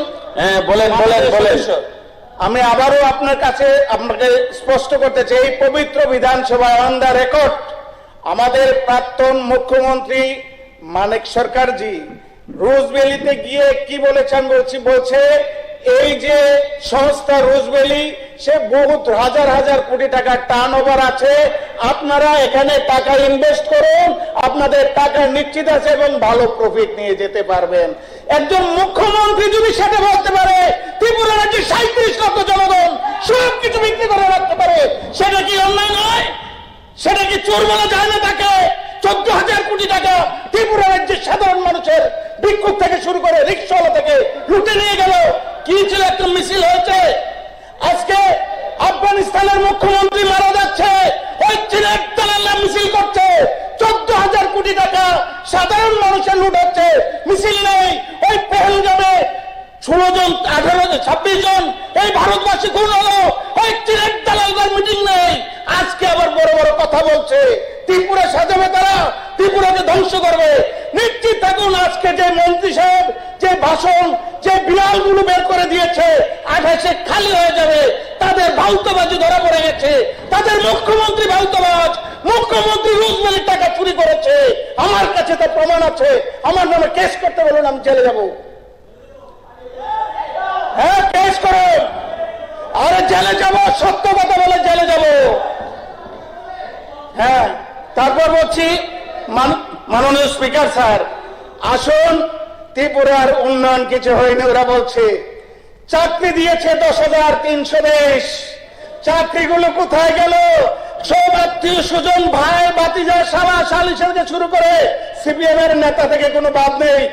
এক ফার্স্ট মাস্টারের চাকরি, যার জন্য সরকার মেনে নিয়ে বেআইনি চাকরি চলে গেছে।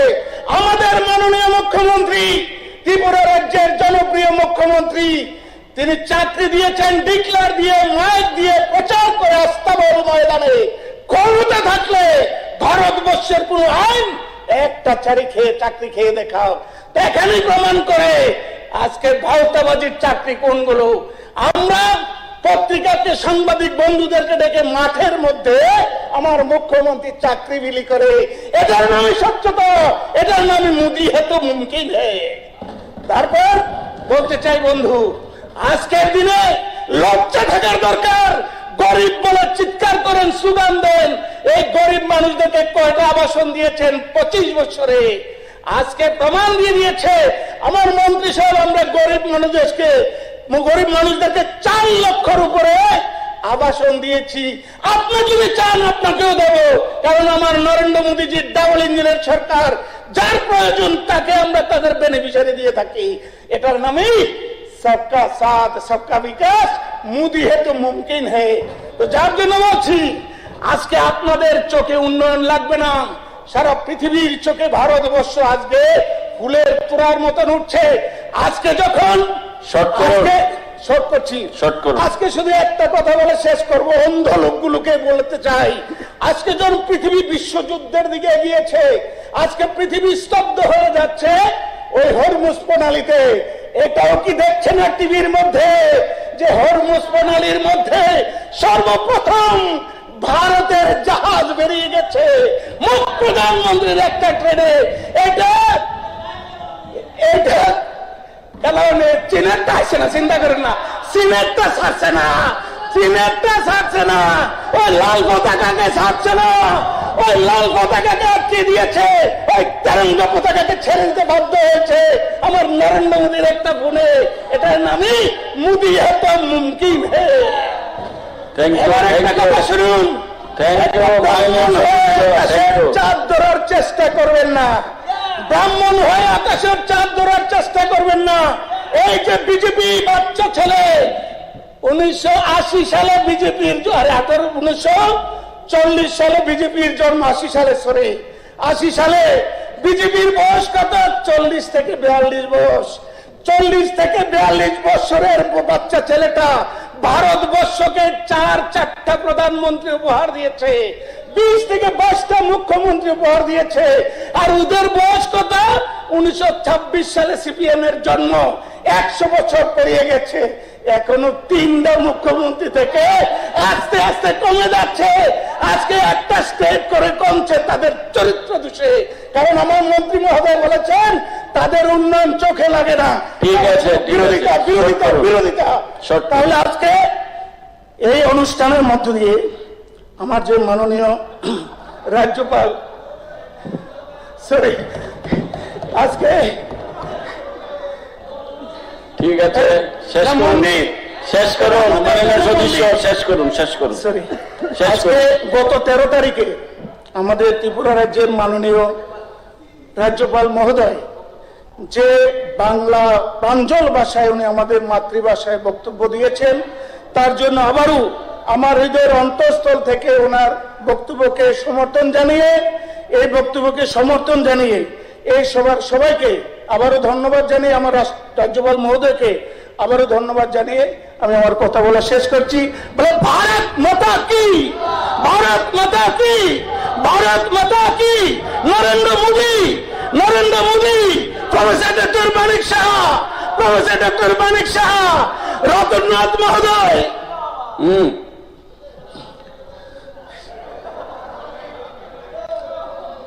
এই সভা আগামী 18 মার্চ 2026 তারিখ বুধবার বেলা 11 ঘটিকা পর্যন্ত মুলতবি রইল।